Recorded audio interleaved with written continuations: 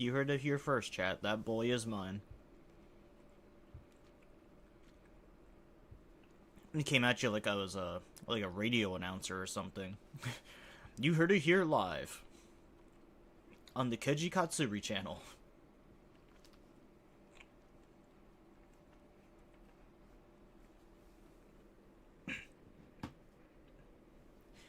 You know, I imagine being a radio host wouldn't actually be that bad.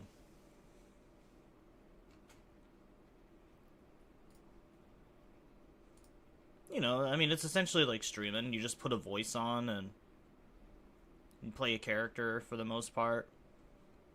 Welcome to the radio show. You just listened to Narisa's That Boy Is Mine.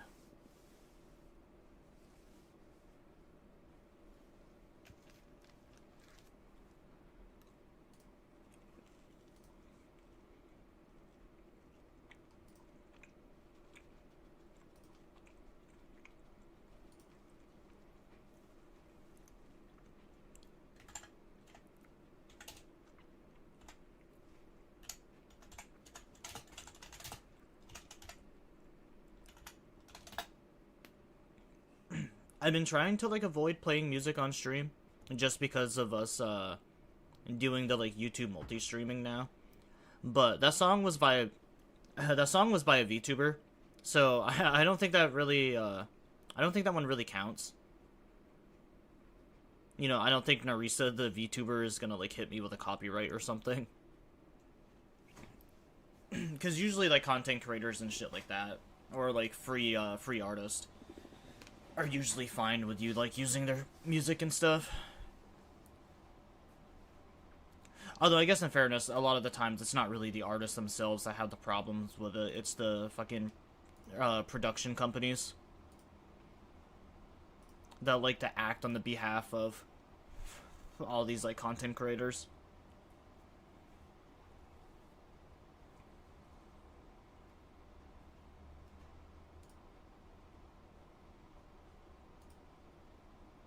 Alright, so I'm pretty sure I got everything all set.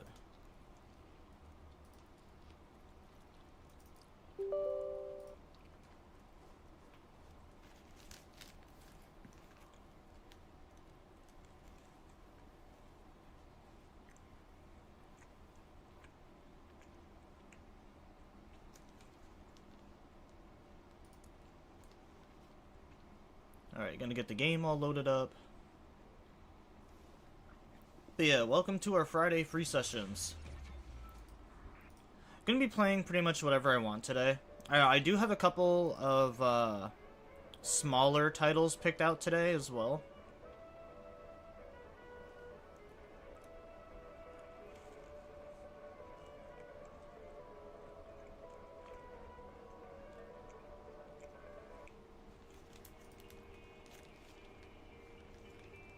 But I'm gonna be streaming for basically like the majority of the day.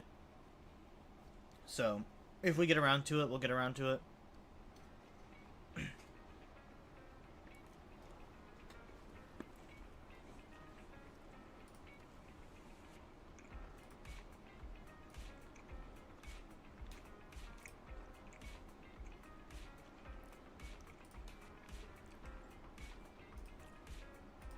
Alright, so this worked well last time. I wonder if it's gonna work this time.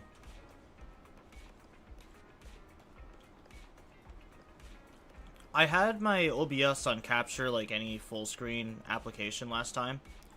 And for some reason, like, Zenless actually worked for once, which I thought was crazy.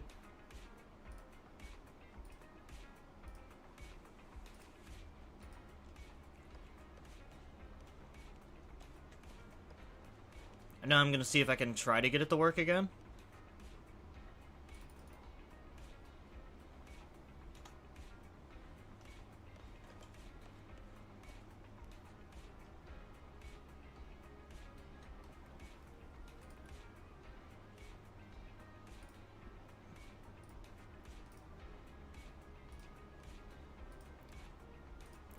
I have a sneaking suspicion it's probably only gonna work that one time.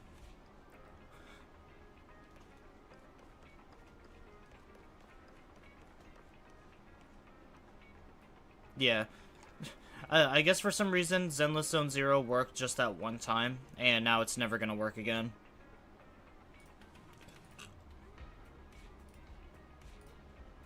So I'm gonna have to do one of these numbers.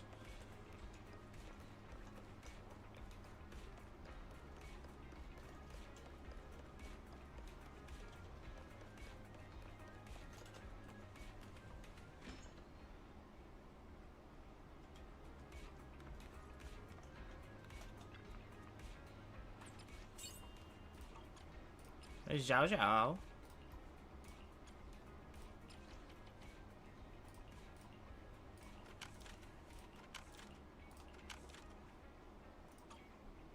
Alright, there you go, Monato. Open up the store for me, brother.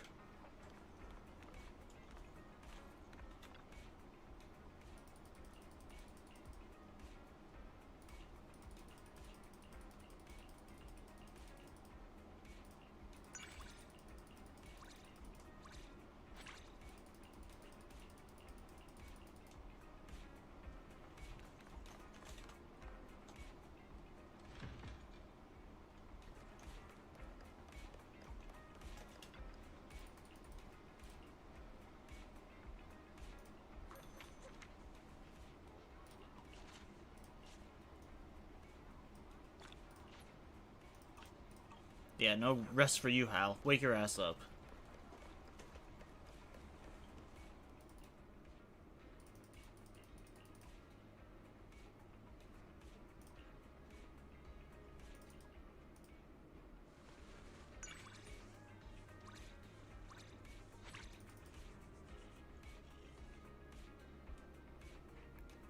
I feel like I've honestly been encountering Inky a lot more lately.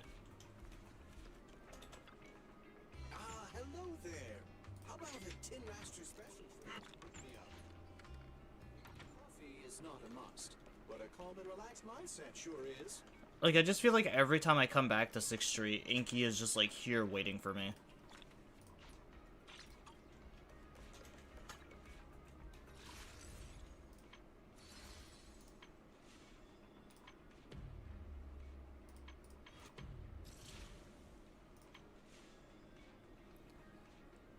Oh, cool. Double disk drives? I might have to do that.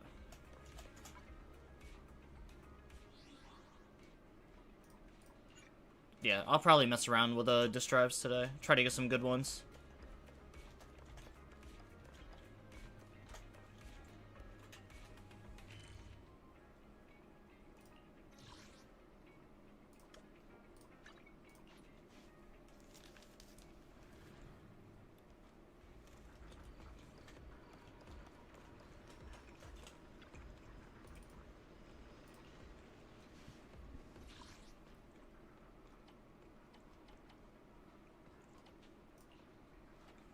I really don't want to farm for... I need, like, more of these, the Whitewater Ballads. Try to pull some good ones. I really don't like fighting for these.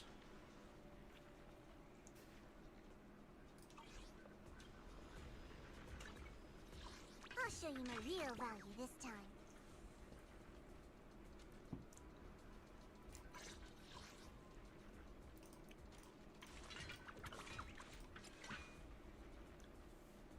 Alright, so I'm pretty sure I was done grinding for disk drives for Xiao. I got, like, attack percentage, HP percentage, crit rate, crit damage, attack percentage, crit rate, crit damage, HP percentage, HP, attack, damage, crit rate, attack, crit rate, anomaly. I mean, most of the substats on these are fine.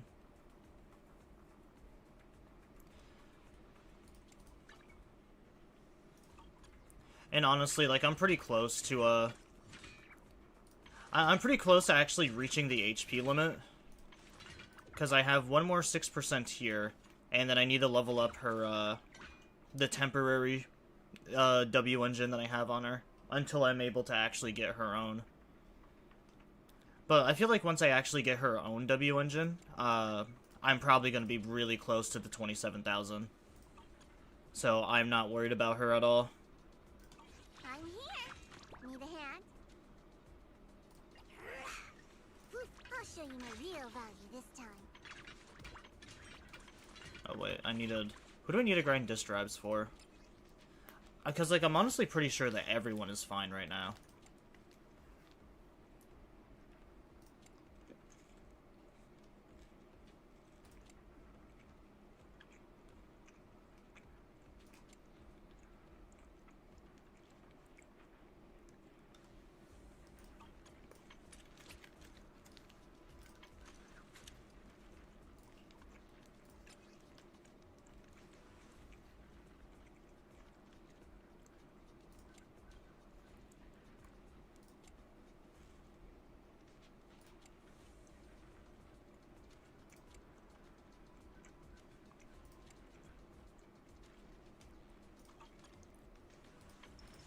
Yeah, because I have Jafufu's ability, so she's fine.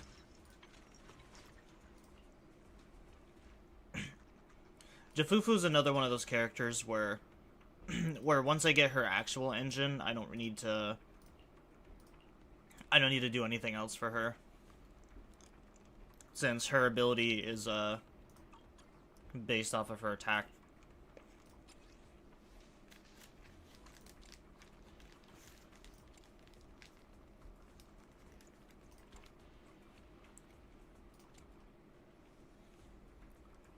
Pan is all good. There's nothing else I can really do for him.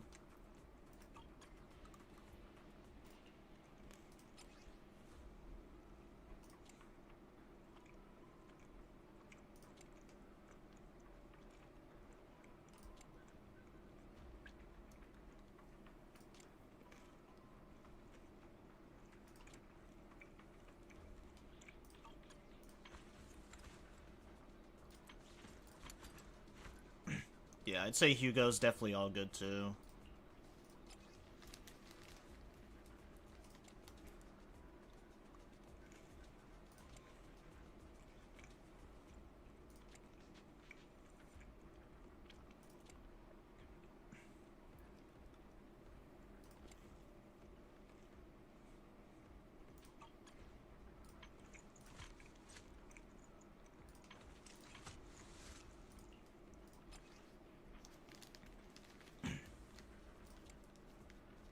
Yeah, I'm honestly not entirely sure who I should grind for.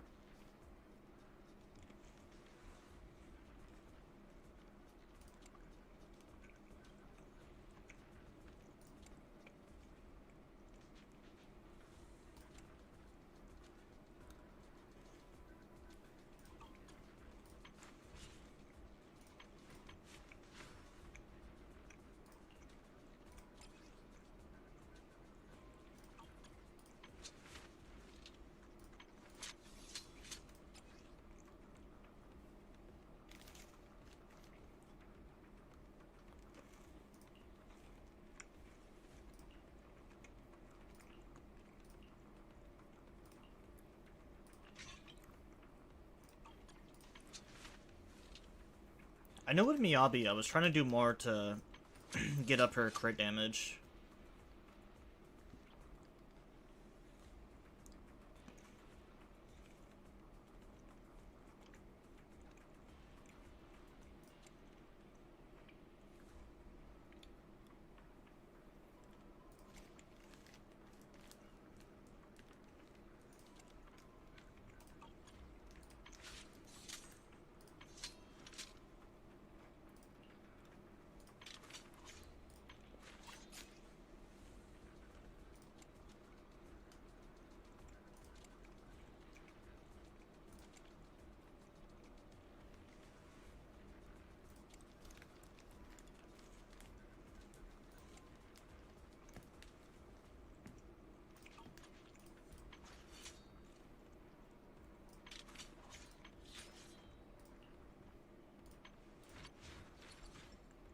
I know Shikaku's all good. The only thing I really need to focus on with Shikaku was just her attack percentage.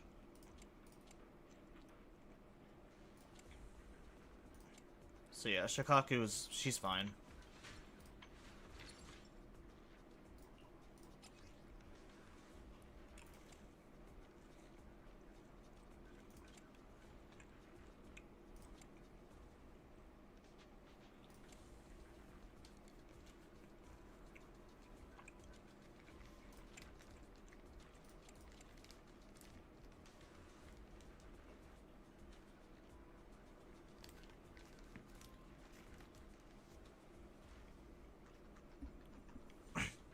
I don't even think that's what my UID is.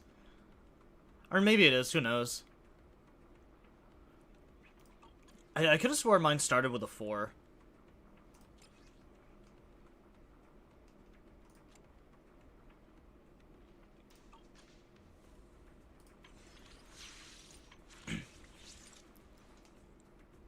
Orphe's in a similar boat. I really need to get her engine too.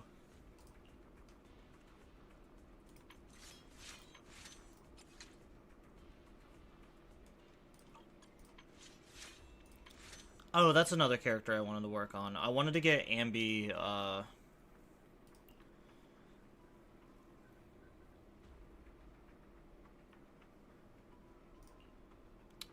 wanted to get Ambi more crit damage. That's what I wanted to do.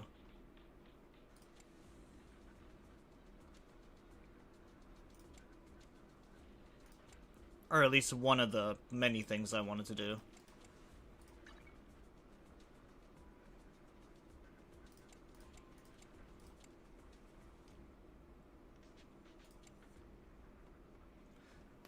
They'll start with 1, and the next 2 numbers are related to the server the account is tied to. Yeah, I honestly don't even remember mine. I mean, mine's hidden anyway, so I don't see it anymore.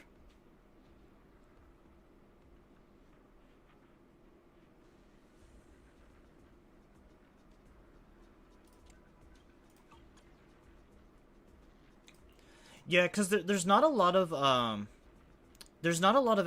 engines that have energy regen. The only engine that would actually benefit her would be Anton's, but even then, like, she wouldn't benefit off of this effect here. She would only just benefit off of the advanced stat.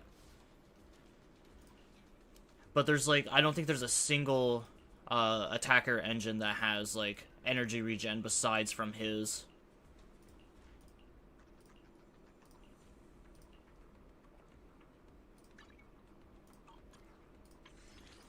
I mean, just with what I have alone, I almost have her core passive, for the most part.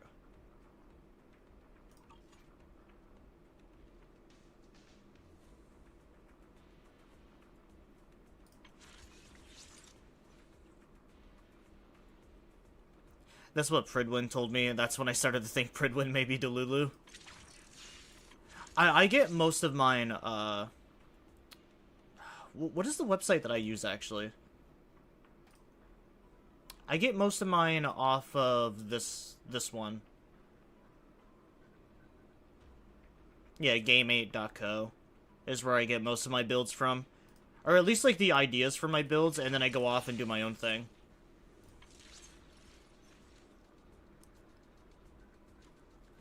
Yeah, Opera GX is actually, like, really good.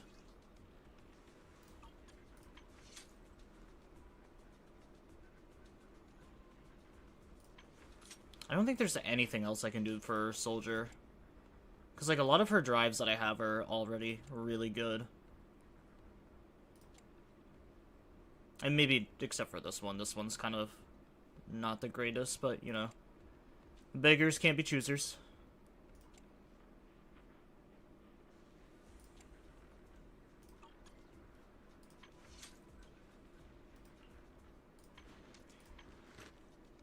Besides from Ambi, I'm not really seeing too many characters I need to work on.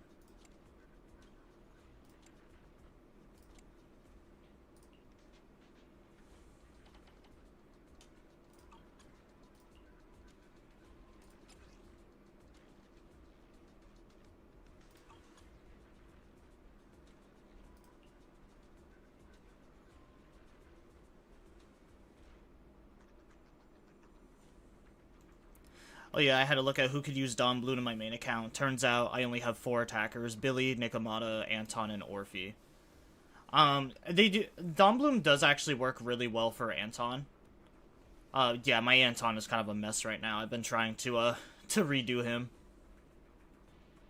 But, yeah, it actually does work really well for Anton, since his EX special attack is basically just, like, enhancing his basic attacks. So yeah, it works really well for him.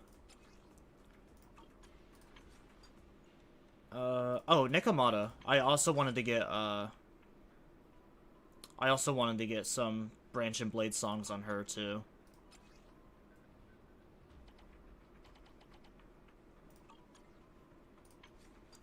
Because a lot of my characters right now it's pretty much just like leveling up their crit damage.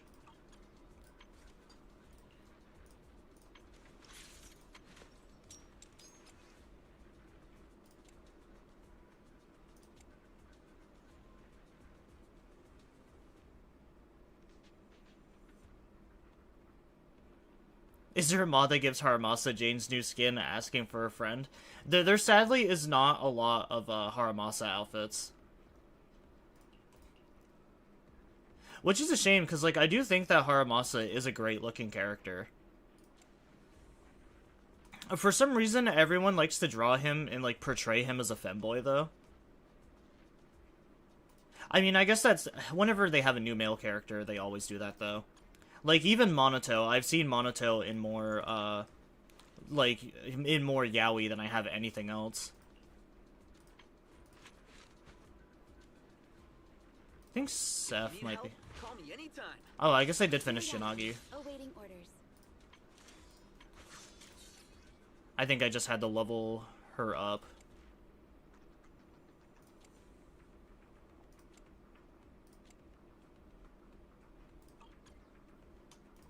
You have my complete support.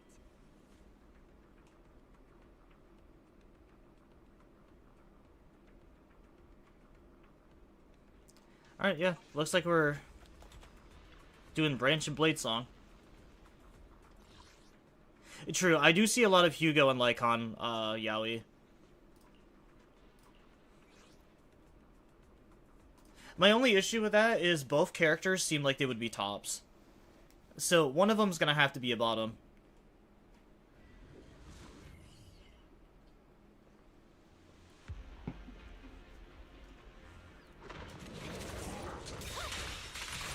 Oh wow. I don't know why it's only in this program.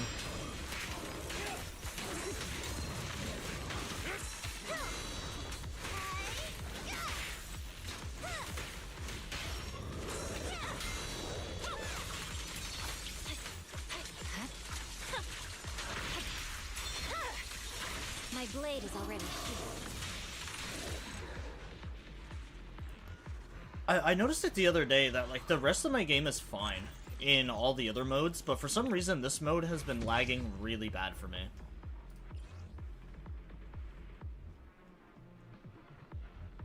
I might keep that. That might be good for Monoto. Or even Yishwan. I may need that for her too.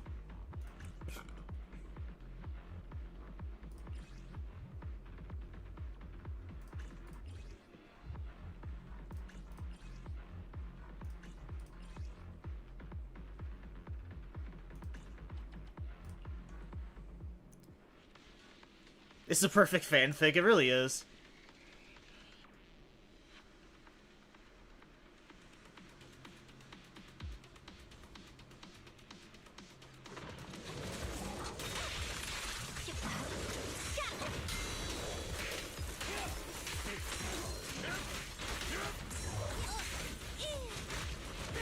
Oh, I did it too early.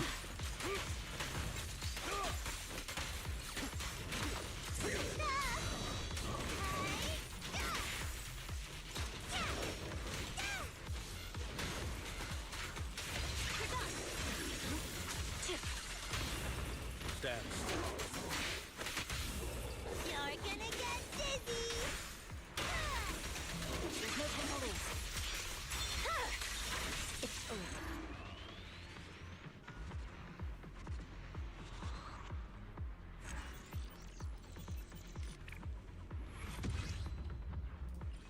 Oh wow, a lot of sixes today.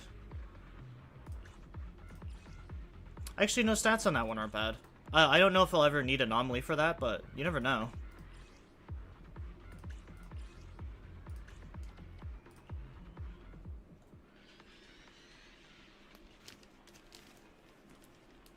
What'd you forget?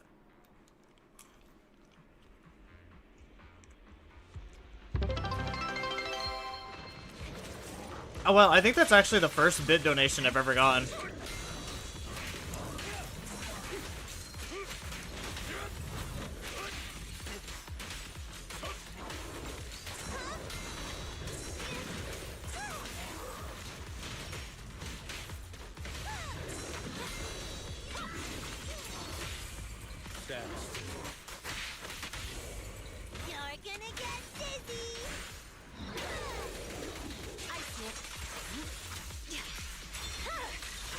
That's for putting Lucia in the top 3, because she is top 3.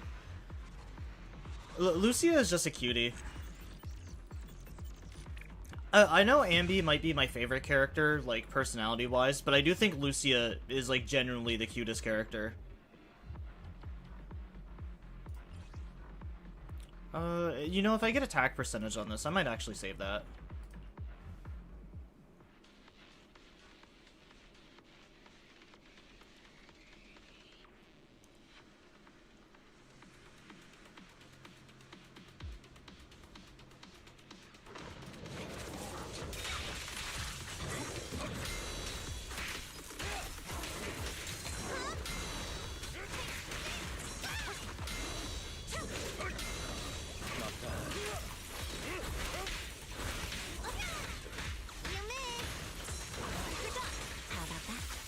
Oh, well, that was a mess.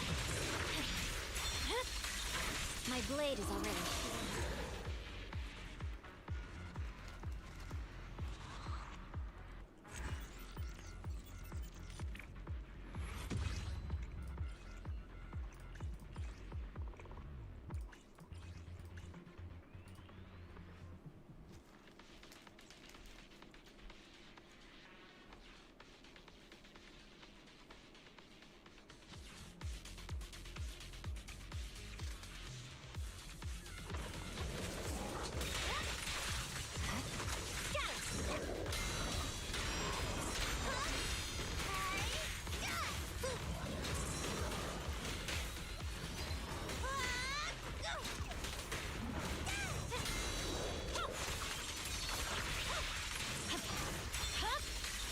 My blade is already sheathed.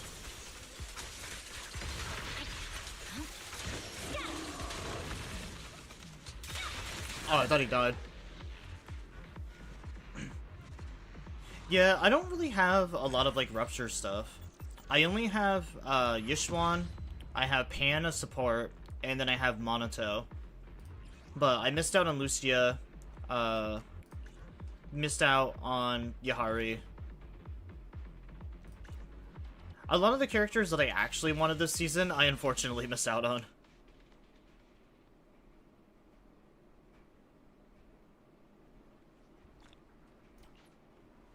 Oh, that's right, the bottles. Deadly Assault resets today? Oh, does it? I'm not very good at the Deadly Assaults, honestly. Oh, yeah, it does.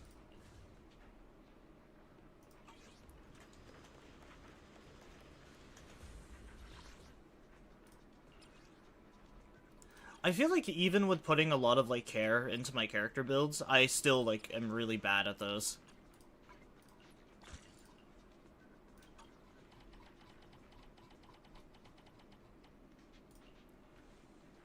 Oh, where'd I get this from? Aw.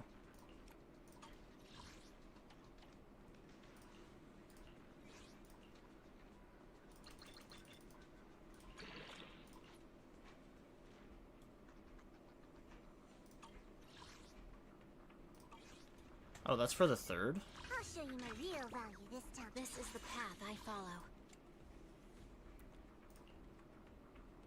It does have a better crit damage.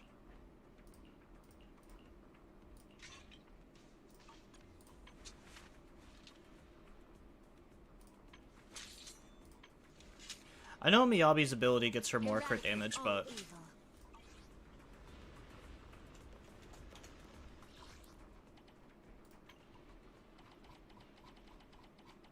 we're going for optimization here.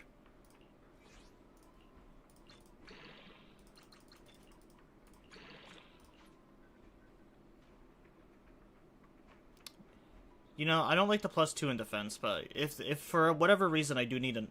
you know, actually, nah, I don't want it. Nah, I'm picky. Very, very picky.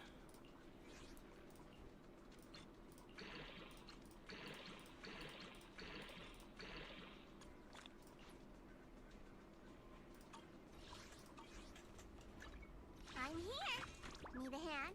Take your time. I'm listening.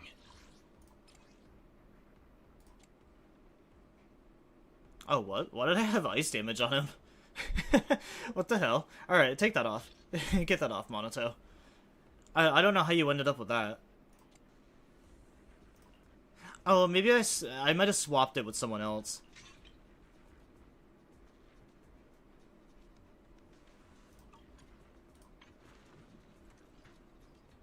Yeah, I don't know how he ended up with that. That was weird.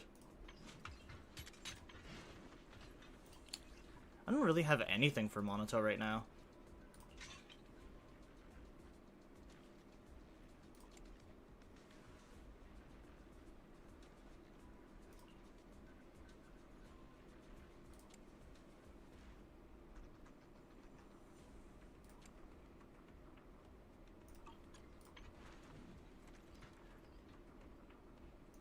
I can become even stronger.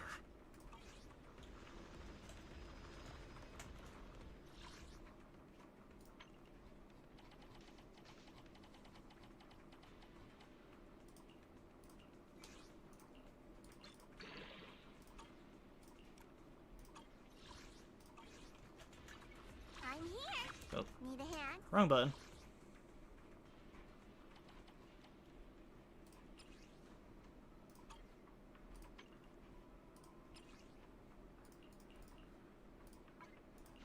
Yeah, Pippa is funny. I saw it and I immediately had to download it.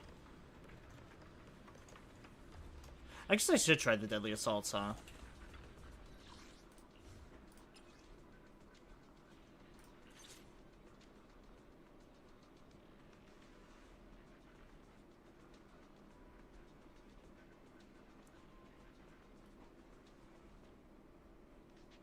This is about Anomaly, Ultimate, well, there's not really anything that supports Rupture, is there?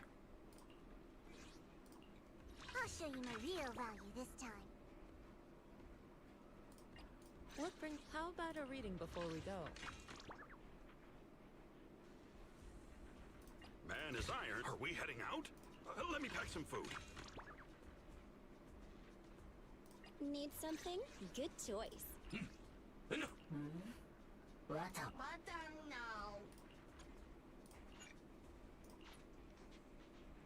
I just have nothing to take on the Defiler, not unless I build my M2 Monato. I was really trying to get the M6 Monato, but man, he was actually really hard for me to pull.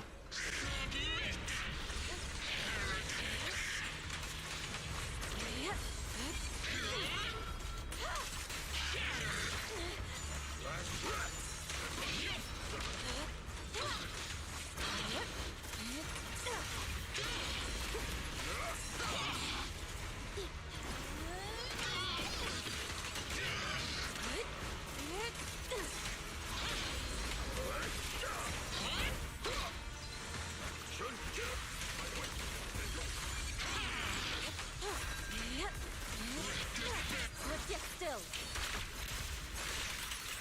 After cream.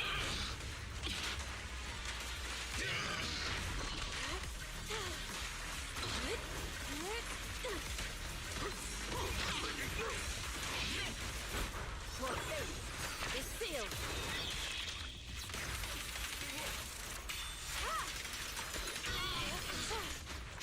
Have a taste of the Gunquake Jet's unique technique!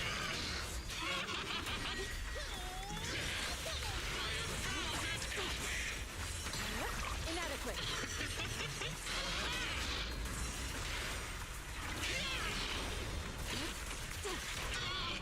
I'll take charge! Spirit and form. Time to wrap things up.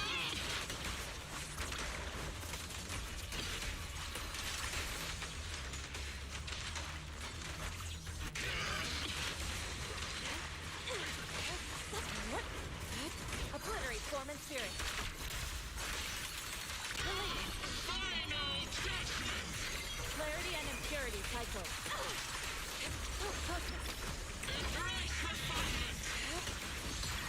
Let's make this quick.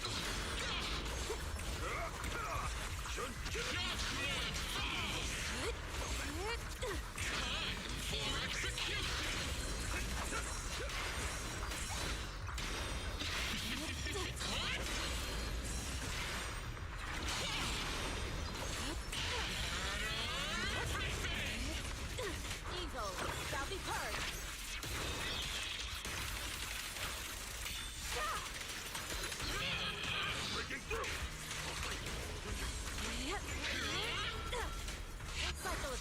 yang.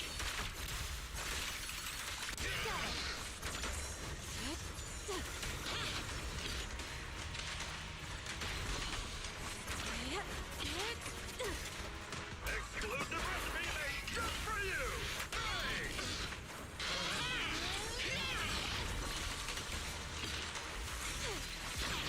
What a nuisance.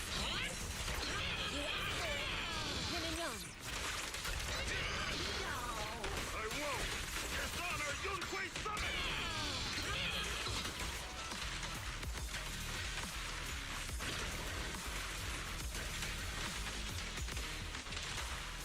Ah, man, I don't think I'm gonna make it. Obliterate form and spirit. Active cream. No, I was so close to the 2-star.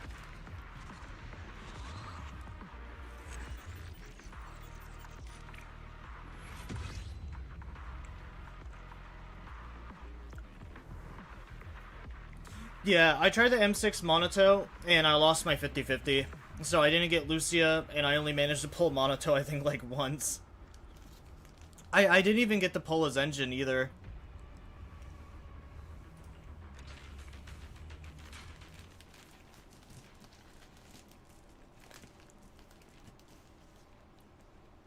I was like, you know, Monoto's only an A rank. How hard could he be to get? Surprisingly a lot harder than what I thought.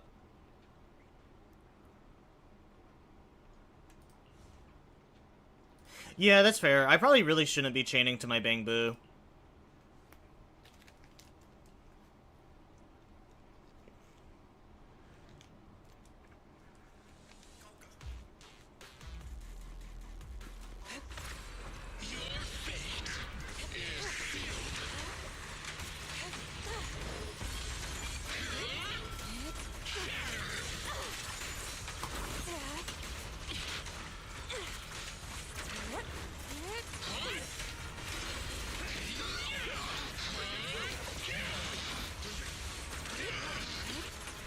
I just ate a Skittle and it tasted kind of weird. For some reason, a Skittle tasted like green tea.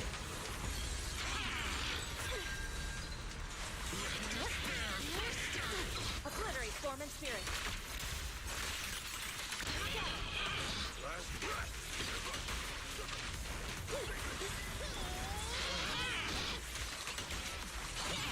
Let's make this quick.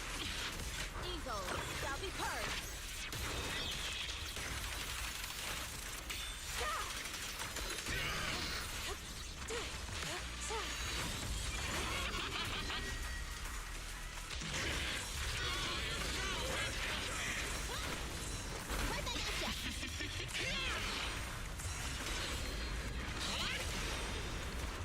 Let me give you a little treat. I'll take charge! Yeah, it was super weird. It just like, Yin and yang. it was supposed to be a lemon Skittle, but it just tasted like green tea. Oh shit, I did it again, didn't I?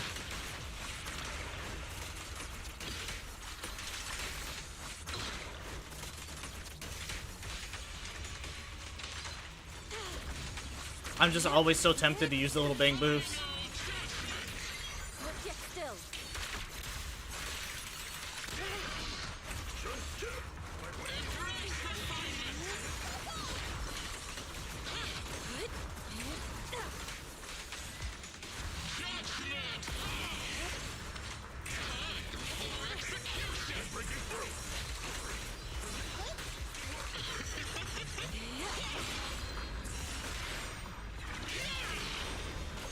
Swift yet still. Clear yet murky.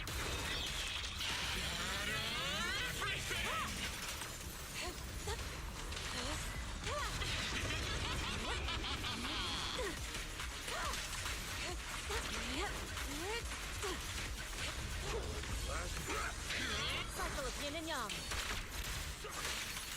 Active cream.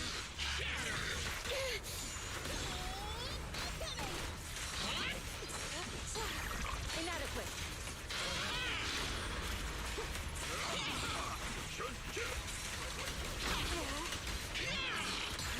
What a nuisance. Oh, I think I actually did worse on this attempt.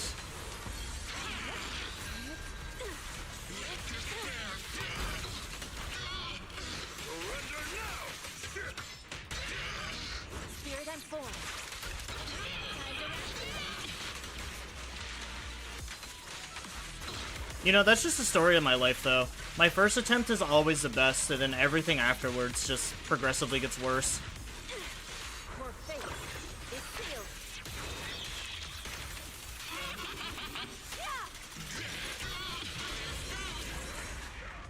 I wanted to do the Cheesetopia today, but I'm also tempted to redo some builds for DA. I love Cheesetopia. I think that it's probably my, like, favorite, I don't really know what to call it. I always just call it an event, but it's like a permanent event. But yeah, that's one of my favorite ones to do.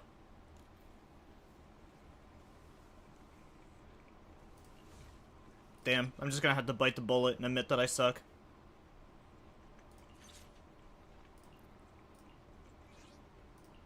I'm here. Need a hand? Eradicate all evil. My blade is ready. I'll show you my real value this time. Oh, there she is. Summer day, I'll hold the umbrella. It's summer. I can't do the voice anymore. Secure Yanagi, secure the perimeter. Oh, I need to level Yanagi up more.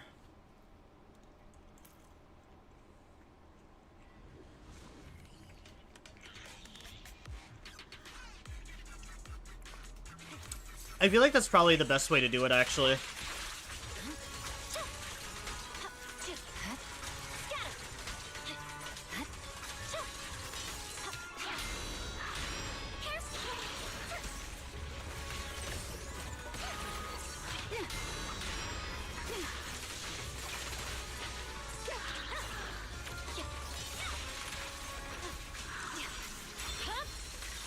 My blade is already sheathed.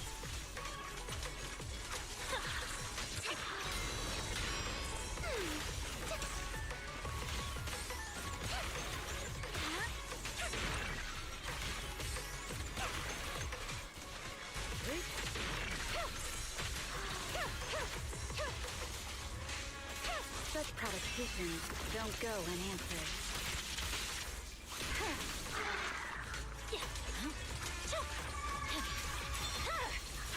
Weakling.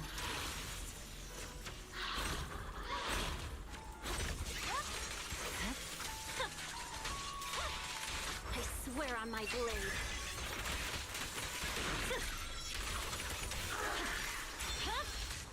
It's over.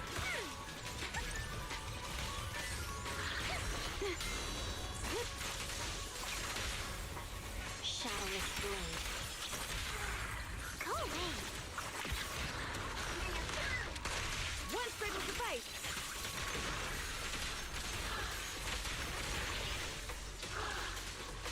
An opening. Again. Weakling. Off my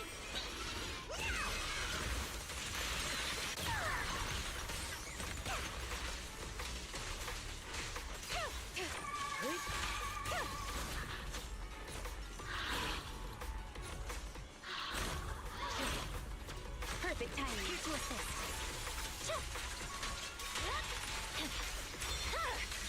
It's over. Get away from me.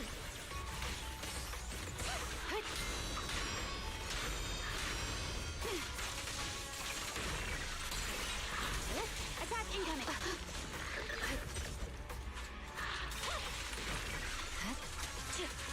Purging slash.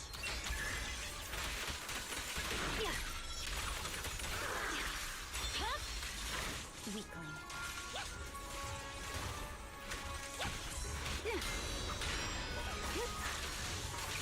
Resistance to futile enemies is such an fix.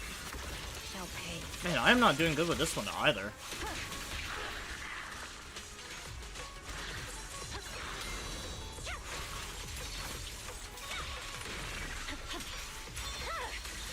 My blade is already sheathed. Weak spot located. Such a pain. No forgiveness.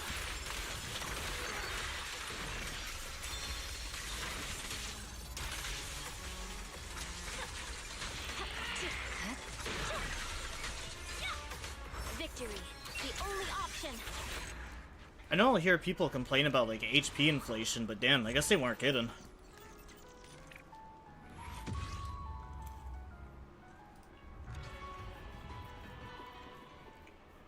And then somehow Yanagi did the best out of that?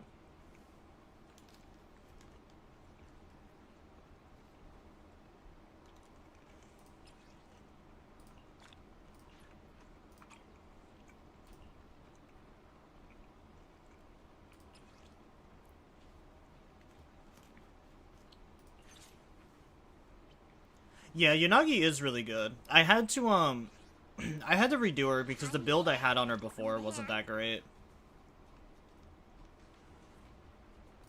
Promise to tell me if the Qingming blade will always be raised towards your enemies.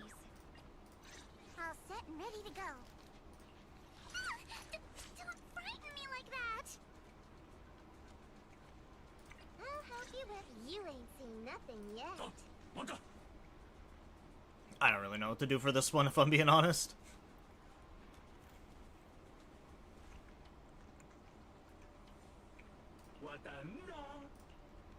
Oh yeah, I forgot I even had this one.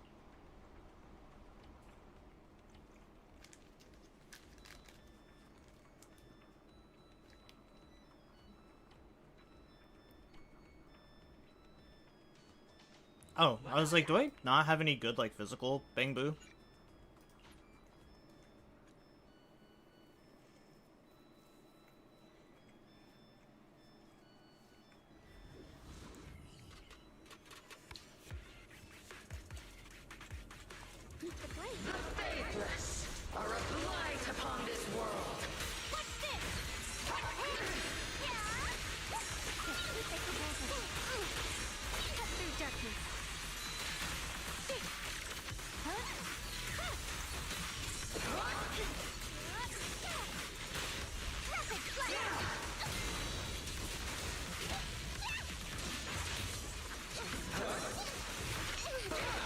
Oh, wow.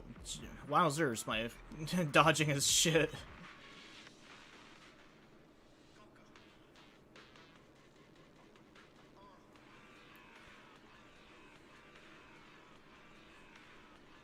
Oh yeah, I can show you my Grace build after. I mean, I need to finish her too. I actually haven't touched her since getting Yanagi.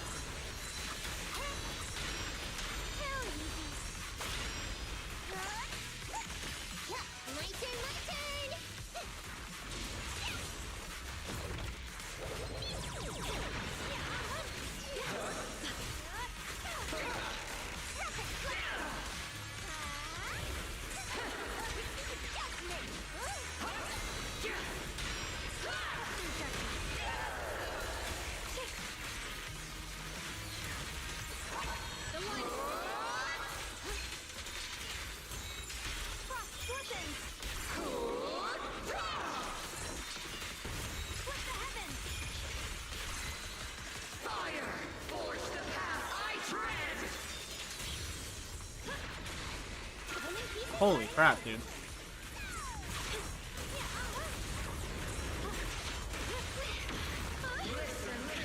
sword follows my well and winds howl in the heavens. Yeah, that frame drop was kind of crazy. I remember why I wasn't a big fan of this fight. Let this sword array send you away.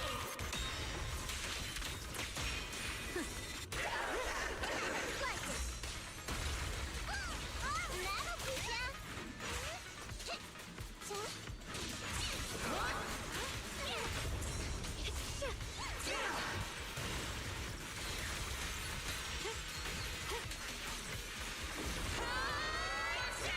You're a fraud. Frost poison.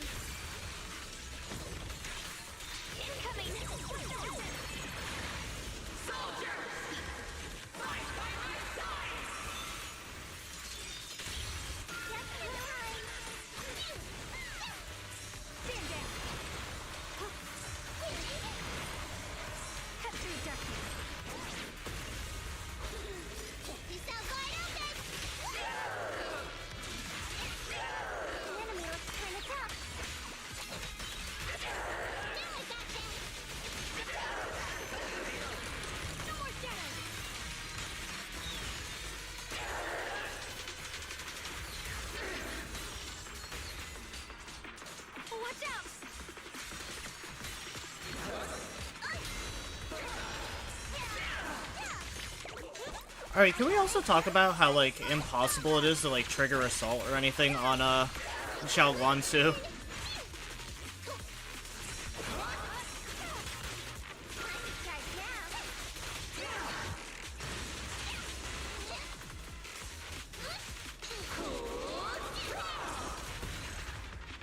I noticed that when I was playing as her a while ago, that, like, the game refuses to give you the anomaly for her.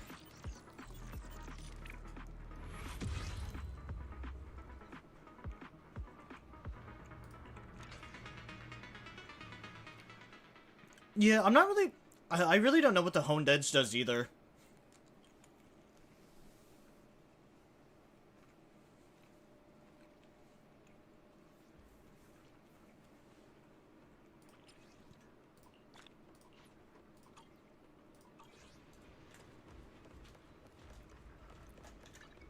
I'm here. Need a hand?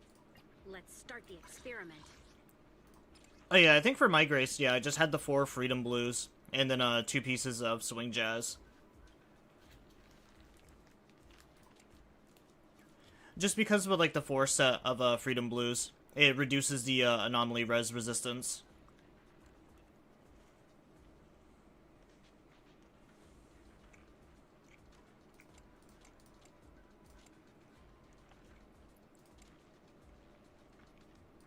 Honestly, like, my Grace build still holds up.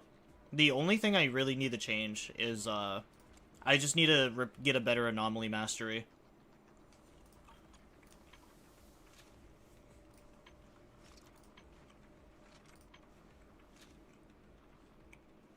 I only handle technical matters.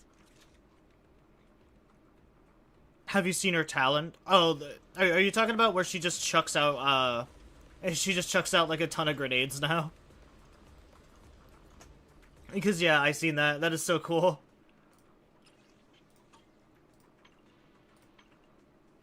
Oh, yeah, we already scrapped all these.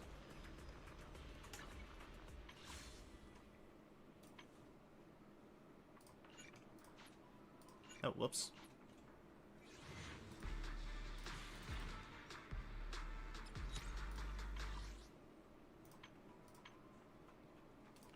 But yeah, I thought that was really cool, though. Her, like, new ability.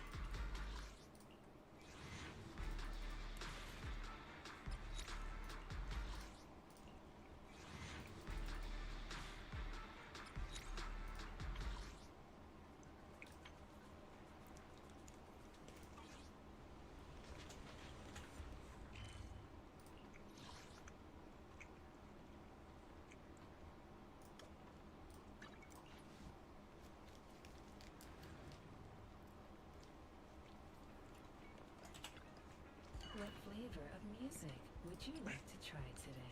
Yeah, Grace will always hold a special place in my heart. She's the first character that I actually ever pulled in this game.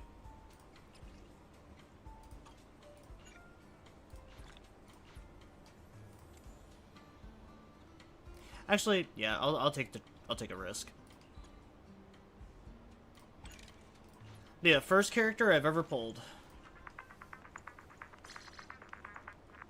This Honestly, vastly better than what I had on. This is exactly what I needed. Alright, well, Grace is finished. come back again soon. I'll show you my real value. Now I just need to level her up again. Let's start the experiment.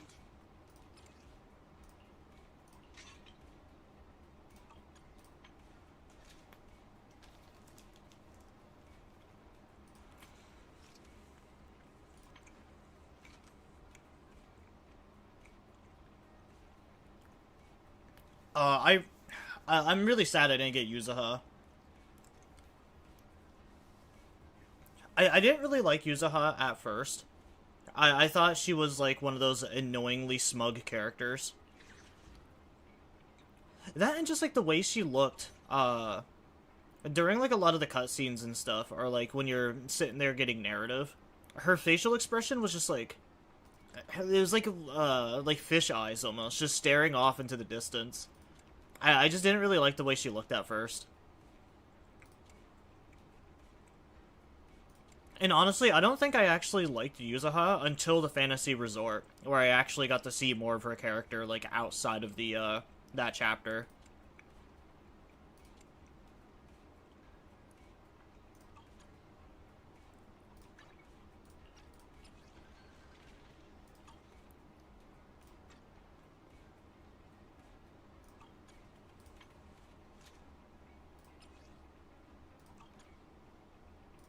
Let's start the experiment. Oh, I didn't star her. Here. Need a hand? I like to, star all my characters that I have, Technical matters. finished disk drive sets on.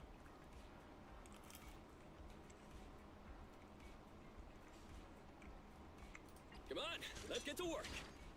Speaking of that, I need to unstar Anton.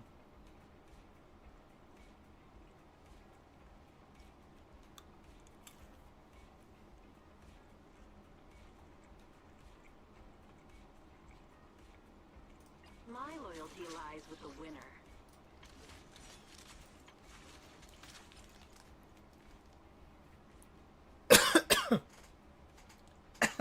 I choked on a Skittle.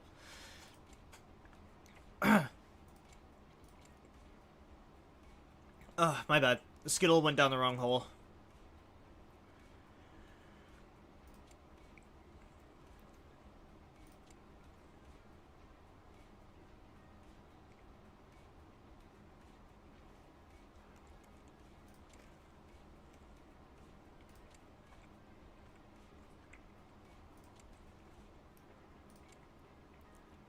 My poacher is actually really good. I just need a better crit rate one. And then for this being a purple, this actually has all the substats that I wanted.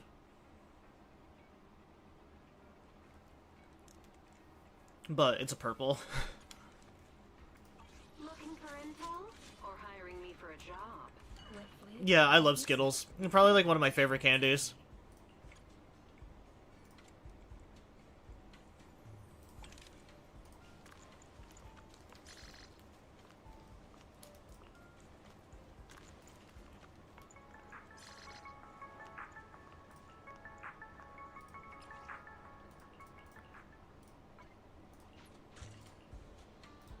Come on, one more good disk drive for today. You've already spoiled me enough. The joy that this delicious.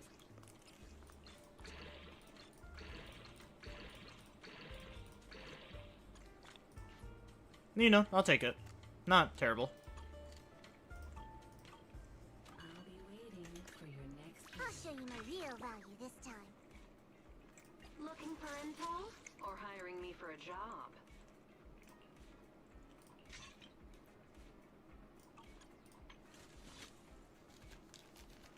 Yeah, no, not terrible at all.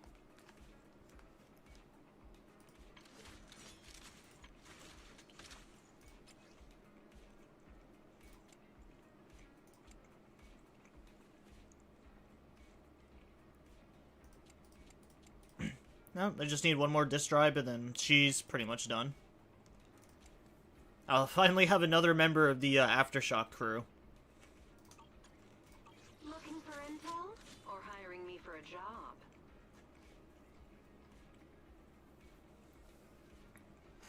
But yeah, I have a pretty good roster of characters though. It just sucks that most of the characters I don't have are ones that I really want.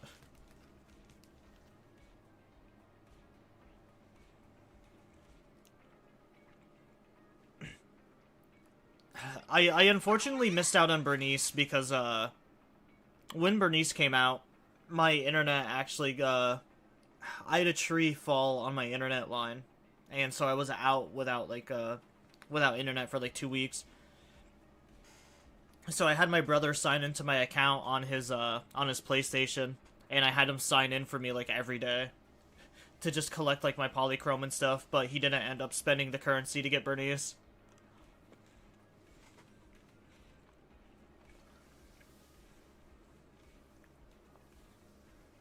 Oh, true, I could get Bernice right now if I pay a lot of money. Yeah, for the low price of 150 USD.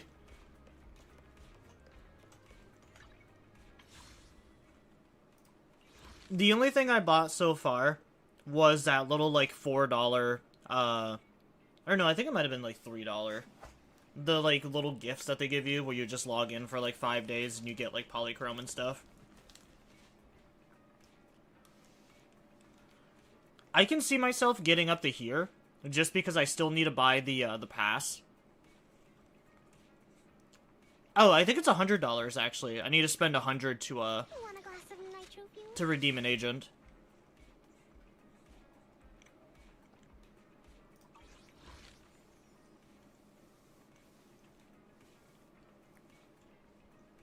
I wish I could though. I don't have the money right now to do that.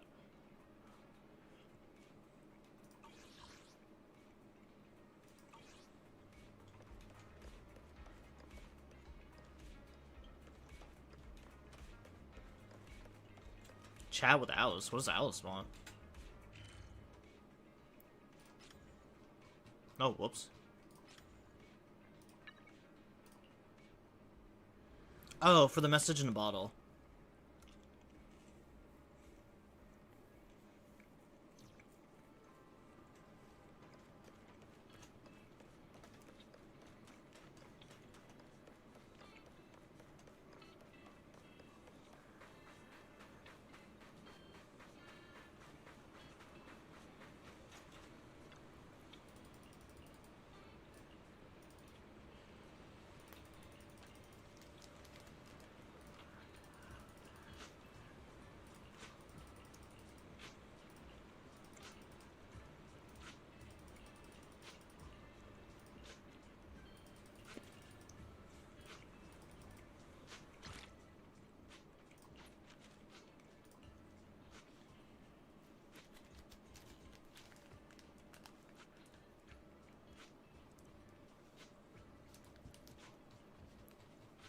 No, that's cute.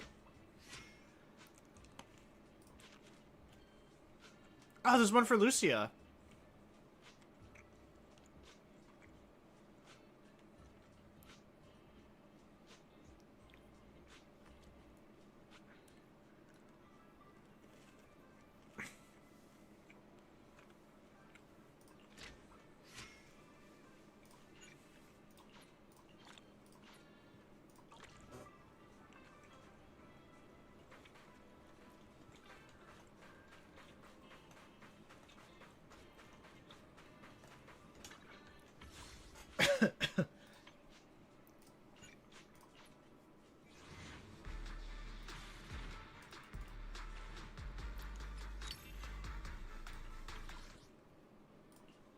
I swear I always get Nicole's.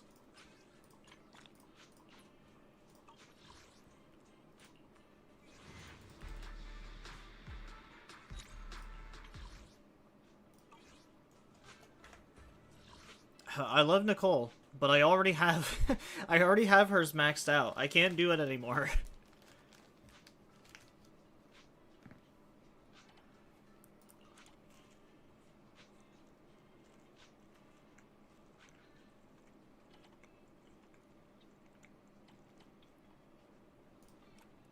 Alright, you should definitely get some Skittles at the store.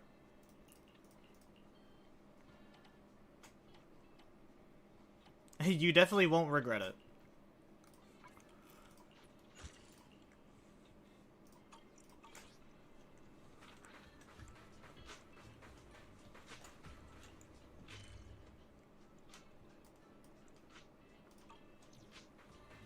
I think that might be all I can do for today in this game.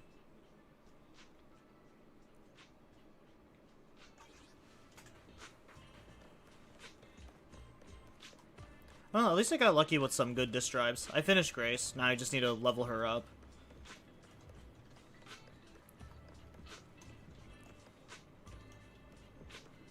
Kitties.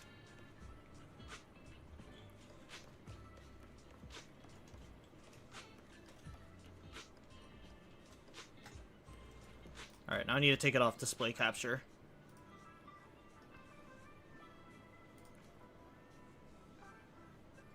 Oh, shoot. I forgot to download those games, that I was gonna check out later today. Because I have 2 games, already picked out for us to play today, but I didn't get them ready.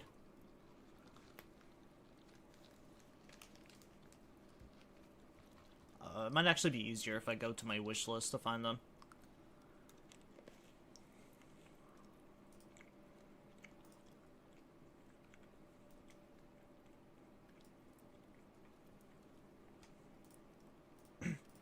So one of them looks like an actual like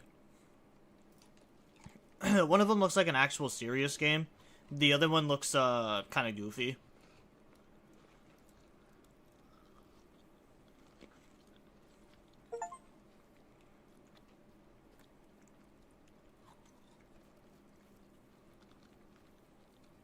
Oh no, did I not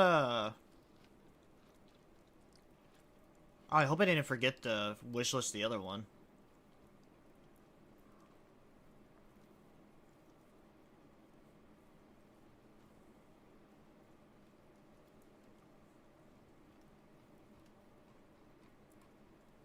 Oh, I might have forgot to wishlist it. I think it's in my library though.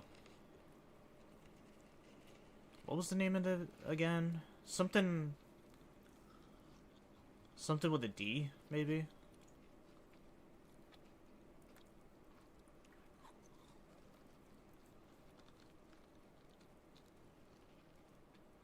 I have way too many games on my Steam. I mean, I guess that's what happens when 5 of us are all on a Steam account and, like, all sharing games. There's just way too many of them.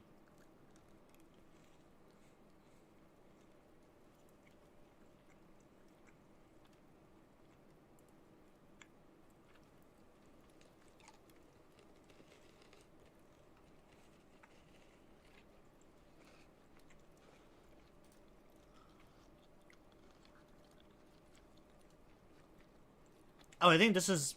Alright, I found it. It was called Everyday Devil.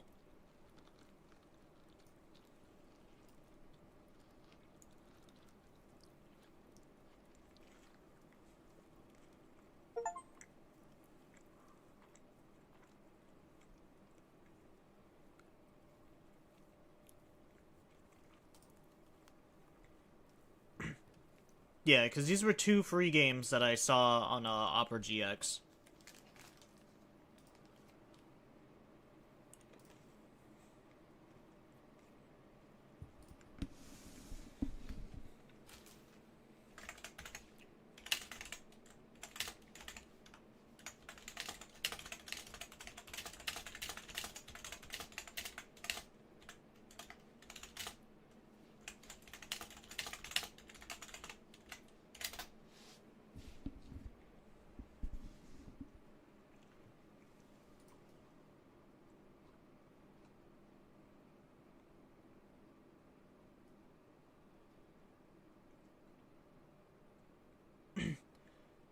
Yeah, I'm just double checking to make sure there's not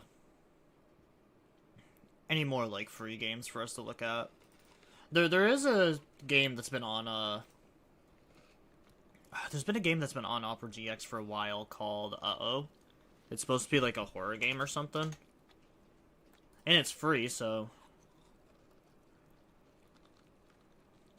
the only issue is it didn't, when I was reading the trailer or watching the trailer, it didn't look like a very good looking game, which is the issue.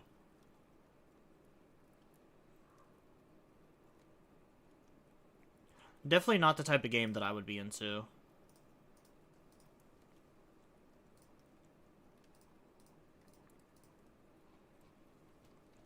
Yeah, no, I think I'll pass on this one. Alright, so should I start off with the jokey game first, or should I, should we play the serious one first?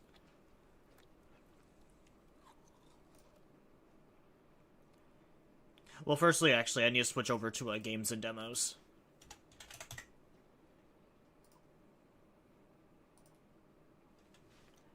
Because these games are new, so I doubt they would have a category yet.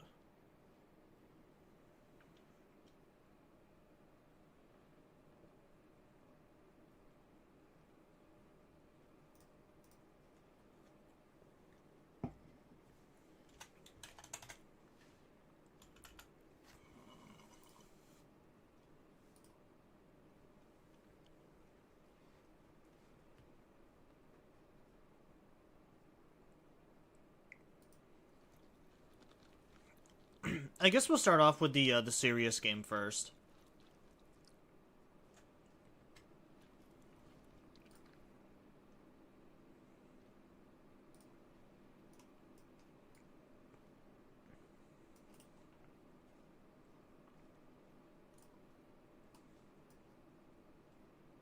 I'll put myself over here.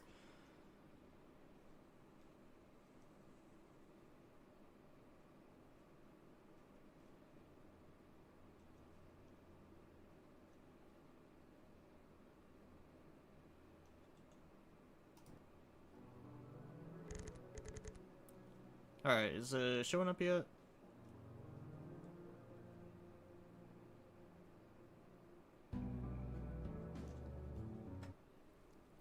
Oh, it's showing up, but the screen is... I don't know why my screen went all the way over there.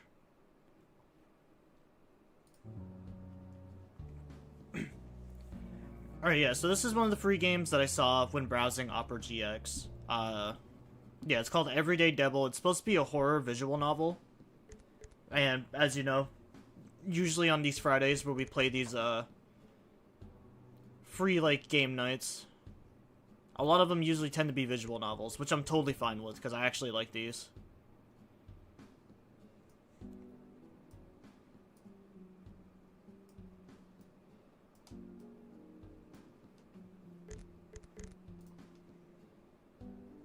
Actually, all these are still too low.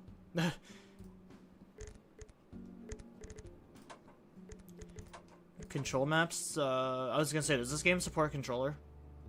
Probably not from the looks of it, huh?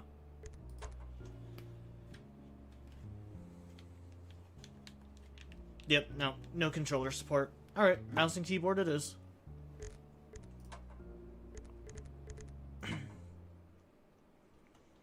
WASD to move, spacebar to interact, mouse X and mouse Y to sometimes look. What is X and Y? Interesting.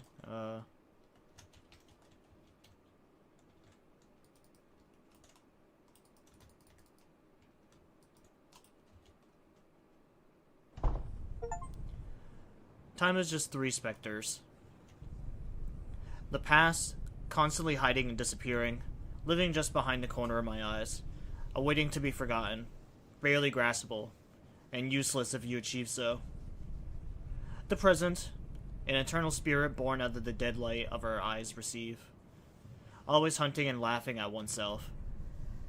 The future, invisible, never completely there, yet the body instinctively reacts to its chilling presence, cold winds that stab the spine, climbing it till reaching the hind head and slowly eating it. So yeah, I saw this game is actually, it's like a mixture of like, almost like those RPG style maker games, and then like first person, which I thought was actually really cool. I'm getting some like Silent Hill vibes for some reason.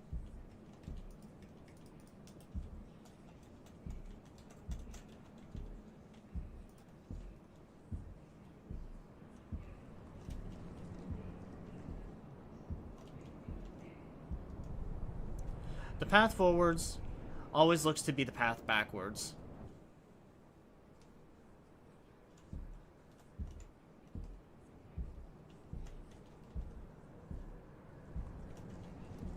So what, is it just telling me to go back?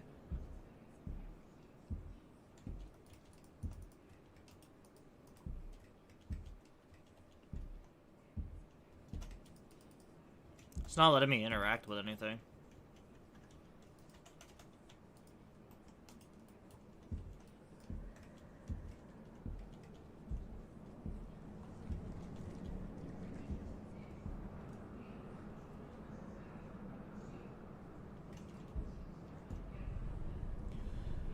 I feel my every step and remember what that book warned me long ago. Am I walking towards something I should be running away from?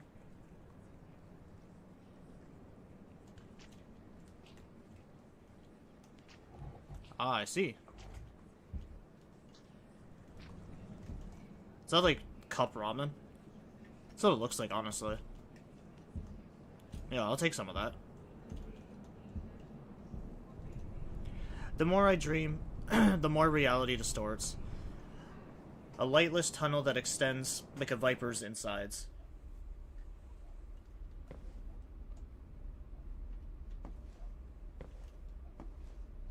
You know, this actually looks kind of cool. Though, like, filtering through the window here kind of reminded me of that one other game we played, Yuki.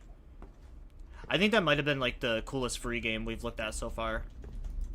I actually really liked Yuki.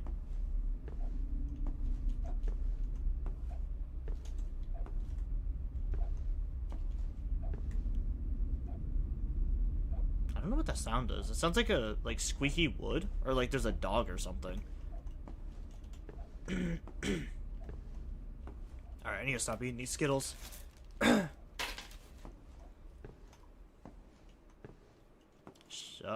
It's dark. A mansion. The furniture smells of wine, and the wine smells of burnt wood, of extinguished fires.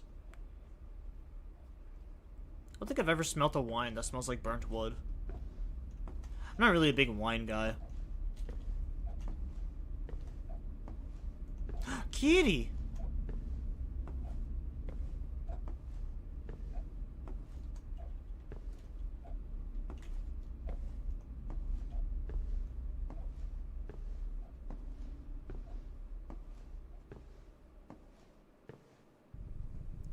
The color scheme is comparable to ripe blackberries, and the red moonlight feels as potent as the summer sun.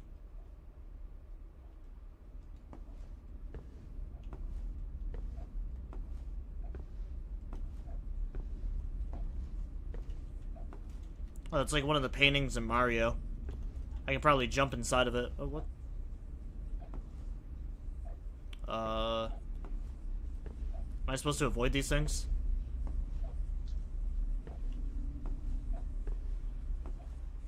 For a minute, I thought it was like a bird. You know, with like its beak just like peeking up. Looked like Mordecai. Why am I here again? Why? I can be here. Not again.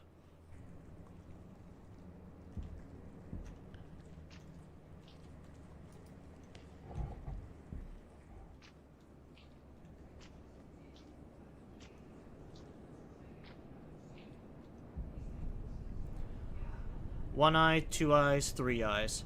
Your million eyes. Locked door. Entrances to the dark flesh. What do they hide? What do they expect about me?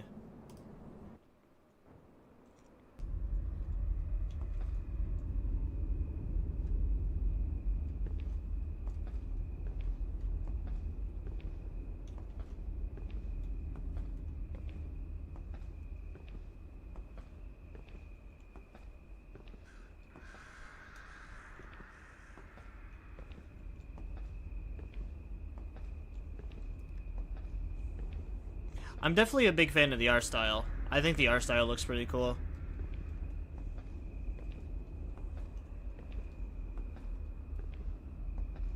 Because, like, it is the typical art style that you would see with, like, a lot of these visual novels, but, like, it is so rare to see them ever take on a first-person perspective.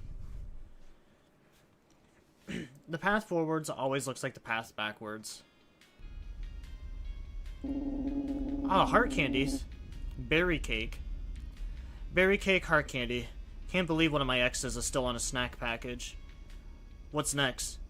Newly endorsed aloe and wheatgrass intestines patties. Look, man, you gonna buy or not? Just gonna waste my time and yap about your failed love life? Not as if you have much else to do. Isn't it your job to stand there anyways? Whatever happened to good customer service? I'm part-time, not allowed to ring things up usually. But the register guy worked themselves to the limit and exploded. Guts and bits everywhere. Total pain to clean up. Now I'm stuck doing a bunch of stuff I'd rather not until they can ship some new employees in. You should also go full-time and get that fun device installed on you. Become one of the corporate machines and work till you spontaneously combust.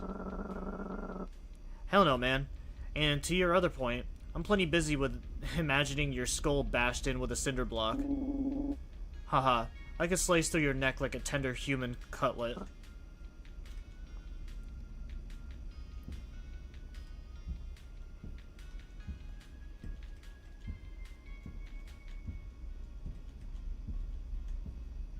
Ah, so I take it that I'm a demon.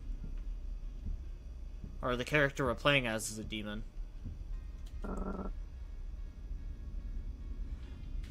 That's 6505. Ruins for all that crap. Put it on my tab. Or Orchid's tab. Same thing. This ain't prawns. We don't do tabs. Tough luck, kiddo. Go take it up with your boss and see if they explode you into gore or not.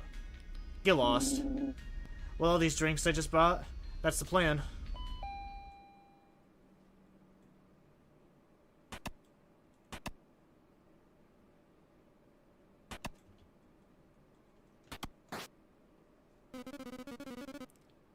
The Tama hatched from the egg. I was like, what are they supposed to do there for a second? After having one too many, I found myself hazily wandering the abandoned alleyways of Hellebore Town, its shadows gnawing at my ankles. I sure showed them, Wiki. The hell with karma. I make my own karma. Wait, that's how it works, I guess. A hulking mass lurked forward from somewhere, in the darkness, crawling forth from the filth and grime. Was that CL? CL, are you out here again? Knock? Is that you, Knock? Knock, I'm sorry. I'm sorry. I don't deserve happiness. I don't deserve love or nothing. Hey, it's alright. We deserve life. Then we would deserve everything that comes with it, good or bad. I'll just help you back to your apartment. Try to be careful. I don't want to hurt you accidentally.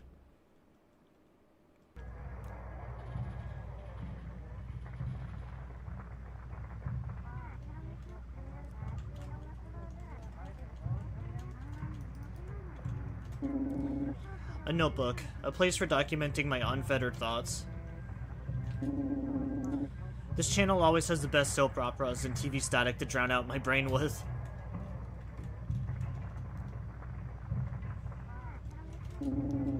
I once read kitchen knives were actually invented for murder, but non-demonic species saw how good they could cut through meat and thus began utilizing them as culinary tools.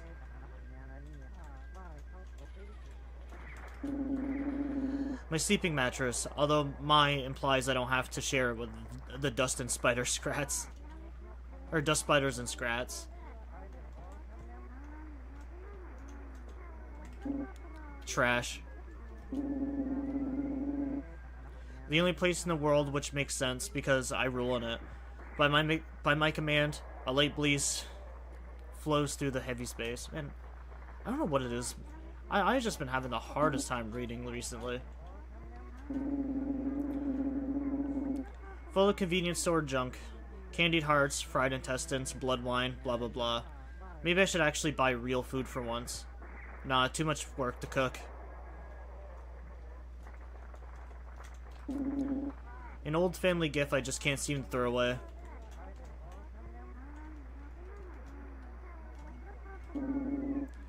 There's nothing more frightening than a closed door.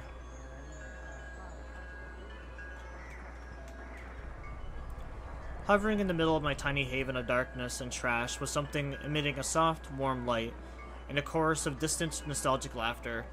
The soft, round body and cutesy smile mocked me to my very core. How did you get in? What do you want? Greetings, good sir. You appear to be quite down on your luck. Shut the hell up.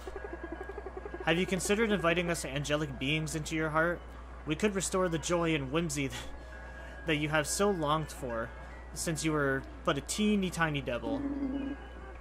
I'm not going to get my soul eaten by the likes of you.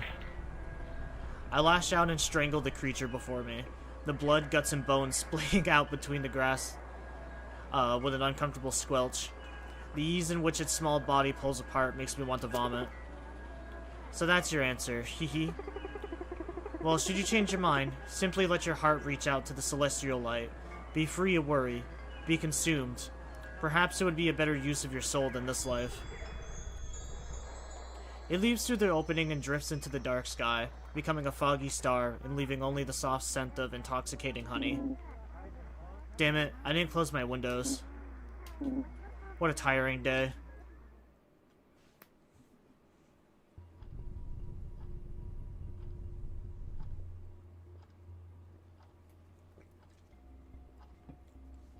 When I left home, I vowed to never suffer.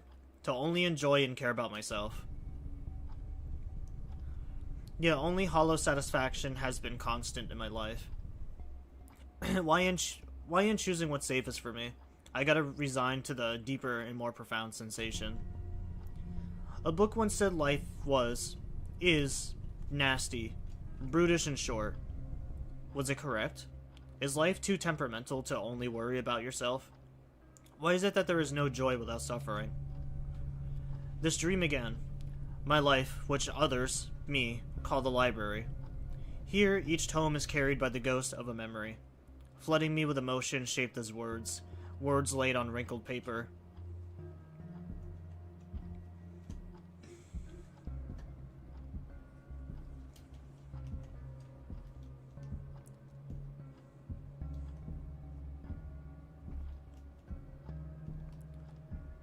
But yeah, like the transition from like the 2D to the 3D is really cool. Within the primordial void, the Nameless One knelt at the boundless, precipient of chaos. I've never seen that word spelled out before. From their blood spilt the soul mana of the cycle of death and rebirth. From their veins laid forth the structure of stars. From their bones emerged great planets and dust. From their fleeting dreams festered the thread of reality. From their end was born the world. Mortal beings took shape from the marrow of the dirt and the light of the celestial realm. Muddled flesh crawled from their fallen bodies, and their death-liberated souls being a molten ether rose. But in the end, all shall return to the river of eternity, evaporating into nothingness. What you're playing? This game is called Everyday Devil. It is a free game that I found.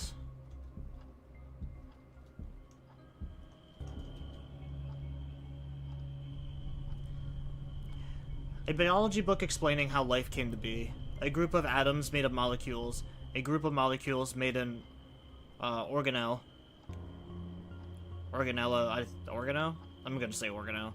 Add some mana and bam, life. The group of organelles created a cell, and such a small little thing then went on to form more and more groups, and here we are. But we never gained more life. We simply became more complex.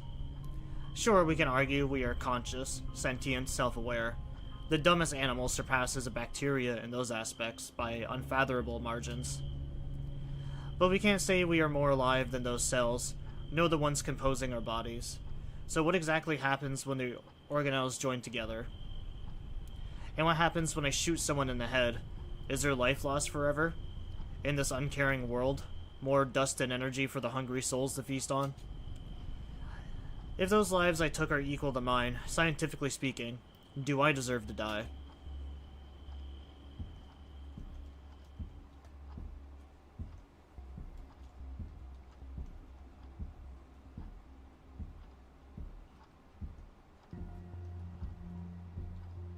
Oh, did we? I don't think we interacted with this one. During my childhood, I was fascinated by creatures whose lives were more frail than mine. They lived their moments finding meaning in their short time, and as such had accumulated many perspectives and philosophies over the years on the nature of existence. They clamored and clawed for respite in inevitable fates, some tragically cut short, and others decidedly fulfilled as they faded into the wind. The rich experiences contained in the pages led me to step into the shoes of others. Not having many souls to relate and talk to, I found solace in those books. Almost thought of them as friends, too. However, the only real humans I have ever seen at the time were the carefully labeled and tucked away cuts of butchered meat and forbidden menus in special occasions.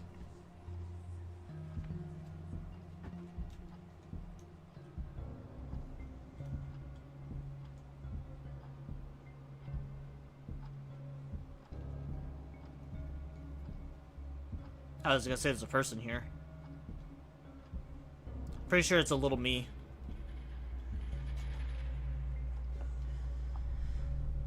Once, as a kid, I read about a human countess who murdered hundreds of human girls, freezing their skin, drinking their blood, breathing in their screams. abhorrent crimes, even for demon standards. However, the book took pity upon her, singing of melancholic suffering sharp like needles, chanting an anguished ode that the pagan, useless rituals attempted at solving her depression, whereas the killings of the women were narrated with visceral, colorful prose. Why did the author do it? What were they trying to achieve at embellishing her figure? Sorrow for her condition or admiration for her actions? Why make human such a monster? I ponder if secretly I want to be given a second chance. It's tempting, similar to faking an injury to skip classes and succeeding. An undeserving prize, a selfish treat, another opportunity to act like my actions had no consequences, or to let down everyone again. I think what the Countess truly fantasized about was knowing that, no matter what she did, it wouldn't matter. Her fate was already written on the shredded flesh of the mercilessly killed maidens. There's a lot of books in this library.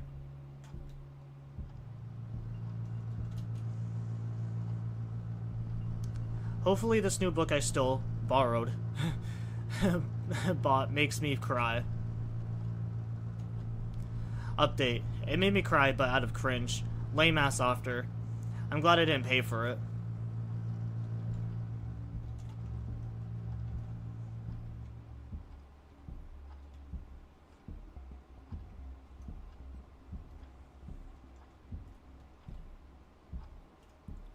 What book did I even steal? Was it just like Twilight?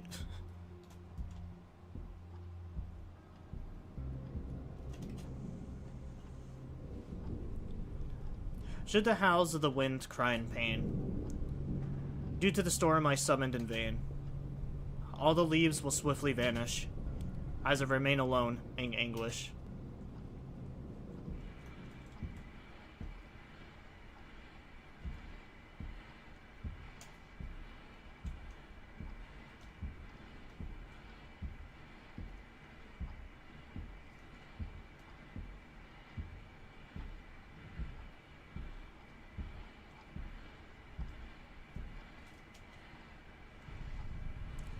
It continues on endlessly, until it no longer becomes recognizable, fading into the noise. Every moment feels internal, and like everything internal, all moments become redundant. No book is different from the others on the outside, so it must mean they all matter to the same on the inside. They shall just become one big pile of ash, then.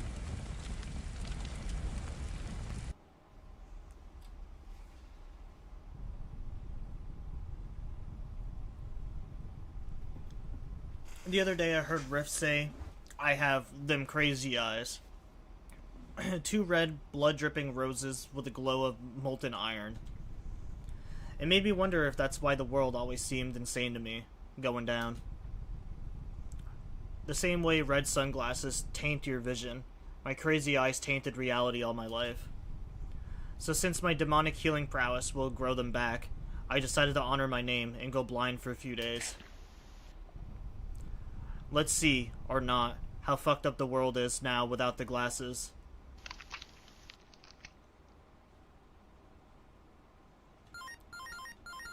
I'm gonna feed my Tamagotchi.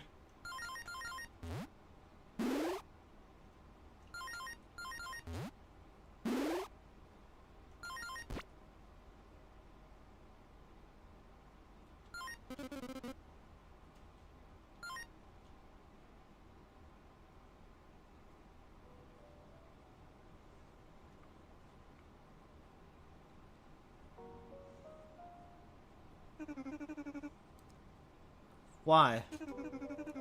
I thought we were the perfect match. I tried my best, you know. The sweet and kind girl, and the handsome, charismatic bad boy. Even when you went after other girls, you always went back to me. Always. To your gentle, submissive, perfect girlfriend. It's just how it is, Barry. You're real easy. But so boring. All sugar with no spice, as they say. You're the worst, Cecil. A filthy backstabber, and backstabbers deserve to be stabbed from the front 1,000 times until you are unrecognizable from pulverized ground meat. Relationships have always been something that, as a concept, feels so alien to me, and yet I attempt again and again to understand it. In my school days, I aggressively pursued to grasp that unknown, to hold it within my palm laid bare for me to see.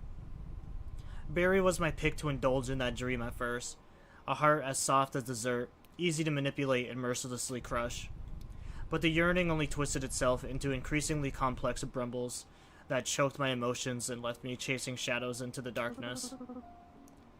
Listen, Cecil, I've been doing a lot of thinking, and well, I just gotta put it bluntly. We gotta break up. We can't just keep licking each other's wounds. We're both in this. Loop of self-pity and toxicity, and drowning each other in stuff that isn't helping either of us. I know, damn it, but... Goodbye. I want to leave all this part of my life. Please do not contact or seek me out. Nearly shared in the same woes of struggling to find meaning in the city's smog-covered concrete jungle as I did. From that shared experience and our chance crossing of paths, we latched onto each other and fed onto each other's bleeding wounds, nourishing a bit of the hunger plaguing our souls, but deepening the prolonging the injuries that sapped our strength. The truth she shared bitterly gnawed at my insides. Hopeless, I'm utterly hopeless.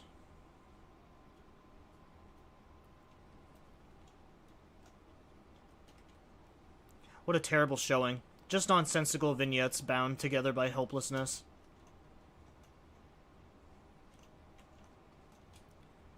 Popcorn, ground flavored, not freshly popped. All yours for the low, low price of your dignity. How was the show? I'd rate it out of. Exquisite wine and food. I wonder how the main course will turn out. Funerals are always lovely. Oh, what's a devil to do?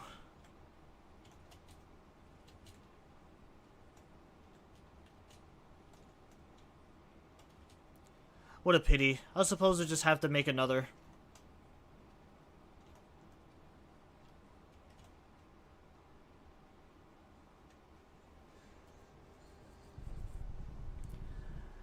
We really live for food, huh? No matter if sad or bright, any important occasion must be filled to the brim with food. Can't say I'm better than these idiots, though. I never met the deceased, but if I had known how, he would taste so fucking good, I'd kill them myself. I do know humans see cannibalism as a monstrous taboo. Don't know why. Beats me. They're lost if you ask me, and quite disrespectful. Their head cheeks are delicious when roasted, albeit quite small. And the deltoid is so underrated. Phenomenal cut, super cheap too. Meat tastes of success, a successful hunt. The tender fiber being pulled by my incisors is a celebration of life and death. A hollow husk gaining new purpose. From it, we are born, live, and eventually become husk again. This will be my eventual taste too. My final send-off. A party for disgraceful friends, gloating about their business ventures over my cooked organs. I hope when it comes time for that, my whole is completely burnt, and an inedible sauce as the side. I want to ruin their pitiful attempts of celebrating life and death's phase. Their happiness. No, their hypocrisy shouldn't be welcomed in these events. Look there, Orchid. Your cousin Cecil. Be polite and say hello. Hello. Mr. Batsy says hello too. You see that anime with the human-chimp hybrid? I've seen clips of it, but it just looks insanely stupid. When I first saw a clip of it on TikTok, I actually thought it was like a fake clip. I thought it was like intentionally just like I thought it was like a racist comic, if I'm being honest.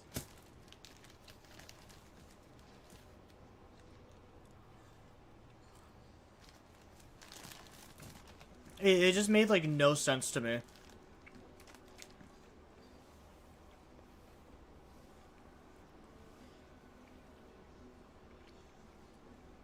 So this is Orchid.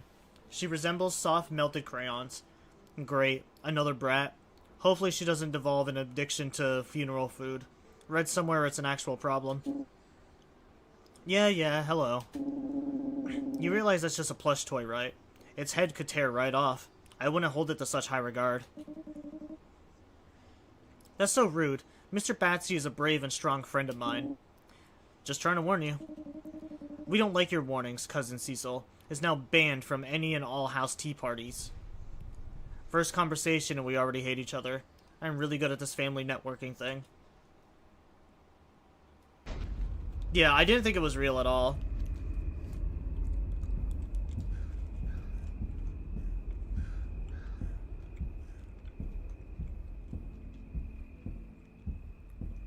No, the kitty's running away. Kitty? Excuse me? I hear a TV.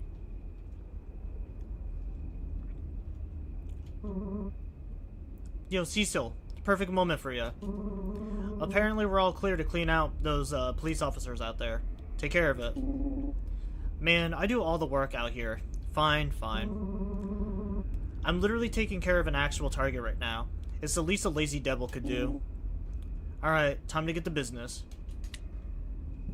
Oh, what the fuck?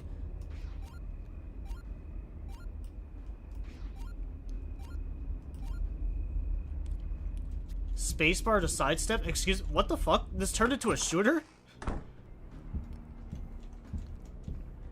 Put your hands up!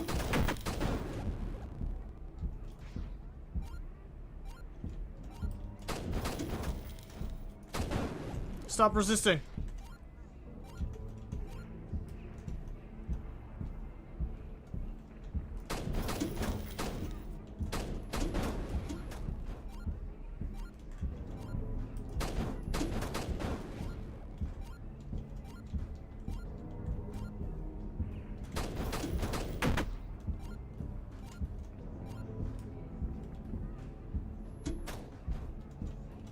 Ah, they're trying to flank me. Someone really ought to clean these streets. Oh wait, I'm killing police officers. Never mind. I thought I thought I was a police officer. I forgot about that. You'll never take me alive. Ugh, damn it. Oh, my kidney.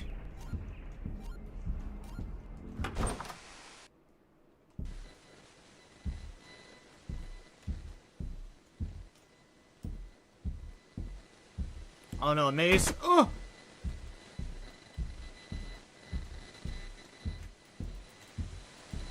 Where's my gun? Ugh. Ugh.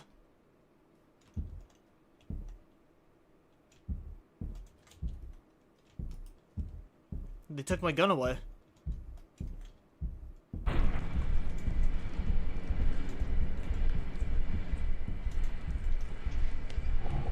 Oh, something's chasing me.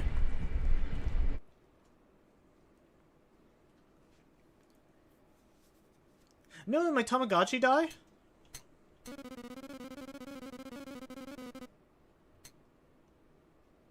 Or did I die?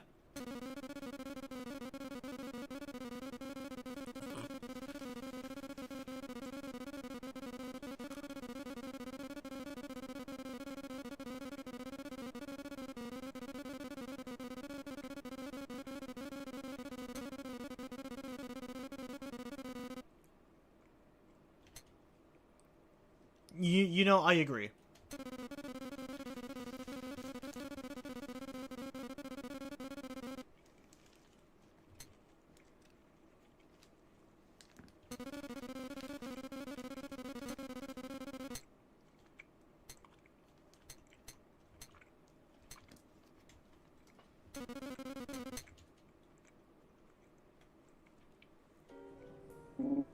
Man, that guy just kept yapping. Oh, damn it. What is it now? My darn Angel Gotcha died again. This is like the 5th time this month. Uh-huh. As expected. Now, can we actually focus on the task at hand? We're on the clock, you know. The Angel of Keychain Pets shall surely smite me now. I look forward to that. Our lovely guest is getting rowdy, though. and it's your turn to be a good host. I got Skittles, sour candy, and 12 Milky Way bars. Oh, hell yeah. Please let me go. I don't know anything more, I swear. Now, we know that's a total lie. We got the footage from our client, you see. Since you won't talk, we're gonna play a nice little game. Yeah, just shut up. I'm not in the mood right now.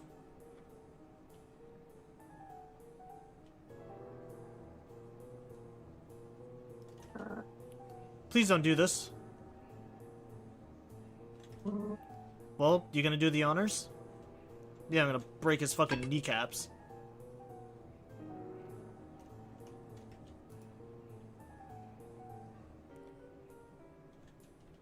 What am I supposed to... Oh, was I not close enough?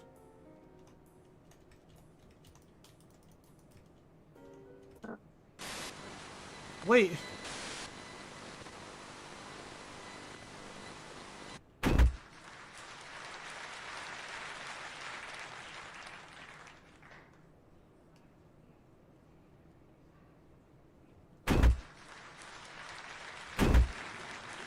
What the hell? You knocked him out freaking cold. As Vanilla Laura Ice? Vanillora Ice? Now we gotta wait forever before he's conscious again. Maybe you won't be as smug when the boss takes us out of your cut on a commission. Aha. Ha ha ha ha. The weakling asked for it.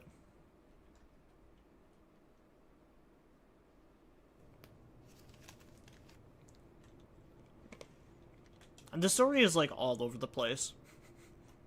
The only thing I know so far is that, I'm a demon and I got dumped twice. Our waking world and the nameless one.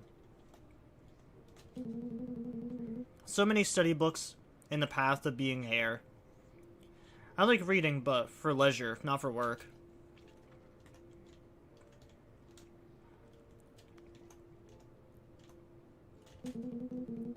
The covers are soft and comfortable. Still, sometimes I feel a sense of unease laying here from memories of restless night terrors. I would often pretend this mimic chest was alive. I wish it was. Oh, I think Father wanted to see me. He's waiting in my study.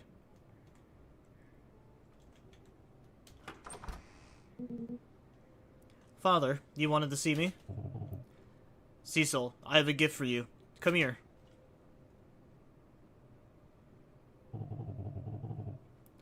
This is a creature commonly known as a cat. Humans often keep them as pets or vermin killers.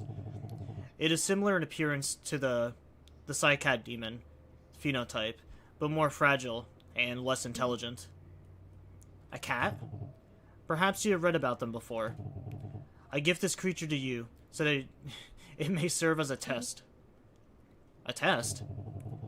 The exact criteria of the test will remain unknown to you. It is as such, so that you may manifest yourself what is befitting of your position as heir. I must be off for a few years to manage assets in Igor. Irga? I will make an assessment upon my return on how you fare with this creature. I will do my utmost, Father. Something in the air has been fucking me up. I'm starting to doubt allergies. Yeah, we just went from, like, the past couple of days have been, like, 40 Fahrenheit here. It's been actually, like, kind of nice, and now it dropped down to, like, -8 out of nowhere today.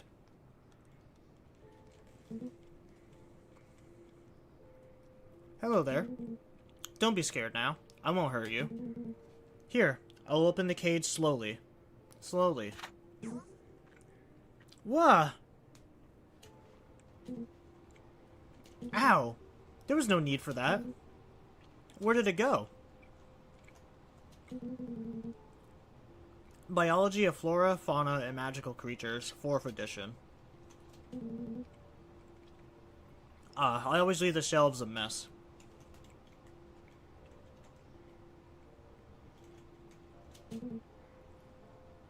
The Philosophy of Humans. A radio from the human world. How can we look down on them when they make such invocations?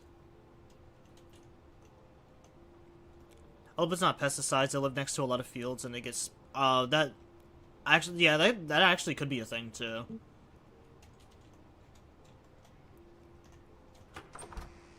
Where'd my kitty go?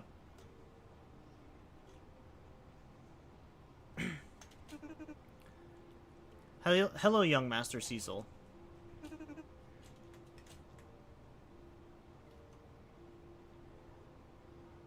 Excuse me? What are you...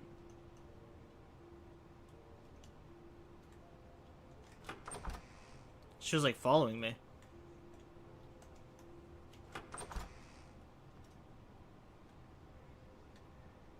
Where's the kitty?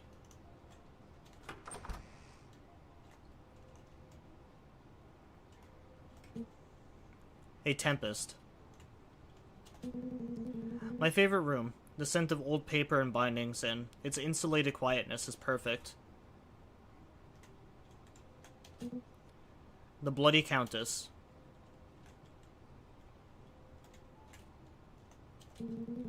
All these books are actually Father's personal collection.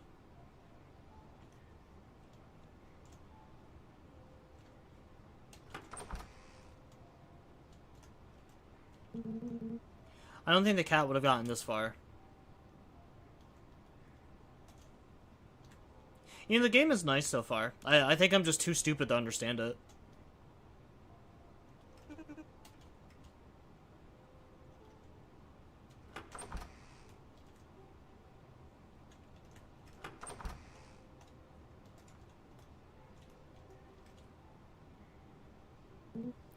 There you are. Well, now you refuse to be out from there. Well, if I know anything about pets, then you love a tasty treat, right? Maybe I can grab something from the kitchen. I'm sure none of the maids would mind.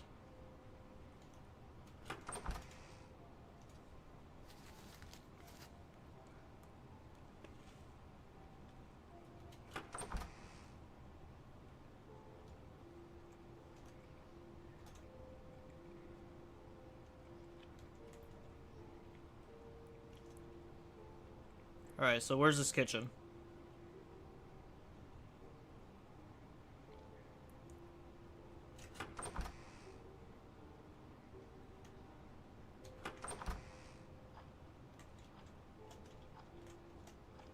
I wish I could move a little bit faster. Mother is a rather talented pianist in her free time. Try as I may, I never seem to be any good at it.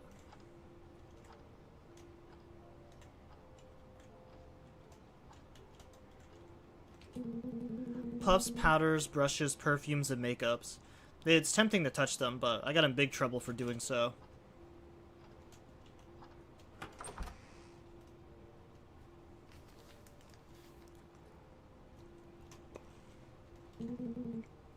Mother's private quarters. I shouldn't intrude.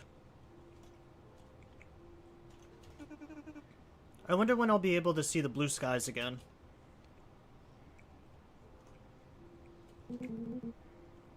A father's private quarters. I shouldn't intrude.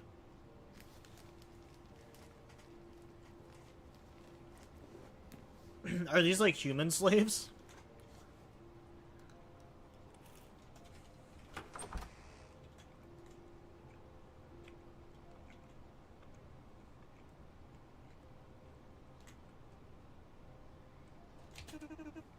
My word, dust builds up in here so quickly.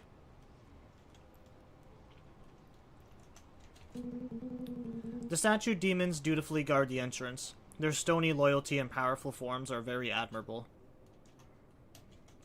Oh, I can't go in there.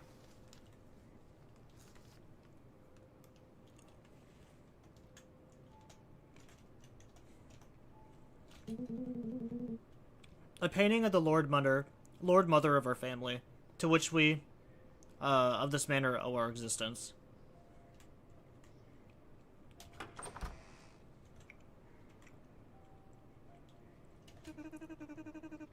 Hello, young Master Cecil. Are you looking for something to eat? I could prepare you something.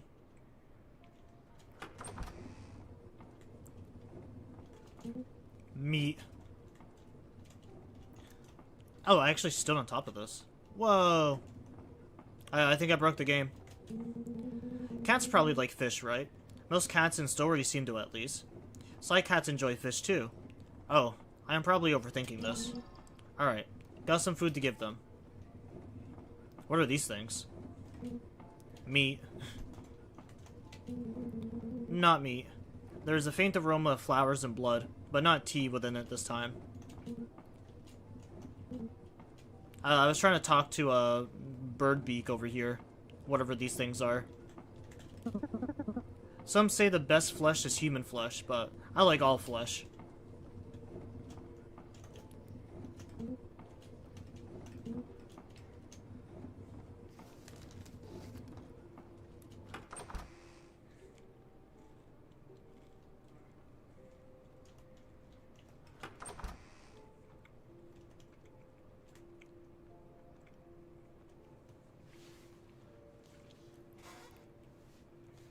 Yeah, amen to that, brother. If you guys were ever given the chance to try human flesh, would you actually, like, do it? I feel like curiosity would get the best of me. I could actually see myself, like, eating part of a human. A portrait of my father and mother.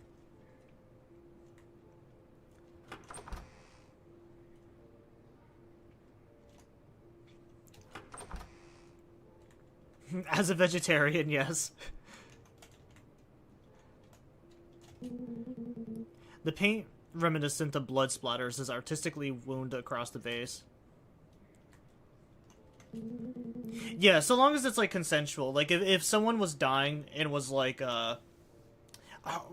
when I worked at the kitchen, there used to be a restaurant that I worked at, and that was something that our head chef brought up before, was, like, you have a buddy who, he's about to lose his leg, so he decides to just cut it off, and he's gonna serve it to you. All of it is consensual. Like, if he made up this delicious dish for you, consisting of, like, the meat from his leg, would you try some? And I was like, yeah, why not? Like, at least, you at least gotta try it once. I don't think you could, like, consistently eat human flesh, but I don't see the harm in trying it once.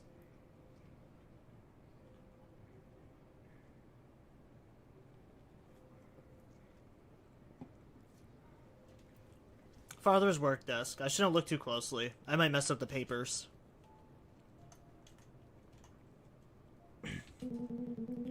The 8 realms. The orbiting bodies and the starlight. I wonder what the other places are like in person. If dragons existed today, would they have scales? Feathers? Skin? Books are full of theories, but never definitive answers. Oh, could you imagine, like, a dragon with just, like, skin?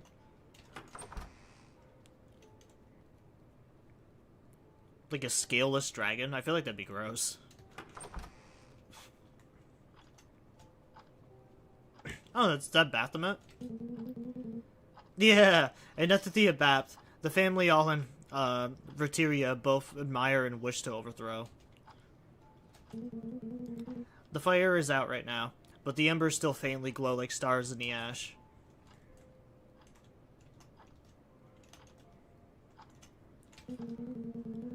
The reception room is rather modest, inviting an atmosphere that is distinguishably welcoming.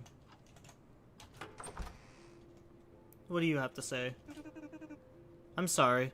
I'm sorry. Please excuse me. Oh, I thought she said please execute me. I was like, damn, that's kind of dark. All I did was talk to you. The guest quarters. There aren't any guests at the moment, but I shouldn't messy the room by running around.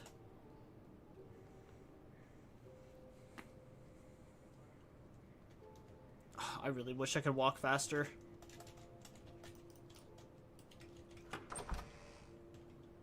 Some sort of, like, sprint button.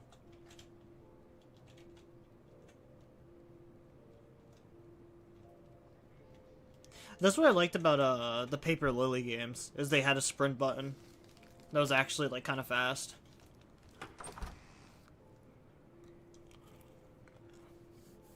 Actually, I take that back. I said my favorite game that we played on stream was probably Yuki so far. But I think it might have actually been Project Cat. Here, some fish. I'll just leave this here.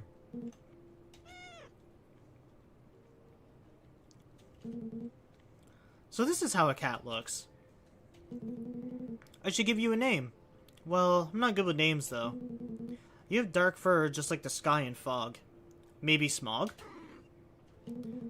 Nah, that sounds silly. Oh, maybe soup. Maybe not.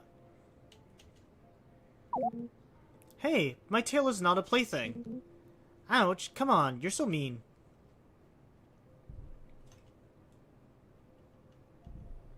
I remember the cat.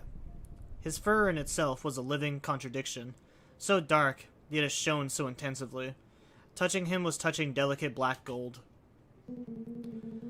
Mother is good with, fanciful terms. If she's not too busy, I could ask her maybe. I'll be right back. I remember the cat. His name was Noct, from nocturnal, which comes from the Latin nocturnus, of the night. I had come up with the name, Olivera? Olivera first, from the olive tree, but Mom suggested Noct. So he became a beast of the night, a starless night, a calm and serene one to rest and relax. I study for hours on end, and it feels like it is still not enough. I wish I could just exist for a bit, without all this responsibility. Amen, brother. You know, Noct, you make the days a little less difficult. I'm glad you're around. It's nice to have a friend other than my books.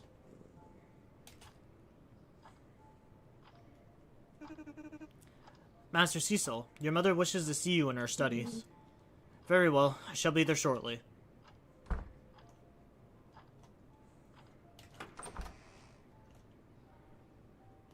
What are you looking at? Yeah, get away from my kitty cat. Bitch. Oh, wait. Well, why were we all the way down here in the guest room?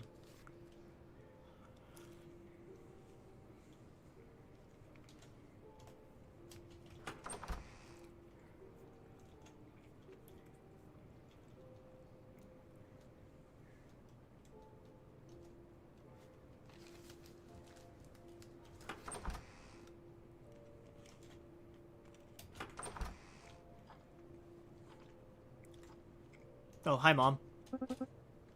Ah, Cecil. There you are, finally. You mustn't keep your mother waiting so long.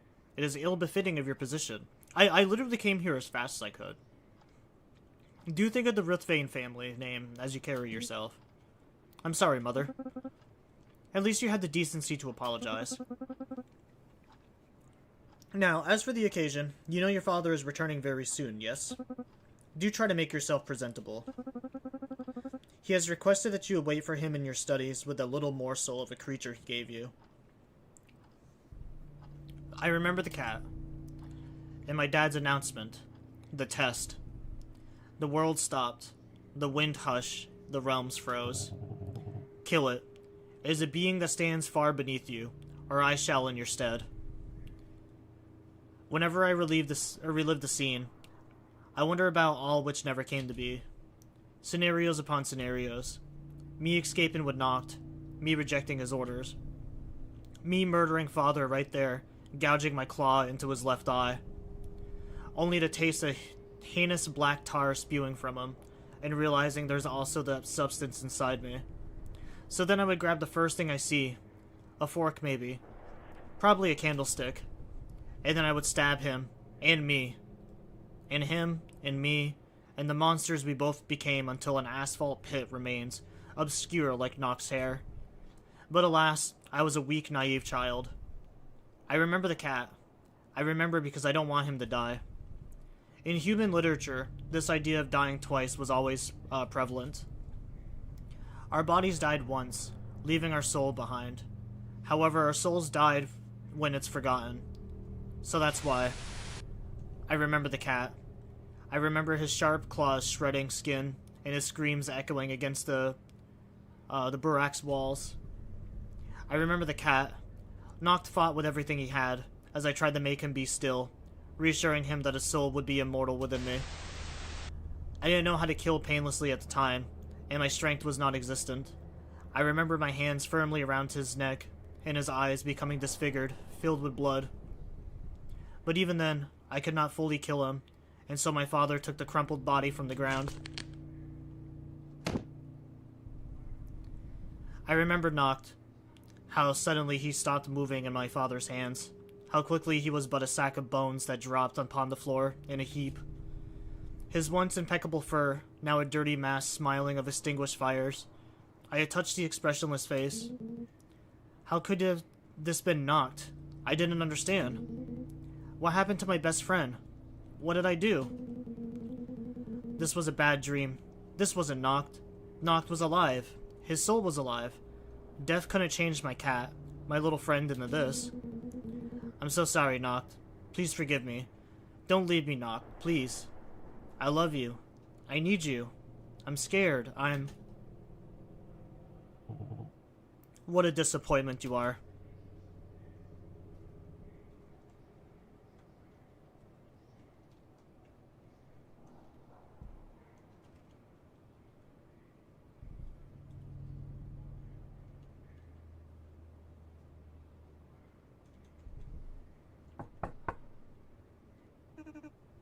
Master Cecil, are you in there? I remember the cat. Sadly, I can't say the same of the maid.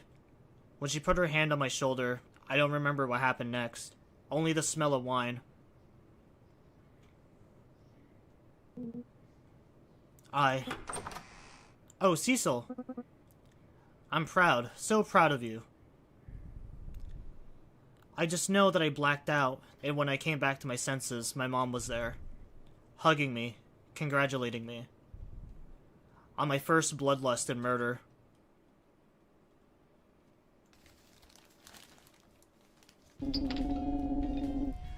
If I have 1 in 72 chances to get the Psy Cat figure, then I need 72 tries to achieve a 100% success rate. However, that would mean dropping booze for a week, or cigarettes for 2 weeks. Ugh. Well, I guess I could always ask for extra funds this month. Lord Mother would understand. Small price to pay. I won't win if I don't try. Yeah, that's the spirit. That's how a man gambles.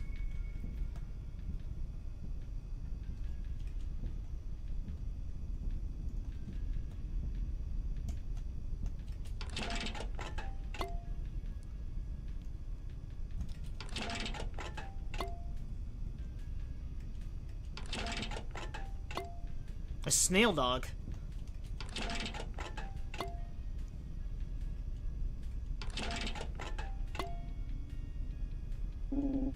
Just gotta keep at it.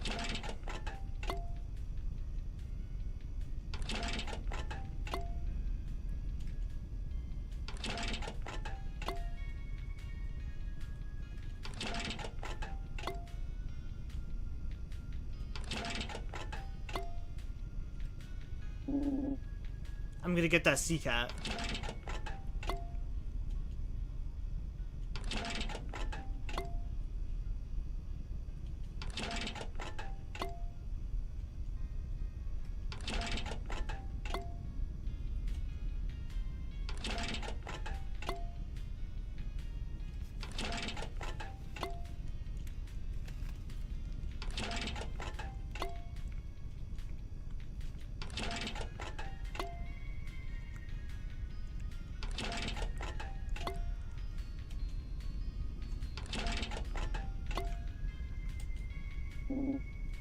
That's 20.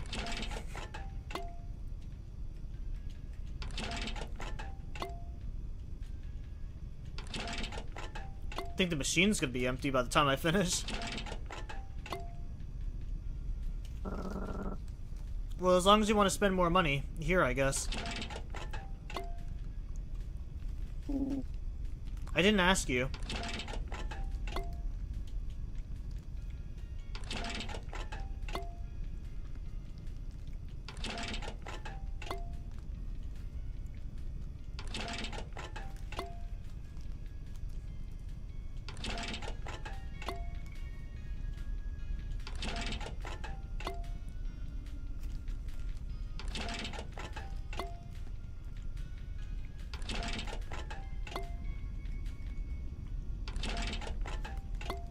I just feel like this is fueling my gacha addiction even more.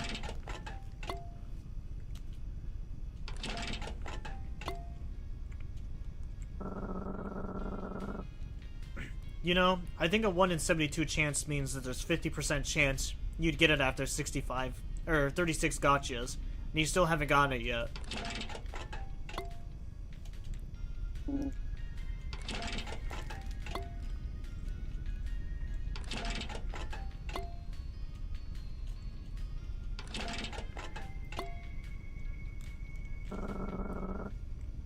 You really just come here every week to dump your money into that thing? I can quit anytime.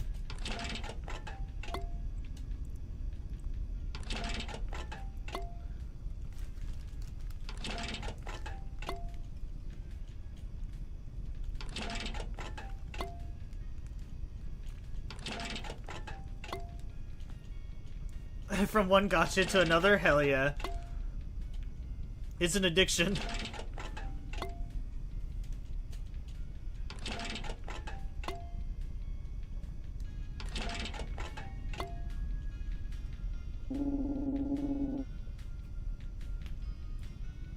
I really ought to just sue the store for fraud. There's no way I couldn't have gotten a CCAP by now. We all know the moment you put yourself in front of the law enforcement, it's not going to end well.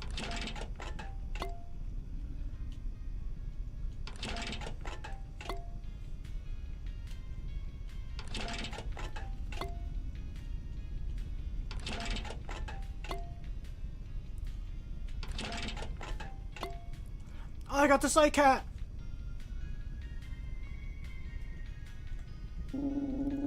Hell yeah. It only took me, what, 5,600 ruins? Totally worth it.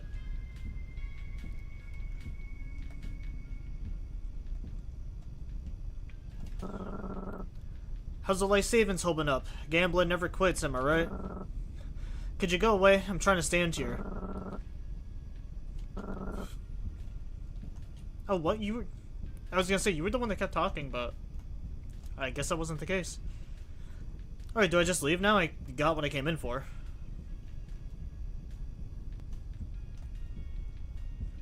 Unless I have another addiction that I need to fulfill.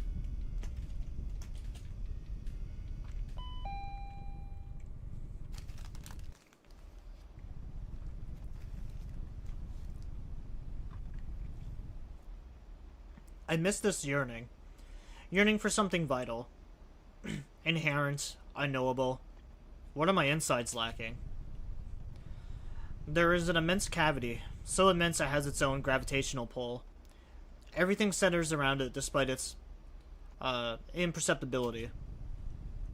Me, my life, my haunting you. Yes, you. The shadow who carved the empty space in me. You are the whole. The absence. The one whose presence continues to lurk on my back, moving my hands and hiding once the stone is thrown. Or rather, you are the excuse I give. Now that you are no longer here, I've come to realize I have replaced you. I am my own actions, my consequences, my betrayals, and disappointments. Lying is violence.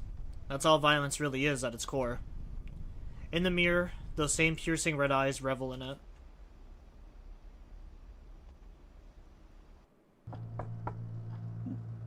Come in.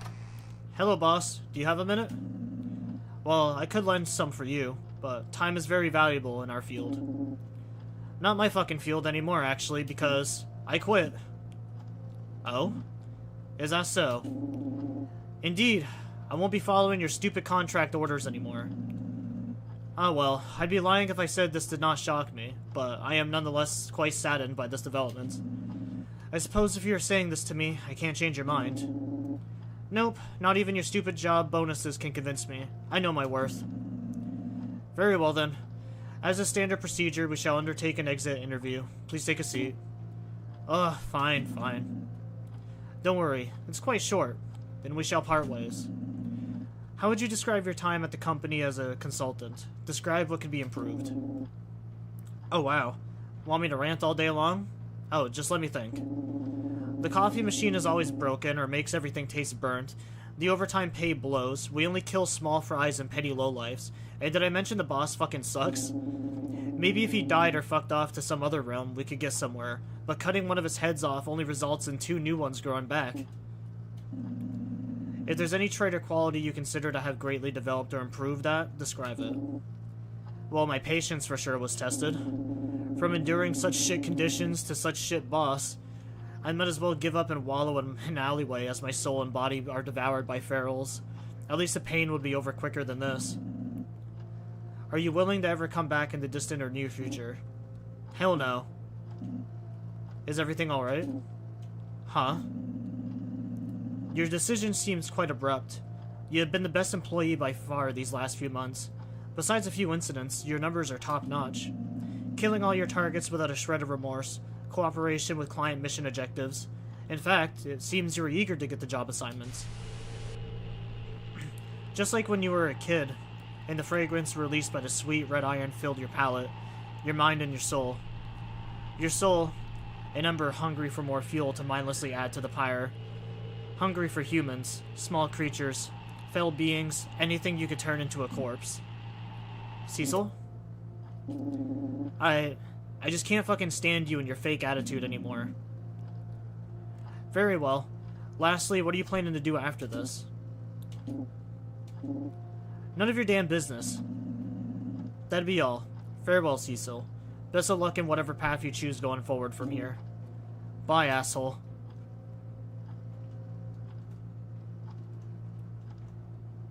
I'm gonna smash your vase to the floor in anger.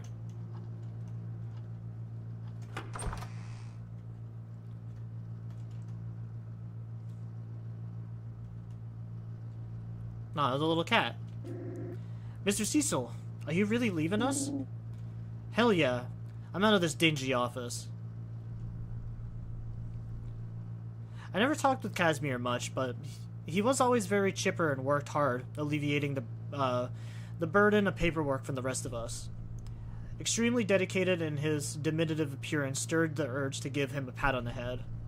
Pretty sure he's older than me, though, and something always pulled me back from getting close to him. Is it the fact that he looks like a cat? Oh, poor buddy. Don't make him cry. Why do you gotta be so mean? Good riddance. I always knew you were too much of a wuss for this line of work. Oh, fuck off. My partner in crime, Tapura. Her horrid strength and claws could slice through those metallic police exoskeletons like they were thawed butter. Though she was far from a brute, those eyes were always calm, always calculating.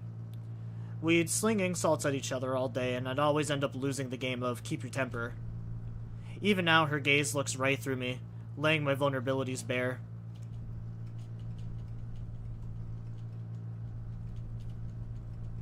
Oh, but the sad kitty cat.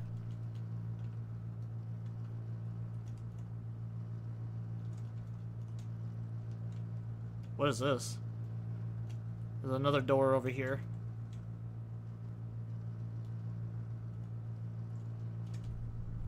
Despite myself, I could not help but feel the taste of bittersweet well up in my throat. Why did I care about this job at all? Why did I care about these people who constantly judge me, spit in my face, and don't give a crap about what happens to me? They'll keep on with their happy little lives while I wallow and drown in the mud. The hell with them all. The hell with this. I hope they all die.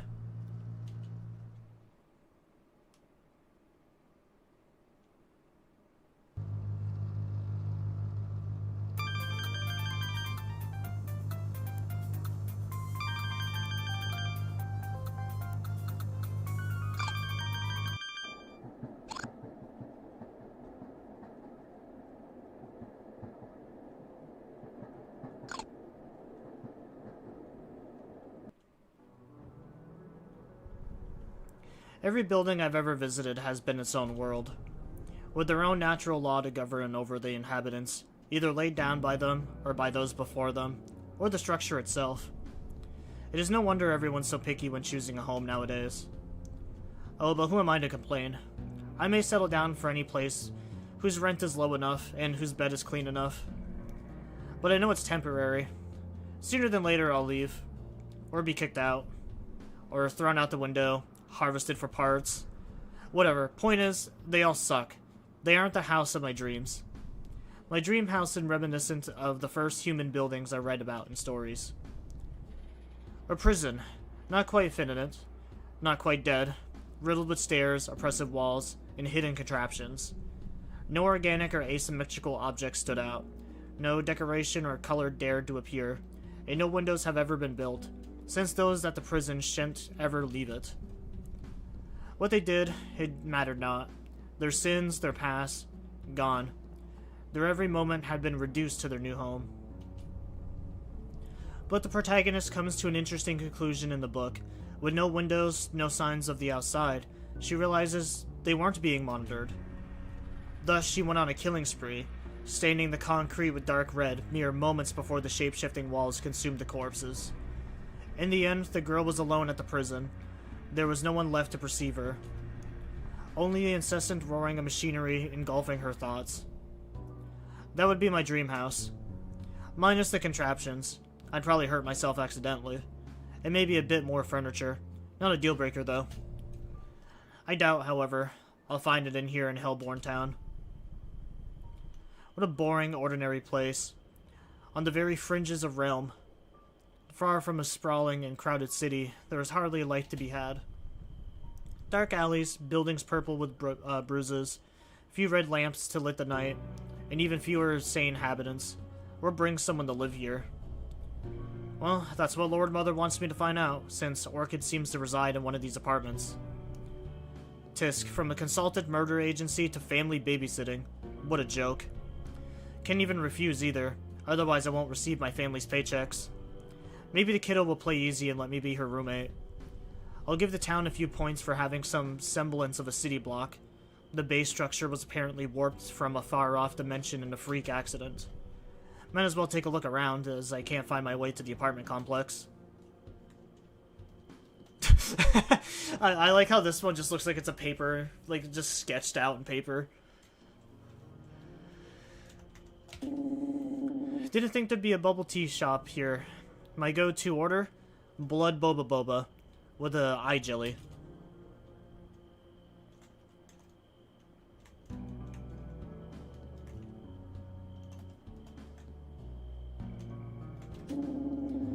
A quaint little garden attached to a clinic, full of eye flowers. The namesake hellebores, blood vines, and the like. How cozy. The urge to rip out the plants is staggering.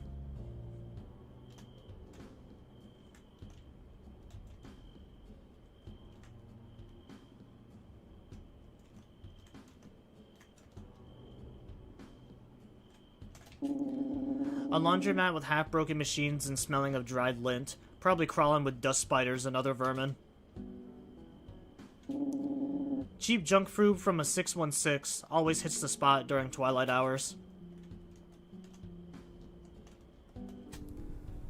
I make my way up the oversized concrete block laying near giant piles of rubble. Apartment Block B is loudly painted on the side, coldly declaring a place of residence. Let's see, apartment 402, apartment 402. Here it is. On my way. Hello, hello. Oh, it's you. Venom tipped knives with every word, pointing straight at all my vitals. Hey, Orchid. So, I just got out of my job, and Lord Mother told me to. The door slams, closed unceremoniously. I didn't even finish what I was gonna say.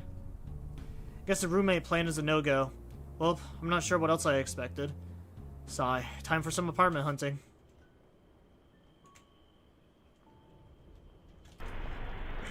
I explored many other places to stay in the next few days, but none matched my requirements. Either too bleak, too expensive, too big, too small. Ugh, wish I could just stay in that crappy hotel. One of said houses had been closed to a candidate. It was loud, louder than my thoughts, which meant they could no longer bother me. Perfect! The general aesthetic was quite bland, resembling a TV screen with no channels on.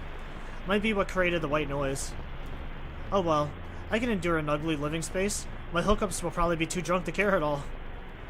My only worry left was how it would affect my sleep, but I had slept at worse places. I was willing to give up some hours of sleep just to get this ordeal over with. But just when I was about to sign the lease, I noticed it. In the smallest print, my worst nightmare. A stranger of a roommate. Hey, so you the new guy? exclaimed immediately from behind a voice. I turned back and saw them. Gosh, can't wait to get to know you better. You seem like a fellow connoisseur of puzzles, too. You will greatly enjoy my collection, then. They couldn't finish the sentence that I had already dropped the pen and started running, hoping to never experience such a horrific thing.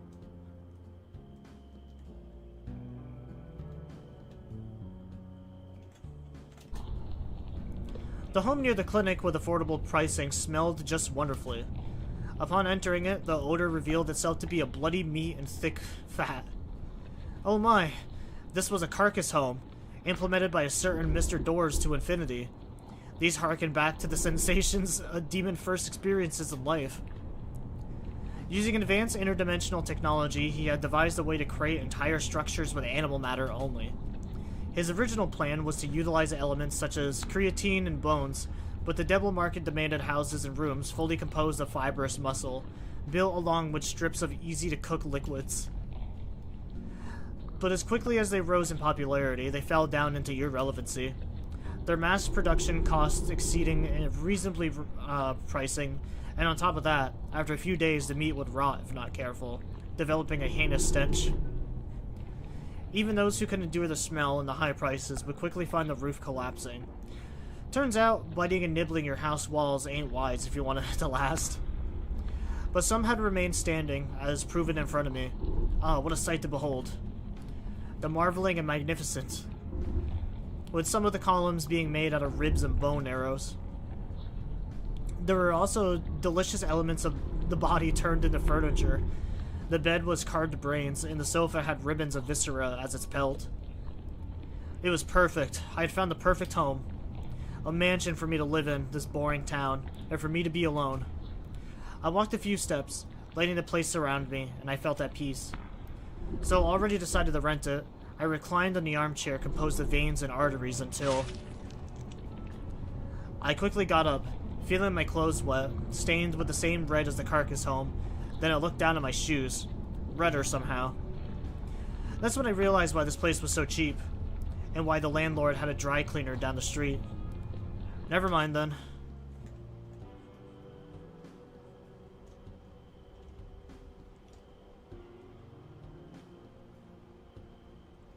Oh, this looks like we're coming back here. Unbeknownst to me, in the last house there was a place I believed to be fictionally a fairy tale told to us young devils. Hell. But not the hell I had been warned about. There were no torture contraptions, no fellow sinners screaming along me. The furnishings were perfectly clean and ordinary. The room had the look of a showroom, on television or prop set. A subtle fake atmosphere to everything. That was the first giveaway. An immense dreadful sensation traveled through my bones, akin to caterpillars slowly munching and growing inside of me. I closed my eyes, trying to calm myself. It's just a stupid apartment floor, with a stupid lamp, a stupid sofa, stupid wall paint, and stupid pricing. Wait, why am I still seeing everything? I opened my eyes again, quickly discovering that there was no difference. Was I dreaming? Had I suddenly died? My immediate instinct was to run, but behind me there was no door anymore. I may have spent the next 3 minutes or 3 hours panicking and trying to leave that abode most foul, incapable of pertaining this reality. Eventually I realized my attempts were futile. I was trapped. I chose then to inspect the nature of my cell. Inspecting the stupid sofa, the stupid lamp, the stupid me, the stupid walls and stupid sofa, the stupid pocket change, the stupid eyes, the stupid... And when I observed their intricate details, I came to quickly regret it. Embedded in everything, no matter the object, there were faces. Frozen, hollow faces observing all but comprehending not. Instead of bricks or fabric, the room had been built upon their smiles. Fake smiles. Though their eyeless expressions, I sensed the true, pungent feeling behind them. They were trying to hide it. The stagnant faces, not alive, were lying at nothing. Or was the facade directed at me? I squinted my eyelids, trying to figure out their intention, and got closer. That's when the realization came in. The faces were me. I had been surrounded by my reflection all the time, like the insides of a giant mirror ball. And to top it all off, the mouse began moving, showing the same teeth as I. Their voices mimicked pebbles and ice hitting against the roof, scratches against paint walls, against skin. Was this how I sounded? An incomprehensible, incessant clutter of violence of no purpose? Raspy and spraying tonnagens akin to a cobra? I covered my ears, closed my eyes again, and cursed to all the realms. I wouldn't let some stupid whispering apartment doom me, judge me. I didn't come so far, endured everyone's stupid discernments to rot in the seedy town. The more the agonizing noise increased, a cancer growing replacing my heart and its beat, the more I was attuned to the hellish melody despite my best attempts. Until dissipating in my thoughts, it was gone completely. As I waited for the other shoe to drop, I opened my eyes again and saw myself in front of a violent wooden door, with an eye carved on it, awaiting to be entered. There is nothing more frightening than a closed door, said a human once. But why? Mere fear of the unknown? Probably. We create our worst nightmares, our own traps. Everything beyond vision is possible, likely to occur. But for me, there's something else. The temptation. We want the door to unlock to reveal its secrets. What scares us is what draws us to it. Sometimes it is what we crave for. How many stories are about achieving your life goal and ending up purposely? What I can assure, regardless, is that my trembling and twisting hands at the knob. I wish both to get out and to be entrapped forever. Inside, it looked abandoned. All remains distinguishable, inedible, bloated and dark. There was an immense shapeless corpse at the corner, distinguishable organs piled into one mound. It reminded me of a child playing with slime, sticking random toy parts in it, except the toys were conglomerations of big eyes, big mouths, and it moved. It was moving. As the carry-on took shape and became alive, its crowd of eyes pierced with a gaze I had hoped to never receive again. It screamed fear, but not any fear. Primal fear, directed at me, as if my image alone invoked fright deeper in its depth. As if I was woe, distress and misery incarnate, as if the weight of my mistakes was written on my face. It was him. He had come for me. I had been the demise behind the closed door once, and now he was mine. Knock. The word left my lips, a reaction rather than a thought-out discussion. I mumbled it again for the first time in decades. Meanwhile, Noct came closer and closer. An ocean of tendrils crawled the wooden planks with visible difficulty. My head spinned frantically. I was remembering the cat, and that was it, right? His soul had been alive all this time, and now he had acquired a new body. I stared at the million eyes again. Fear was there, yes, but confusion accompanied it. Not fear. I had misread him. Now what an idiot I was. Such stupidity elicited me in a laughter. One I can imagine led to more confusion for the creature. With my confidence regained, I headed towards the exit. However, something stopped. The monstrosity had extended one of its limbs and reached my heel. A vicious muscle coated fully of slime. The image of a land squid popped into my mind. Then, with one mouth, it spoke. Help me. Help. Haha, my bad. Got the wrong apartment. Sorry for barging in, I'll just be on my way now. Please help me. Don't leave. I'm so cold. Please, I don't want to die. I don't know what happened. I swear, please. The thing suddenly was yelling frantically, finding its voice. The squid arm refused to let go. Okay, just stop. Alright, I'll at least hear you out. No guarantees, though. I'm damn near broke and pretty much homeless at the moment. Working on fixing that. But hey, I guess we'll be neighbors soon enough. Do you know me? Are you famous or something? I'm afraid I don't have any Wraith friends. Maybe you're confusing me for another plain blonde guy. I just thought you said my name, so... Wait, Noct? Is that your... Oh no, that's not quite it. It's... A brief second of panic subsided, thankfully. I don't quite remember, but Noct sounds pretty close. You can just call me Noct then. So you've got amnesia? What a bad liar it was. Its eyes flittered nervously everywhere, yet refused to focus on mine. Hesitation and trembling, a slight sheepish retreat into himself. Very much inexperienced and uncomfortable. An abandoned weakling. Former human guy, most likely. But abandoned by who? By what? Obviously wishing to hide away that past. I guess that makes sense. All the weird organs and soul corruption from dimension hopping has got to mess with you, I'm sure. Is that what happened to me? I still don't really understand this wretched body. Well, I know the gist of things. And buddy, you're fine. Don't worry about it. I've seen plenty of way uglier mugs back in Steigen City. Might as well buy a lottery ticket. Gotta say though, wraiths that still retain enough of themselves to talk too are pretty rare. What a neat little find in this otherwise boring town. I don't really know much about this place. My mind is still foggy. Take a seat, friend. Or wait, are you already sitting? Blah, who cares? Regardless, try resting. Might take a while to get you in the loop of this world. And if the hour runs late, I'll tell you what. I'll find a place nearby so we can talk anytime. You will? That sounds nice. I don't think you ever told me who you are, or what you are. I'm just your regular everyday bottom-of-the-barrel devil. An irredeemable monster. This realm is absolutely infested with my kin. As for names, just call me Cecil from the Latin,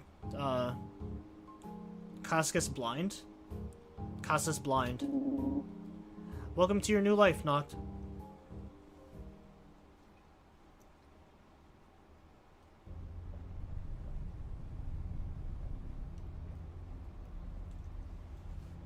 Someone once said that loving someone is letting them go. Bullshit. I don't want to let you go.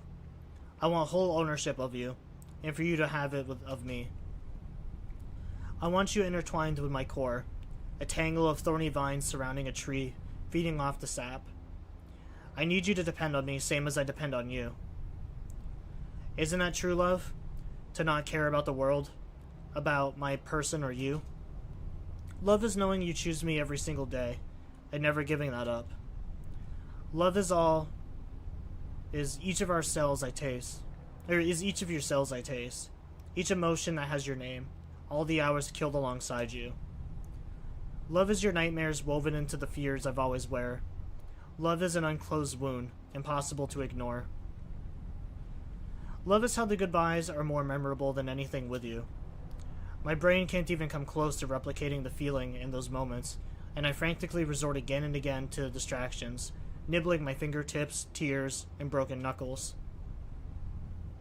However, it all pales when I finally say hello, and our time together commences once more, seamlessly merging with infinity. Because it should be infinite. There shouldn't be any goodbyes, anything else around. Just the two of us. To let go of all that is the opposite of love. It's hatred, but towards yourself for believing you are unworthy of such feelings. Now, whether it is healthy or not is a different matter.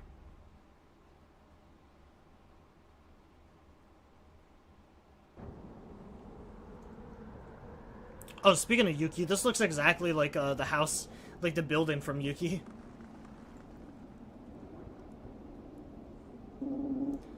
Hey, fancy seeing you out here, Orchid. I don't remember inviting you to talk to me. Haha, good joke, good joke. What are you doing out here, Cecil? Just enjoying the view.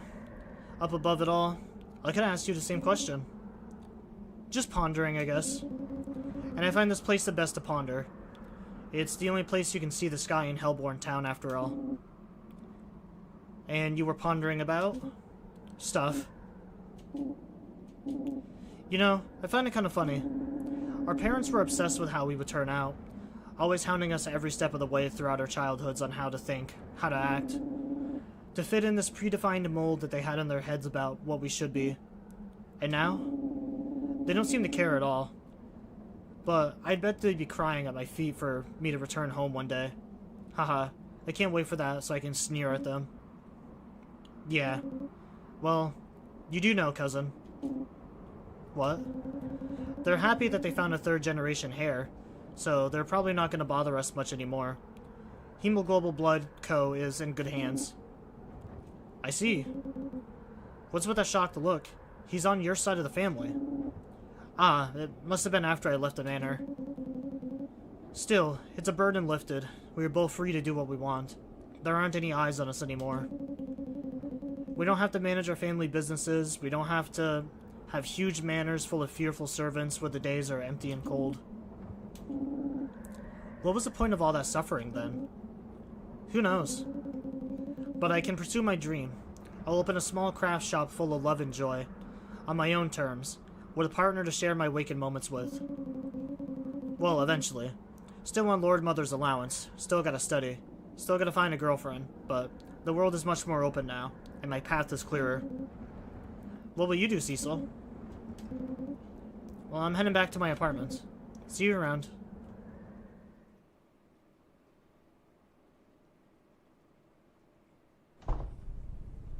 Every day, listlessly, wandering through these memories, retracing my steps through these damned halls. Wallowing in self-pity. What could have beens, what should have beens. My own folly of inaction upon inaction upon inaction.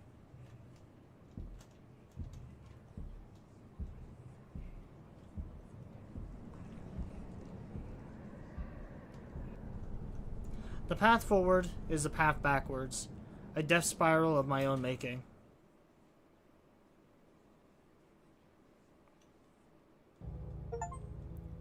Everyday Devil.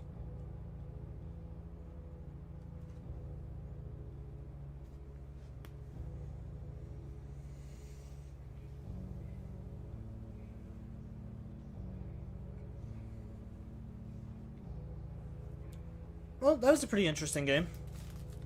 I had a little bit of difficulty following it, of course, but I think that's just what happens when I play a lot of these games that just kind of like jump around from place to place.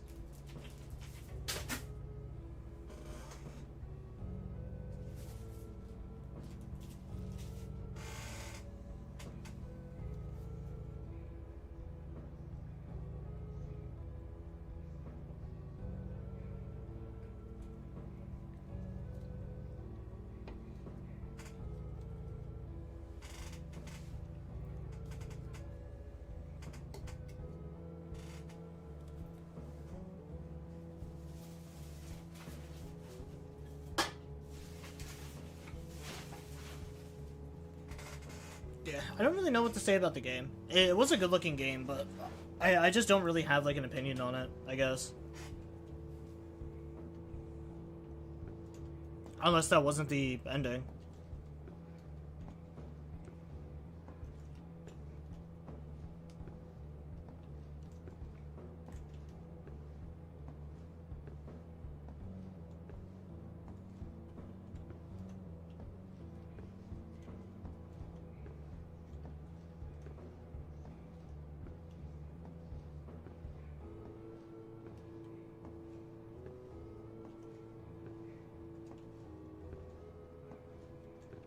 Maybe it wasn't the ending?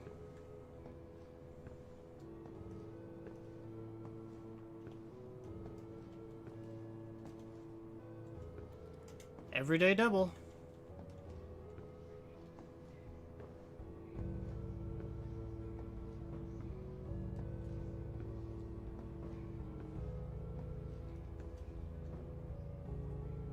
Don't hire me to stare at you, I'm scared.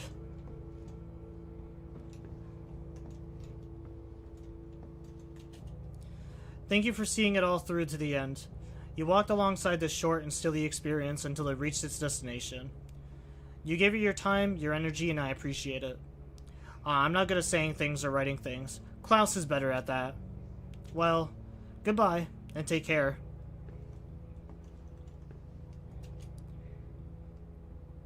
When a year ago, and so I wrote a few separate...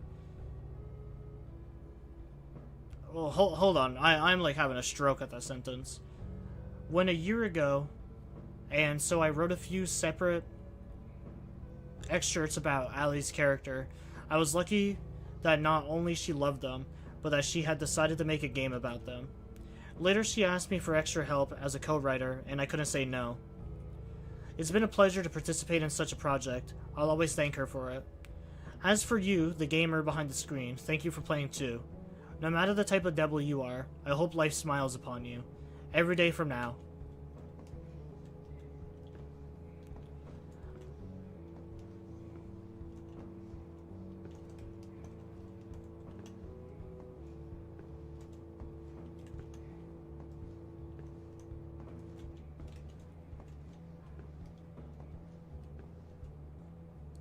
The Council of Realms.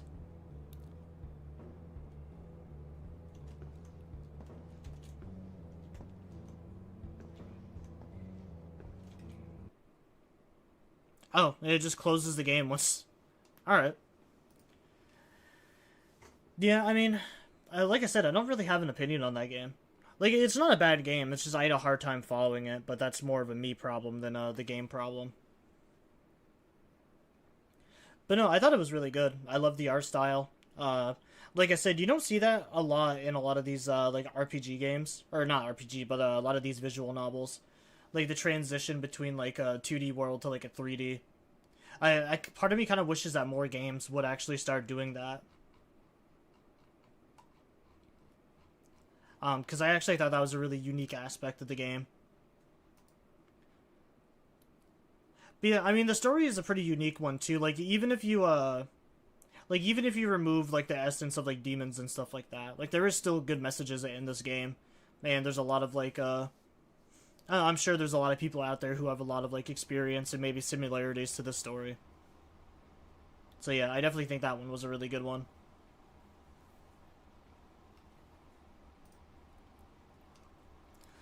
So yeah, for people that don't remember what the title was, it's called Everyday Demon. Or Everyday Devil.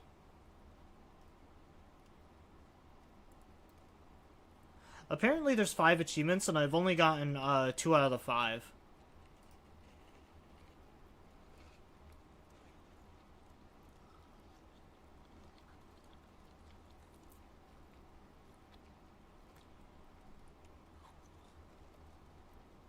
Yeah, so obviously there was a trophy in the very beginning. There's the Death Spiral, which is for basically beating the game. Annoy the cashier even more than normal. Tools for interrogation, theater, and defeat all the police bots without taking damage. You know, I'm not gonna go back and redo all that. The game was cool, but I don't feel like going back and grabbing all those. Especially during the segments where, like, you're walking around as the kid. That one was a very, that one was kind of, like, very slow.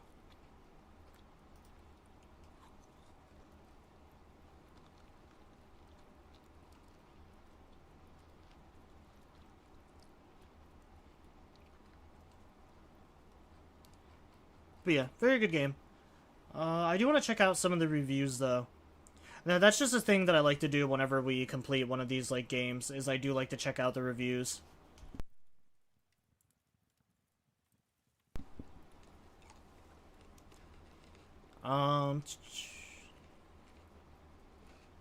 Review type. There's only 3 negative reviews. I guess I'll read, maybe, yeah, there's only 2 negative reviews here, so maybe I'll read, maybe I'll read the 2 negatives and then 2 positive ones that look really good.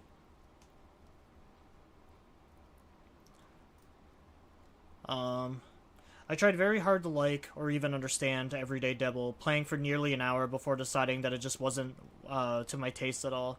I'm not sure how to describe it accurately, though. It seemed to me to be mostly a walking simulator and many varying and sometimes jarring art styles, with few repeating sections and at least one shooting minigame. But I couldn't get into the storyline, so I gave up. Given the other glowing reviews, I've obviously missed something in the experience, but to be honest, I'm happy to save my time for the games that I prefer, and remain in devilish ignorance of this one. I mean, it's a very short game. Also, like, it is a visual novel. Like, what did you expect? Like, if I go back to the game store page, it literally says it right here. Interactive fiction, physical horror, visual novel, horror. Like, what did you really expect?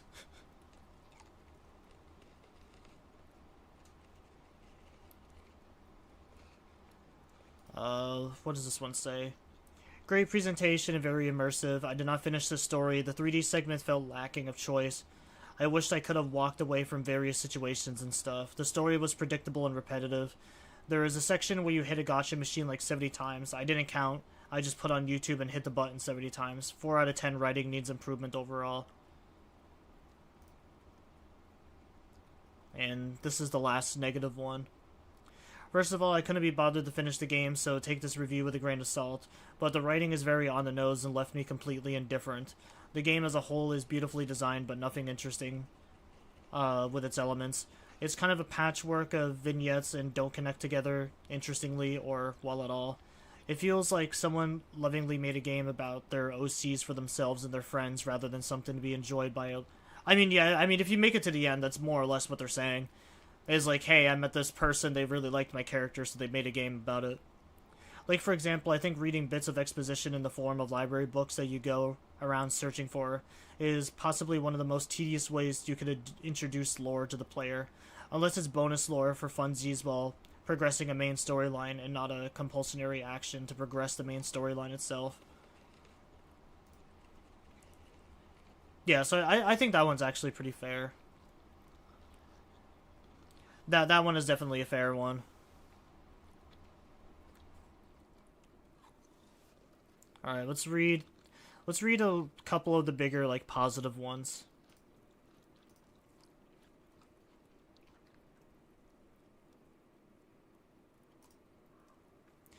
The author describes it as a loser demon game, and I find it difficult to find a more apt way of summarizing it. The game is segmented into smaller chapters that tie together, jumping between 2D and 3D, while keeping the same style despite these transitions. While most are just exploration, there are some surprising gameplay-heavy moments too. Okay, I think we might have been playing a different game, because the only gameplay was just a shooting one, but, you know. Pleasantly surprised to have gotten a heartfelt story instead of something more abstract. Haven't really encountered anything like this before, and it was a memorable experience. Very good writing too, which is very important in a narrative-heavy game. Only thing I could really critique is that text cannot be made to appear instantly when pressing the button during conversations, and that there are no text speed options. A very small nitpick and an otherwise great little gem. Also, if you're like me and enjoyed the game's soundtrack, it's available on the game's webpage. That one kind of sounds like an ad. Also, this review looks like it might be made by, like, one of their friends or something, just judging off of, like, the profile picture and just the, like, call out there.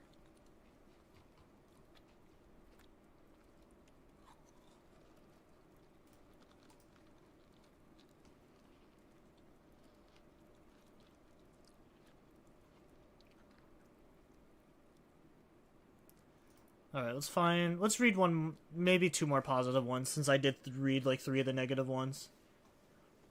Very short game that can be played the past about an hour of our time. The game is played from the perspective of a devil named Cecil. Players get to explore fragments of his life as they navigate the game world, interact with objects and other characters, and listen to his reflections on life, which may mirror some of our real-life experiences. For instance, Cecil talks about his relationship with his parents, their expectations of him, and how leaving the family home gives him a new purpose on life, or new perspective on life. I also find the exit interview funny as Cecil is being honest about his feelings about his boss, cursing him and happily saying that he would not return in the future. The gameplay is menial, and there is a short segment involving shooting and defeating all the police bots. You can get the achievement Demon Lord's Reflexes if you defeat all the police bots without taking damage, but I did not, as I was bad at aiming and dodging simultaneously.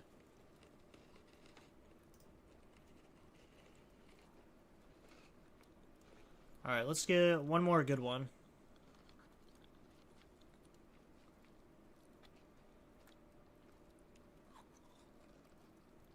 This is a pretty big one. Oh my god, I finally got around to playing the game and everything I wanted and more. I would love to see more visual novels and other characters from this world. Also, Eep, I just love all the characters in the world building. I've enjoyed seeing it.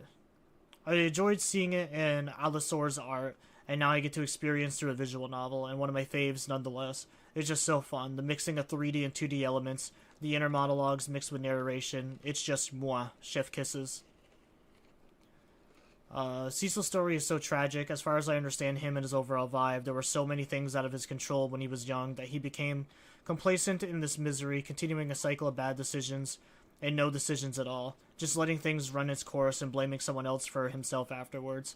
Throughout the story, you can tell that he wallows in self-pity, and rather than picking himself up and trying to change, he stays the same and labels himself a monster instead, not to mention his negative view on life.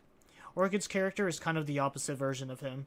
She also has an oppressing childhood, but that doesn't stop her from dreaming and being kind to others. Even though she dislikes Cecil, she doesn't call him names or yells at him like Cecil does at others. I really hope that Cecil locks in and stops living like a chud. Part of me is almost wondering if, like, because it really does seem like this is someone's OC that they just kind of turned into a game. So, like, part of me is also wondering if, like, there's more to the story that, like, I would understand if I were to just, like, I guess in a sense, like, what the fuck are all my games? Like, all my Steam games are just not there for some reason. I'm wondering if there's more story to this that I'm just not aware of, is what I'm trying to say.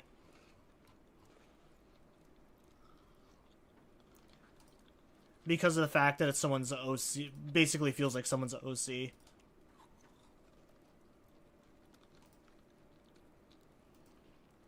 I really can't think of, like, another way to describe it without just saying, like, yeah, it's just someone's OC. Because that almost seems like an insult to just, like, say it like that as well. Just saying that it's, like, fan fiction or, like, an OC. But, I mean, the game was good. I definitely don't think it's for me. But I thought it was fine.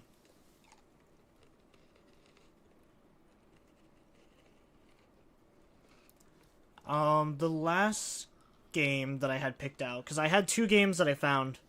The other one is called Welcome to Dolltown.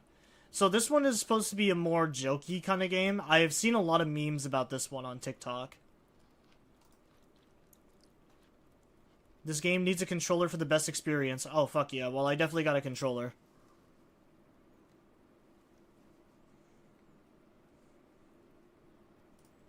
Alright, boys, let's go into Dolltown.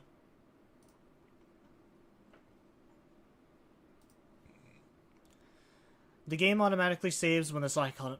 Oh, God, when this icon appears.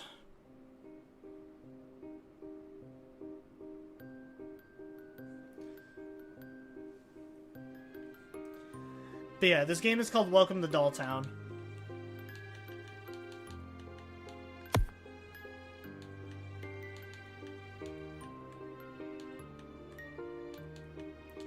I will be turning music down a little bit.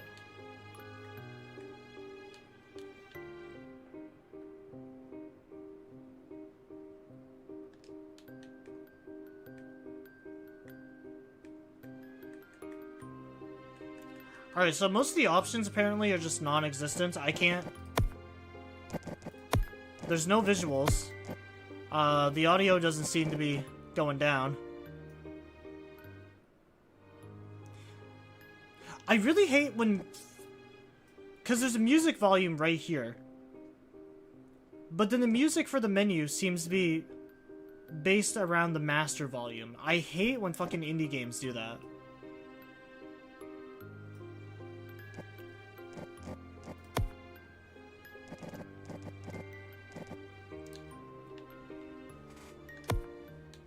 Alright, so let's play the game. Like I said, this game is supposed to be like a more jokey one. You're not alone. If you're feeling overwhelmed, struggling, or thinking about suicide, please know that help is available, and you are not alone. You are valued, and there are people who care deeply about you. If you need someone to talk to, consider reaching out to a trusted friend, family member, or one of the many free confidential support services available in your area. I just want to put this out as a little tidbit. I've called one of those hotlines before, and they are absolute garbage. This is a very important message, and definitely, if you are ever feeling that way, definitely talk to somebody. From personal experience, like, I've had to reach out before, but the only thing that I disagree with is do not call the crisis hotline. I think they are actually, like, one of the worst fucking services out there. I felt like an absolute guinea pig the one time where, like, I called them and, like, started talking to them and stuff like that. And it was a whole bunch of, like, well, if you were to do it, how would you do it? Why are you feeling this way? Is there anything in your house that you could use to hurt yourself? It was basically like they were filling out a fucking questionnaire. It didn't seem like the person on the line actually cared about my feelings at all. It just seemed like they were just collecting data on me through like this moment of crisis in my life. So yeah, if you ever need anyone or reach out to someone or need to talk to someone, reach out to friends, family, fuck, even reach out to me. If you're struggling and need someone to talk to, I'm totally fine with people reaching out to me too in any means possible. Just do not call the hotline. I think the hotline is actually a joke. Alright, with that being said, we can move forward. I just wanted to rant a little bit about the hotline because I had such a negative experience with them that I don't recommend it for anybody. Take care of yourself. You matter. That's right, chat. You guys all matter. I may be just a goofy guy that plays games on the internet, but if you ever need me, I'm always here. Yumi, I just arrived, Mom. Go straight to the store. Send me a text when you see this. Love you. Will you even want to leave? That's a good question. But yeah, this is called Welcome to Doll Town. I've seen a couple of, like, videos of this on TikTok, and I've seen a game of this little girl just, like, beating the shit out of demons and then, like, Gangnam styling on them. So, yeah, I'm not really too sure what this game is about. My phone, but it has no signal here. Fortunately, I can use the flashlight. But this is a demo. So yeah, this isn't the full game. I'd love to explore right now, but I have to go to the convenience store. That's the bus I came here with. The driver left? The driver just straight up left the bus?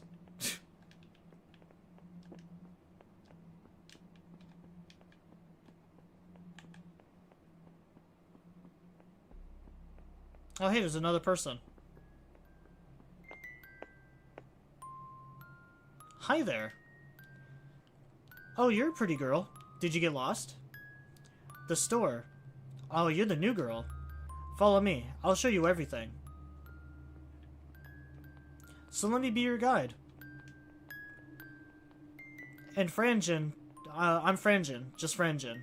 Welcome to Doll Town. The truth is, this town used to be a lot shinier. The city worked for the Father Hanabori. People called him the doll maker. His factory made larger-than-life dolls. Oh, so he made sex toys. Really, look. It's like they're looking at us sometimes. Well, I'll admit that things are a bit messy around here now. Not many people live here anymore, especially those dolls. And you're the one they call the rescue, I guess.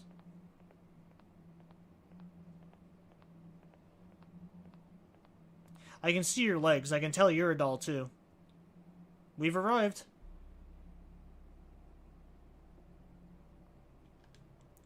Go into the store and do what you have to do.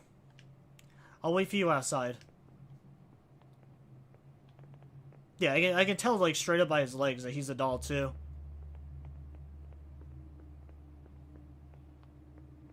Also, I'm just a little girl. Like, what do you mean I'm here to rescue the town? A little bit on the nose, isn't it? A gas hapodon? A gas hapodon? Gas hapon. I'd love to, but I need at least 100 yen. So it's A to interact with stuff, but it's X to, like, advance dialogue and to, like, stop interacting with stuff. It's a little weird. I don't know how to climb ladders. Hello, Yumi. Sorry I couldn't be there for your first day in Doll Town. I left you the keys to of the store under the vending machine. Once you get inside, turn on the register and I'll tell you what to do. Ah, and don't bother the dolls, lol. I think this game is just entirely like a meme.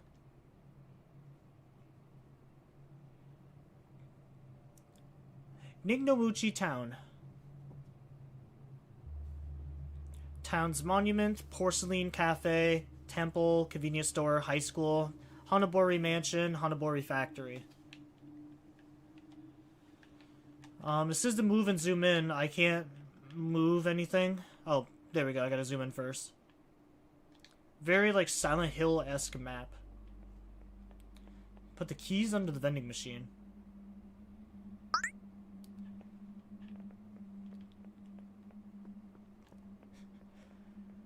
I don't think this game is supposed to be, like, taken seriously, so I'm just gonna be goofing off the whole time, honestly. I mean, all things considered, like, this is way better than anything I could ever do, so I'm definitely not the kind of person to be, like, criticizing this game. Nice, you made it inside. I can see you through the security cameras. Turn on the register. The switch is behind the counter. Kitty! Alright, this game is already 10 out of 10. You can pet the cat. Any game where you can pet an animal and get an achievement for it is a good game. No matter how creepy this place gets, at least the slushies are still cold. Small win. You know, in Final Fantasy, you get potions and elixirs. Here I get stale chips and questionable hot dogs. It's bread.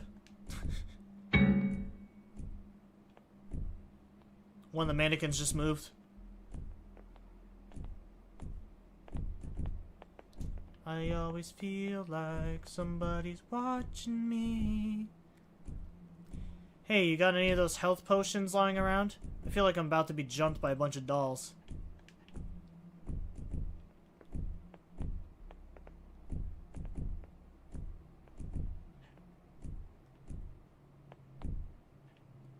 Back room. Did you say something about behind the cash register? Oh, here it is. The switch. The back door opened as well.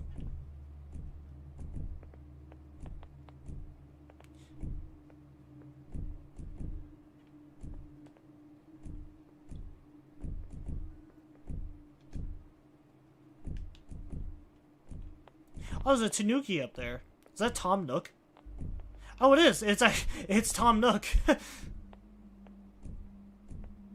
Alright, Buster, don't let Nintendo see that. You got a lawsuit coming.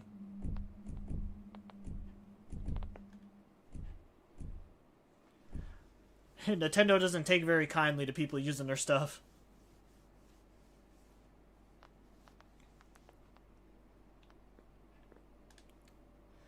It's a pretty box, but it's locked.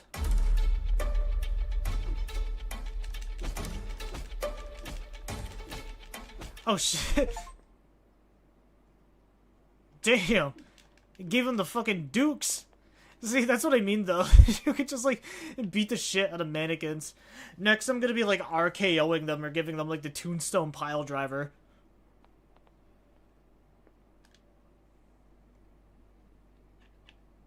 Oh, I don't have the code. Find the freezer code. Oh, is that it right there? The love phone. Apparently it has polyphonic ringtones. That's crazy. So 5683.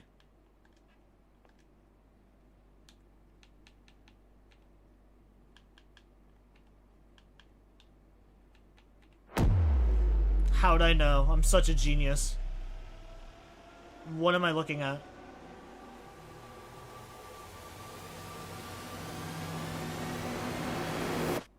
It's not that creepy, it's just a doll. Frangen, you found her. Don't be afraid, it's a doll. More real than life. That's why this town used to be so well known. And the main factory made dolls for the entire country and beyond. Life-size dolls based on the design my father had developed. Yeah, I guess I owe you a little explanation. My father is a master doll maker. He was the one who kept this town alive thanks to his factory. But after my sister's death... Wait, I'm going to show you something. Follow me.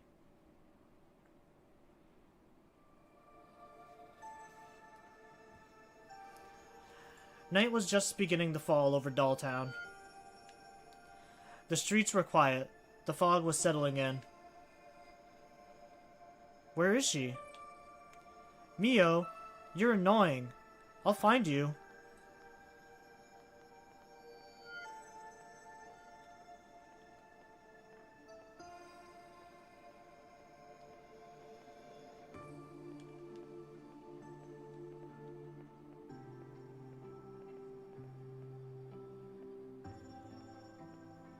I mean, I can tell she's a doll too because, you know, her legs.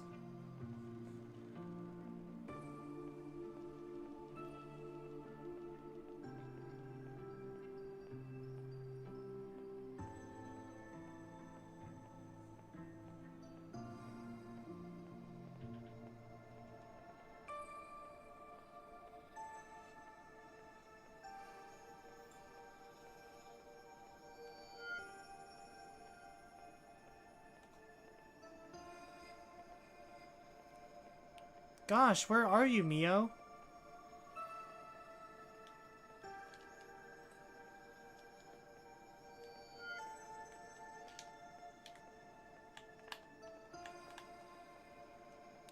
Can I seriously not sprint here?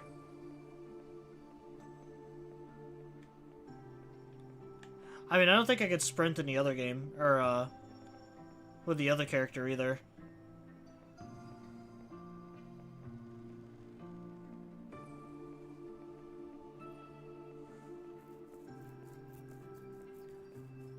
You can make the walking a little faster. It's not like I paid money for this. Usually in like a lot of these really crappy like horror games. No, I'm not saying this one's crappy. If this one's crappy, it's because it's intentionally like trying to be funny. But in a lot of these like horror games with like low slow walking speeds, it's usually because they're trying to like waste the player's time, so they push it past the like 2-hour mark where you can refund. But I feel like in these free games, like you can at least make the walking speed a little faster.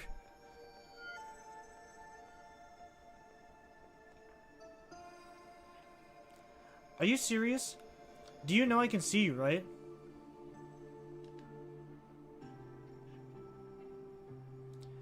Are you kidding? It took you ages to find me. If you're so good, go hide. We'll see if you're easy to find. Yeah, you'll see. 1, 2.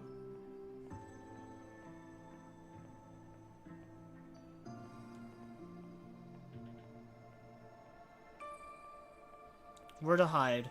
Has to be a hard place to find. Just hide in a bush.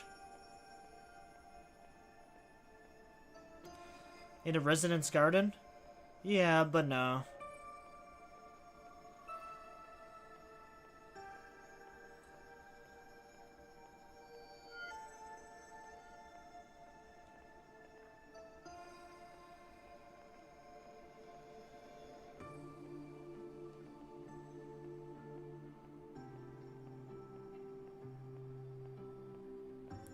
Behind this vending machine would not be bad, but wait a moment.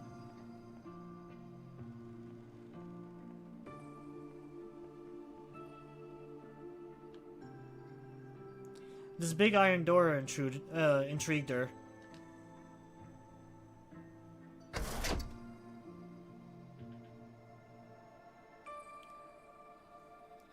The back room was the perfect place.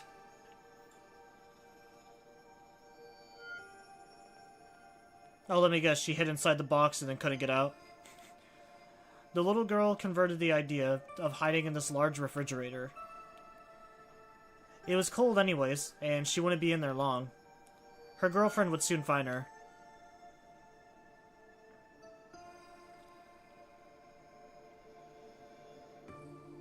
Well, I mean, if she was a doll, would it really matter? It was dark, it was cold, between popsicles and frozen smoothies. Oh, you can hear it. She's coming. Her footsteps are getting closer. Not a sound, she said to herself. A strange metallic sound. It clicked like a small lock. Click. The footsteps became more distant. She passed me by and didn't find me.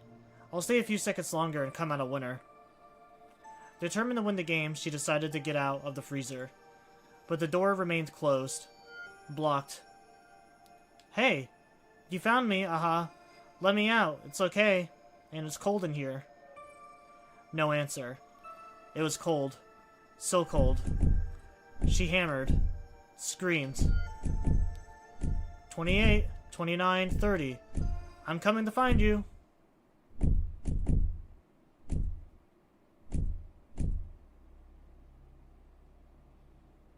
Sad story, huh?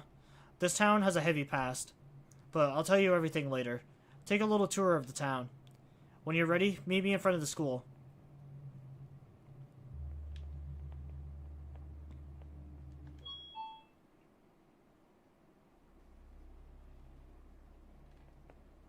Oh, all the dolls are gone.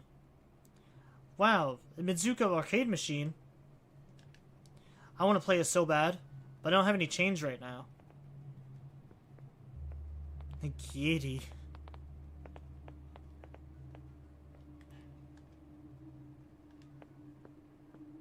Where'd all the dolls go?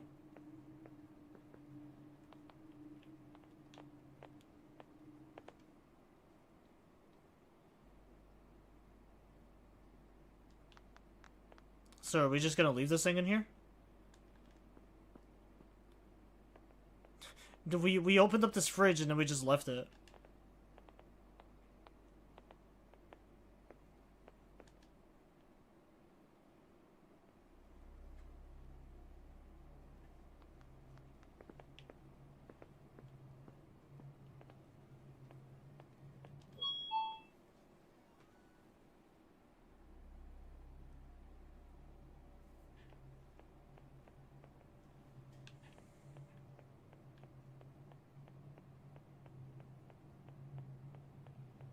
Alright, so meet him in front of the school. A beggar doll. She's got 100 yen. It's not like she needs it.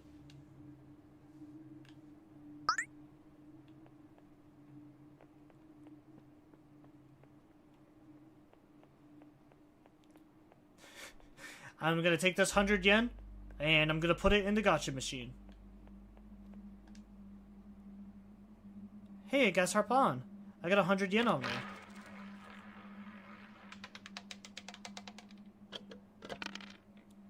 Caution may induce happiness. Oh, I got a red Lego brick.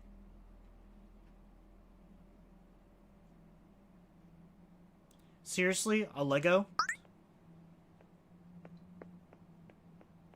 Yeah, what the fuck am I gonna do with a Lego?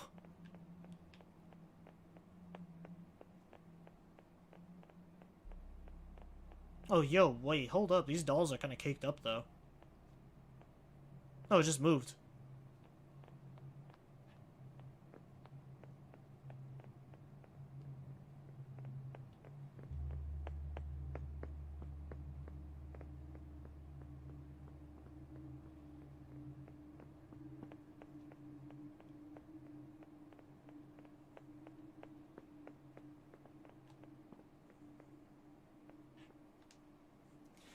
This is like Resident Evil, but with less zombies and more creepy dolls. At least I hope they're not zombies.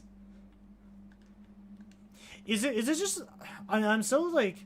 Is it just trying to be funny because it's a demo? Or like, is it actually trying to like take itself seriously? Well, I guess what I mean to say is like after the demo is done, are they going to try to make it like an actual game? Or is it just going to say this like... Is it just gonna stay this like tongue-in-cheek, just kind of like funny game?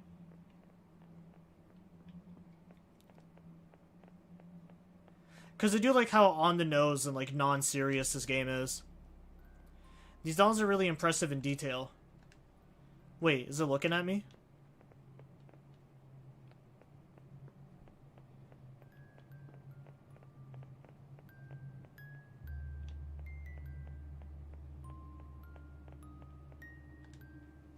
Welcome to Doll Town.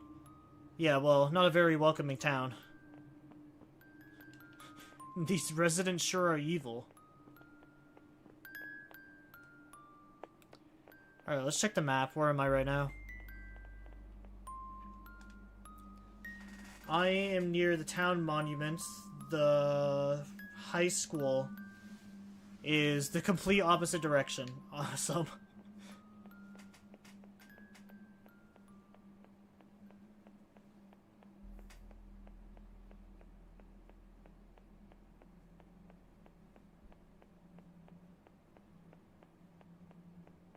Well, I mean, he did say to explore the town a little.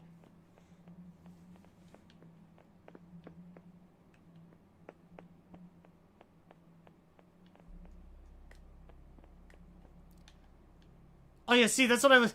I found the taunt button, yeah.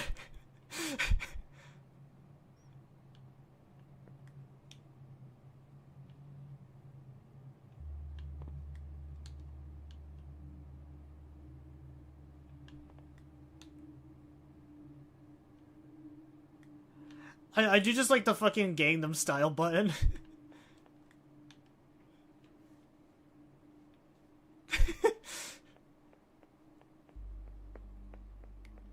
I'm definitely gonna start doing that like every time I beat the shit out of an enemy.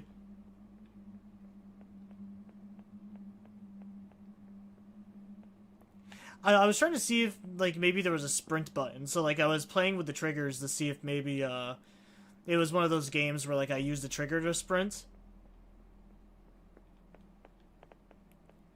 But no, that doesn't seem to be the case. I don't think there's a sprint button. A little Lego brick, is it a collector's item? Well, probably. I've seen that in the Lego games. So yeah, I don't think there's a sprint.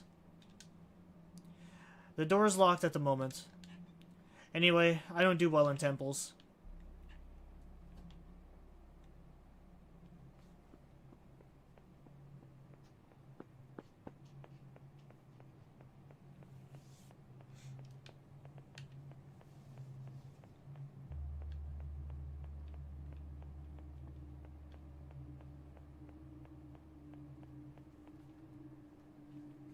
There you are. It all started here. Do you see that girl on the school's roof? That's my sister, Mio. Well, it's not really her. It's her doll. My sister committed suicide a few years ago. And do you know who really killed her? It's this fucking town. A lot of swearing in these games tonight.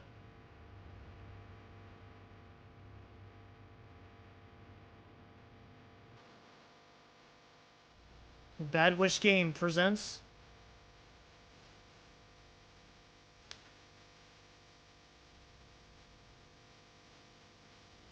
directed by D42 Mon.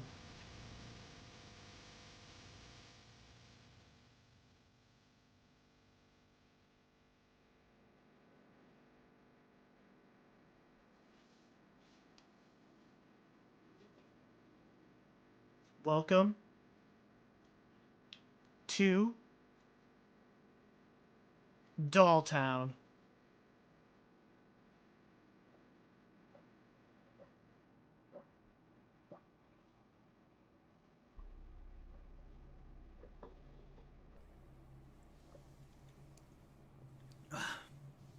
Sorry, I was taking a drink. She was subjected to daily bullying by a group of girls in her class. It became hell on earth after her death. The town was divided. My father employed everyone here. He was despised by some. Those who pushed Mio, they were never punished, not officially. The dolls you see up there is not just a memory, it's a promise. I found Mio's diary. What she wrote, what she felt. I can show it to you, but you'll have to be ready to experience it. Join me inside my father's house. I'll tell you a bit more about all this. Remember, the code is boobs. In the meantime, go for a walk. But from now on, Yumi, take care of yourself. The code into the house is boobs.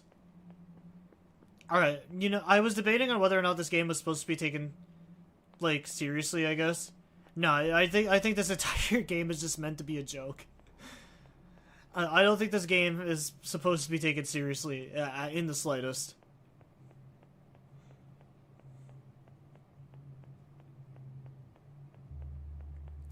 I wonder if I get weapons or if I just beat the shit out of everything with, like, fisticuffs.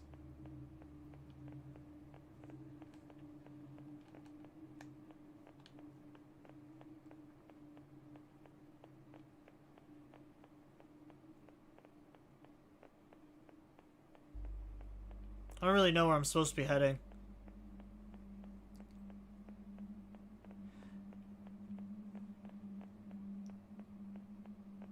There also seems to be no dolls on this side of the town.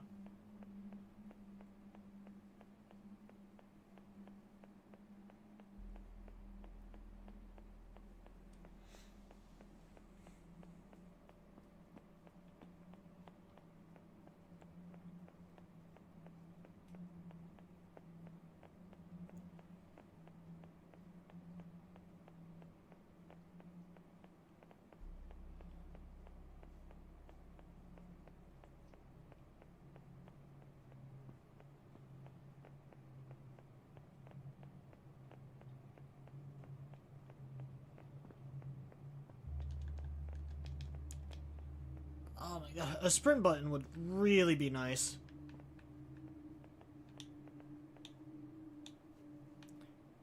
Oh, you can use the D-pad as just like a quick insult button.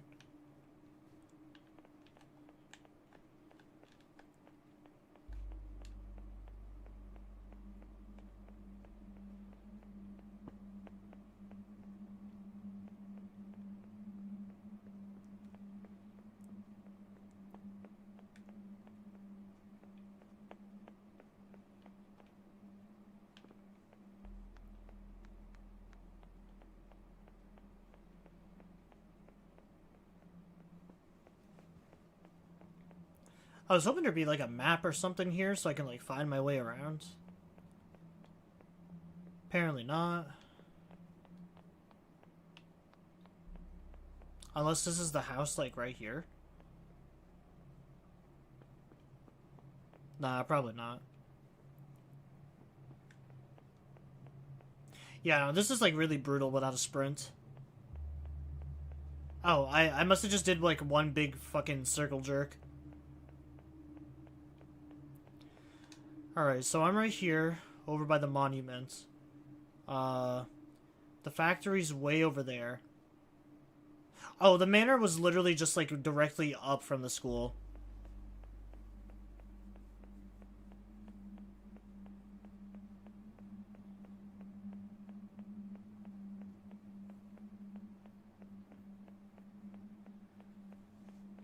I'm probably gonna have like the longest playtime on this game just because I just got lost like twice.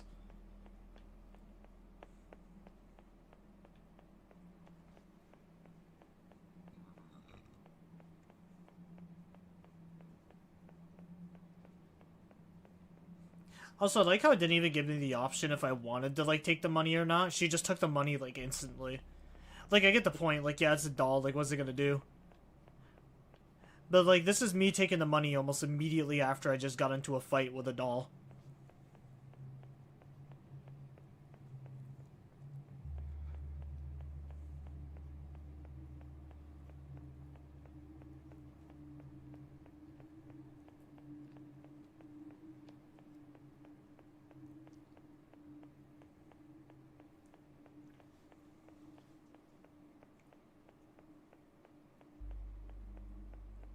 What is this?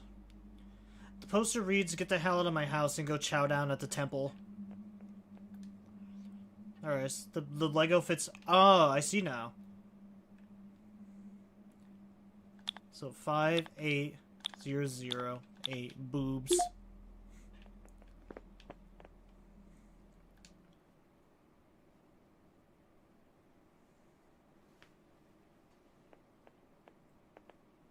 Now we got these Resident Evil fixed camera angles.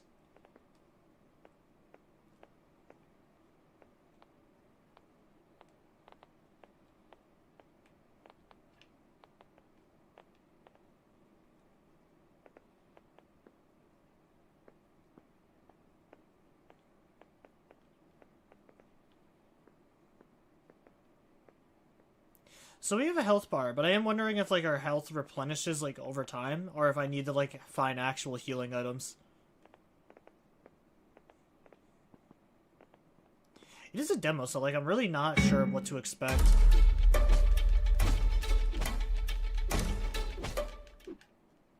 Yeah, take that. We'll wind it back. Ludacris got the beat, make your booty go.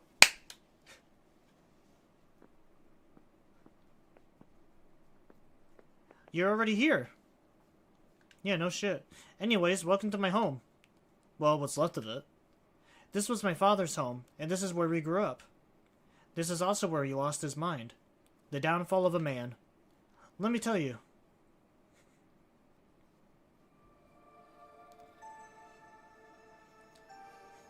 Mr. Hanabari was a man who had grown up in Dolltown. Born to farmer parents, he knew what a harsh life and tough ends of the month were like.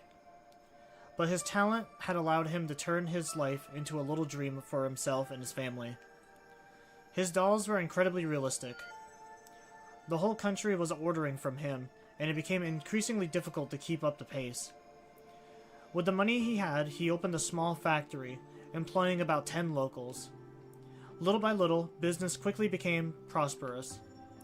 So much so that he decided to expand his workshop into a factory that would employ the whole town. In his office, a simple workshop, his daughter Mio was drawing. "Look, Dad, a cat! My darling, how beautiful it is. Would you like to have a kitten?" "Oh yes, a little black kitten, so cute." Mr. Hanabari laughed softly. A few days later, Mio was celebrating her 10th birthday. Close your eyes, make a wish, and blow out your candles. She closed her eyes so tightly, as if trying to pour all of her energy into making her wish come true. She then blew out the candles in one breath. Mr. Hanabari handed her a small package. Mio, hiding her growing disappointment, pretended to be elated with the little box. "A necklace? Thank you, Dad." "It's not for you. Come on. Look behind you." Mio turned around and saw a little black kitten, so cute, was staring at her. She jumped for joy. So happy. Her wish had finally been granted. She had wanted this little cat for so long. She had already planned everything for him. Her room already had little toys for him. And every morning before going to school, she served him a little bowl of milk. Alright, so just as a PSA, milk is actually really bad for cats. You're not really supposed to give your cats, like, dairy.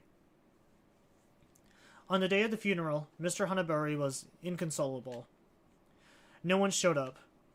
His little Mio in such a small coffin that would be cremated before him. He had no words. He no longer knew what to do. He went back home, to a house empty of meaning, empty of sound, empty of joy. He went straight to his personal workshop. He closed the doors behind him and began working on what would seal the fate of Doll Town forever. A doll that would bring Mio back to life.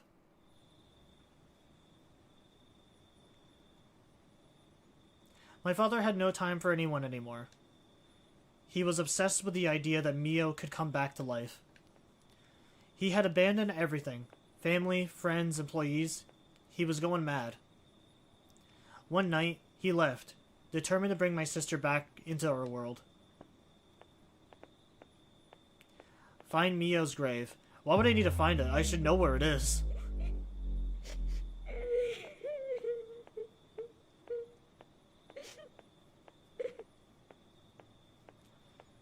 Did I just forget what my own daughter's grave is?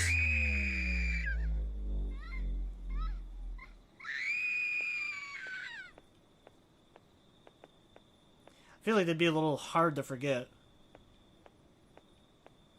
I bet you it's up here.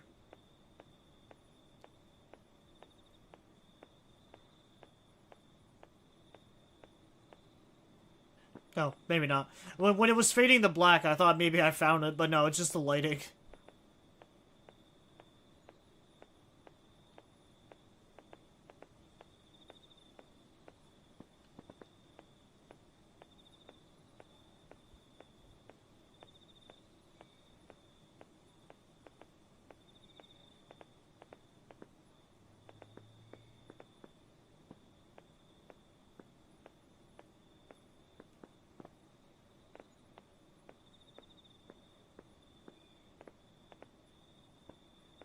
Where is this fucking grave, dude?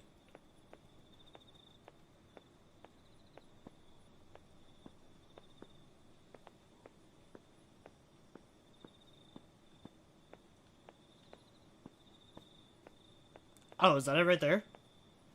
It's gotta be. It's the only one that looks unique.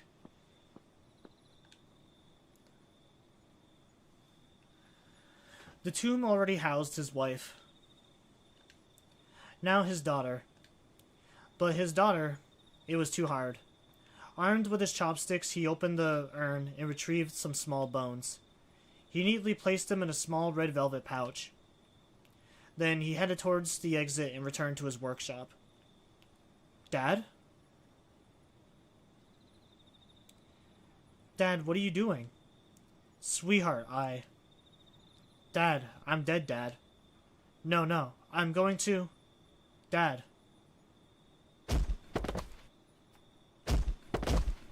You let me down.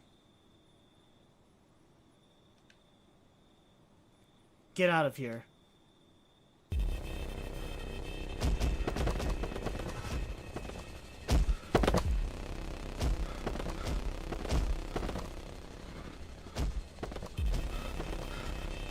It's raining dolls.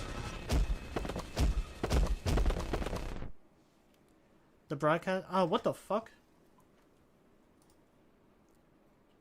Did my OBS just crash again, for real?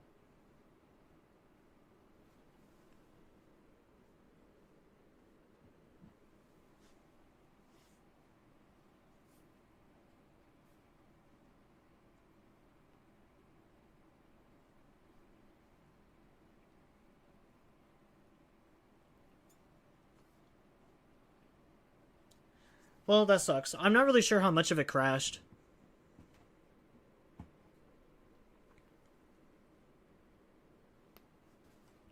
Hold on. I'm just gonna check to see, I'm gonna check to see where the stream ended off.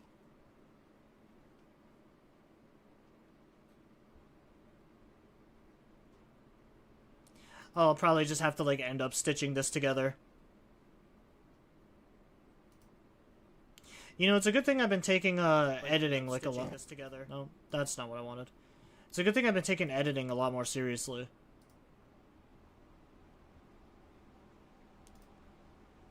Alright, where did this end?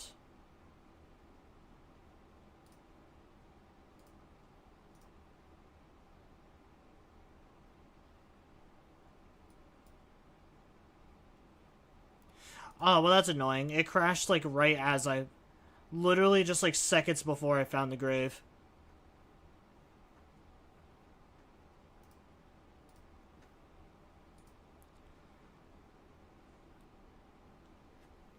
Ah, damn. So the whole section there was just lost. Oh, you hate to see it. You hate to see it. Actually, wait, let me check YouTube end. I wonder if it was only Twitch that was being dog shit. Maybe it was still up on YouTube.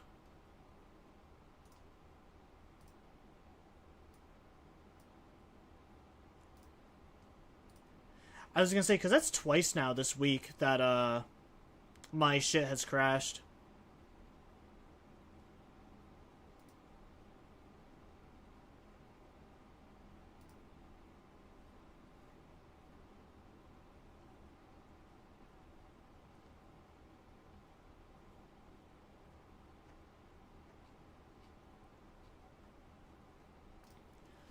Alright, so live, still says I'm live on YouTube right now, so the last thing is Persona.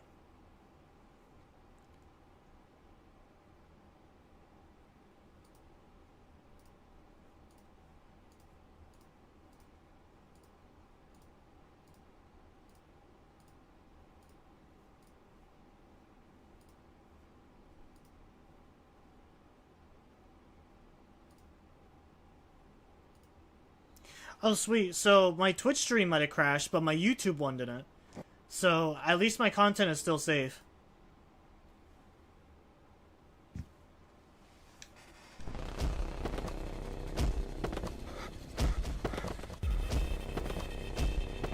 That's actually so base. Oh my god. Honestly, just another reason why YouTube streaming is just slightly better. Mio, you'll be back.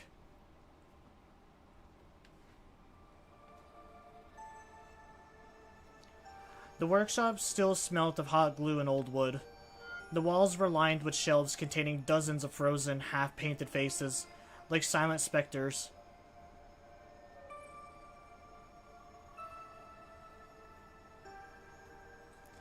He locked the door behind him.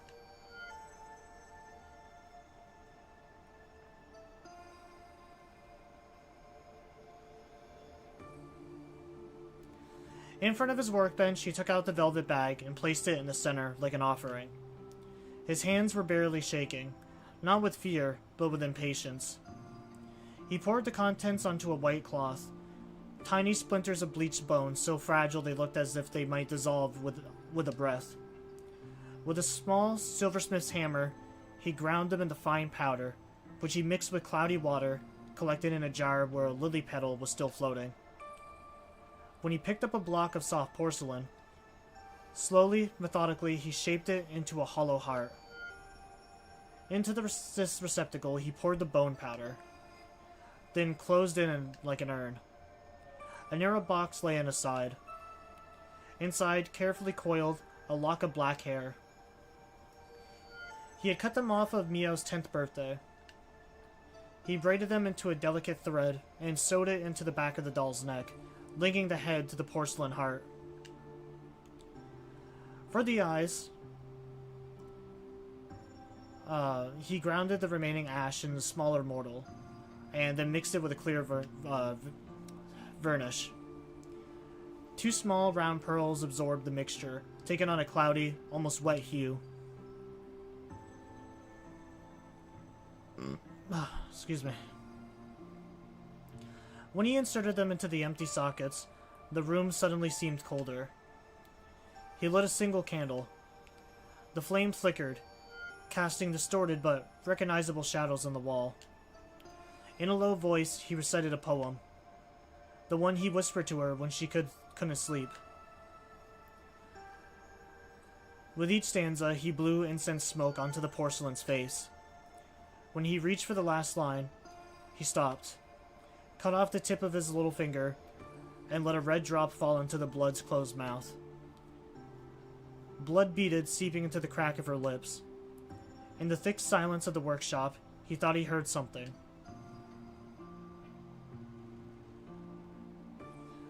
A rustle, a murmur, or perhaps a whisper. And then nothing. His only hope seemed to have failed.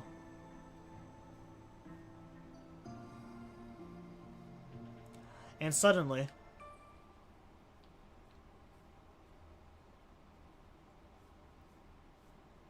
Dad? Welcome to Dolltown. The nightmare begins February 14th, 2026.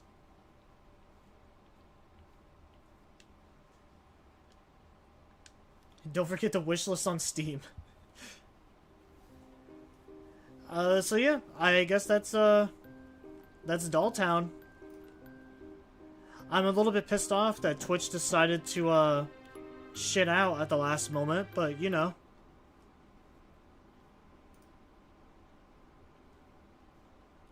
Literally, like, what are we at? We literally just needed, like, 5 or 10 more minutes to just finish up the game. That was probably the worst possible time for Twitch to crash. But at least I had the video saved on, I have the video saved on YouTube at least. So, big W to YouTube, big fat L for you, Twitch. Not that I'm surprised, because Twitch just keeps taking L's left and right, honestly.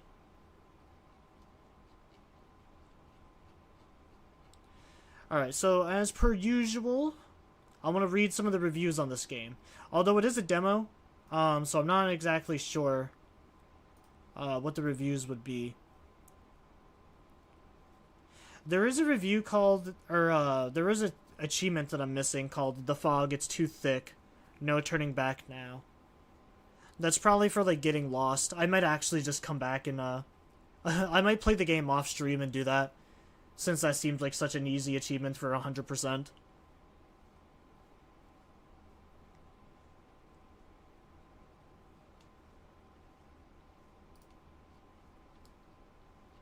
But yeah, what's crazy is, like, when you look at the actual, like, store page, it seems like it's meant to be taken as, like, a serious game. So, like, once a bustling village known for its exquisite handcrafted dolls, Dolltown now rots in silence and shadows. Abandoned factories, empty schools, and forgotten shrines are all that remain, haunted by memories of the students who perished here years ago. You play as Yumi at the town's only convenience store, unknowingly stepping into a nightmare that refuses to stay buried. As the line between reality and dream dissolves, Yumi must uncover the truth behind the deaths, the cursed dolls, and the macabre love story that destroyed the town. Navigate abandoned streets, schools, and factories where every corner hides a secret or threat. Nightmarish blend of rural Japan, quiet beauty, and suffocating dread. Piece together the faith of the students and the chilling love story at the town's heart. Experience a slow burn descent into horror where nothing is what it seems. Horizontal cinematic scenes and environmental storytelling draws you into deeper tragedy. A town built on dolls, a love that ended in blood, and a curse that won't let go. Welcome to Doll Town. The developers describe how their game uses generative AI content like AI is being used for localization and debugging. There's no reviews for this product yet. Which is crazy because, like, I've seen this all over fucking TikTok. So, like, I am super surprised that no one has left a review about this or even talked about it yet.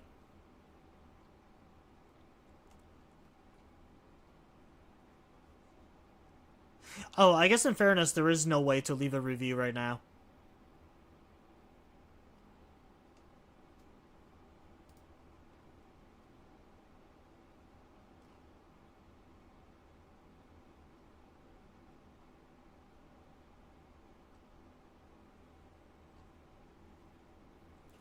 There's a couple of people who have, like, made list of games. This one's a followed wish list. This person not recommended, did not recommend the game.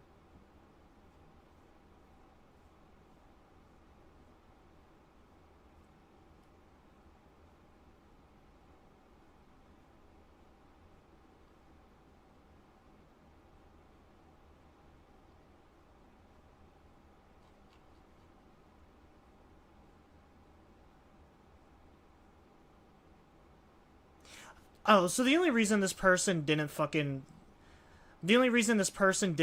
the game is utilizes generative artificial intelligence in development of the game for asset creation for some music and visuals, which is not what they said. On the page, it said that the person used AI for the localization and for the debugging. So this is just some fucking beta cuck that just for some reason doesn't like AI. Which seems to be the main consensus for, like, a lot of people nowadays, is like, ugh, AI? Just saying that word is icky. Ugh. And shut the fuck up.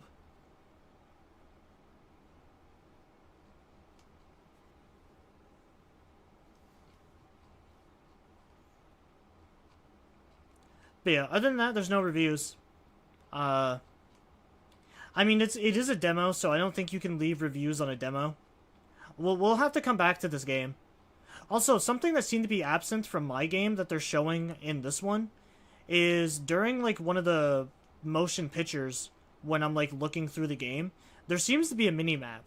I didn't have a mini-map at all when I was playing. So, yeah, I don't know where that came from. Actually, maybe I will play it for a couple more minutes just to get this achievement.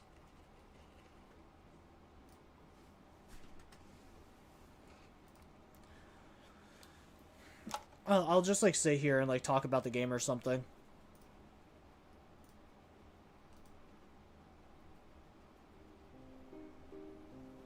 But yeah, no. I hate that whole thing where, like, yeah, I gave it a bad review because of generative AI.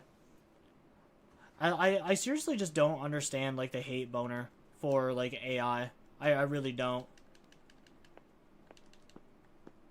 Oh, it'd probably be easier if I did this by episode.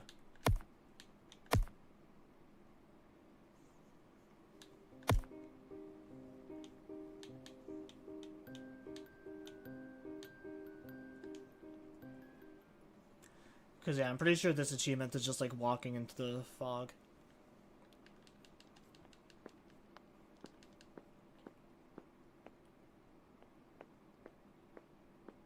No, this is what I just did.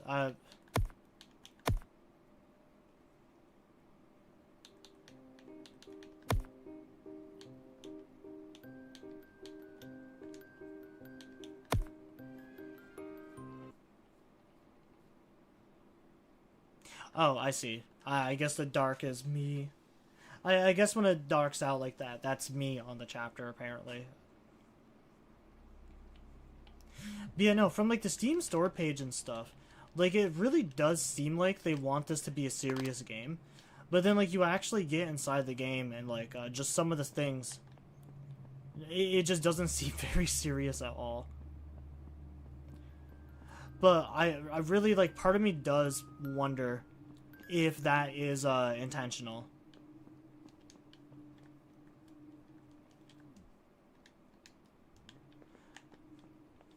Like, I'm almost starting to wonder if this is just, like, a really good way for them to, like, market the game, is by making the game very just, like, meme-worthy.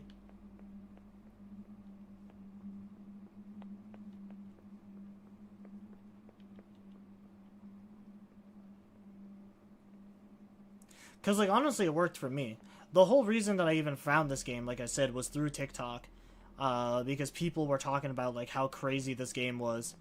And how weird it was. And that was pretty much, like, the whole thing that prompted me into giving it a look.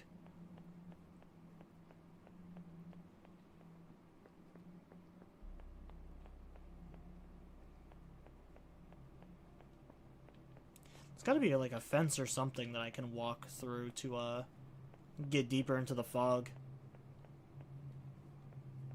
Because I'm assuming that's what that trophy is to just get lost out in the woods.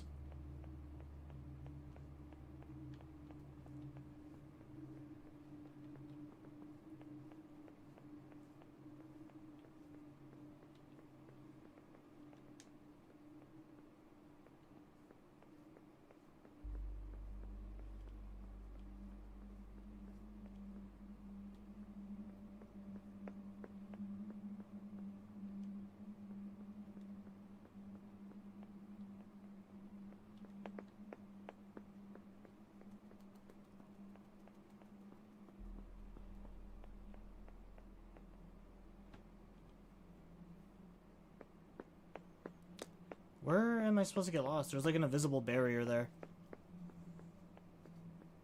Nah, you know, I'll just do it later. I'll just look it up and do it later. So yeah, that's pretty much all I have for, that's all I have for games for us to check out today. Again, it is very unfortunate that, stream decided to crash at such a bad time. But I'm just glad that at least that the stream held up on YouTube's end. So I'm at least, like, pretty happy about that.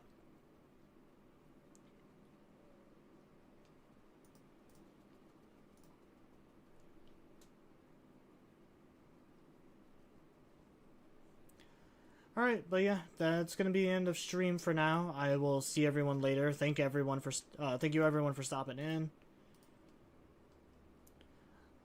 Tomorrow... I don't have Alice tomorrow, so it should be quiet. So we're going to go to our main game 2, which is Katawa Shujo, which we haven't streamed that in a little bit. We were doing Shizune's story. That was the last thing that we were doing was Shizune's. And honestly, her story hasn't been terrible so far. I don't think we're very far into it, but just like my interactions with Shizune and Misha haven't been too terrible so far. In terms of, like, the story, like, yeah, Misha and Shizune have been, like, both actively kind of, like, you know, just taking turns, just, like, hazing me. But other than that, like, I actually do think I like the story better than, Emi's. I really did not like Emi's story that much.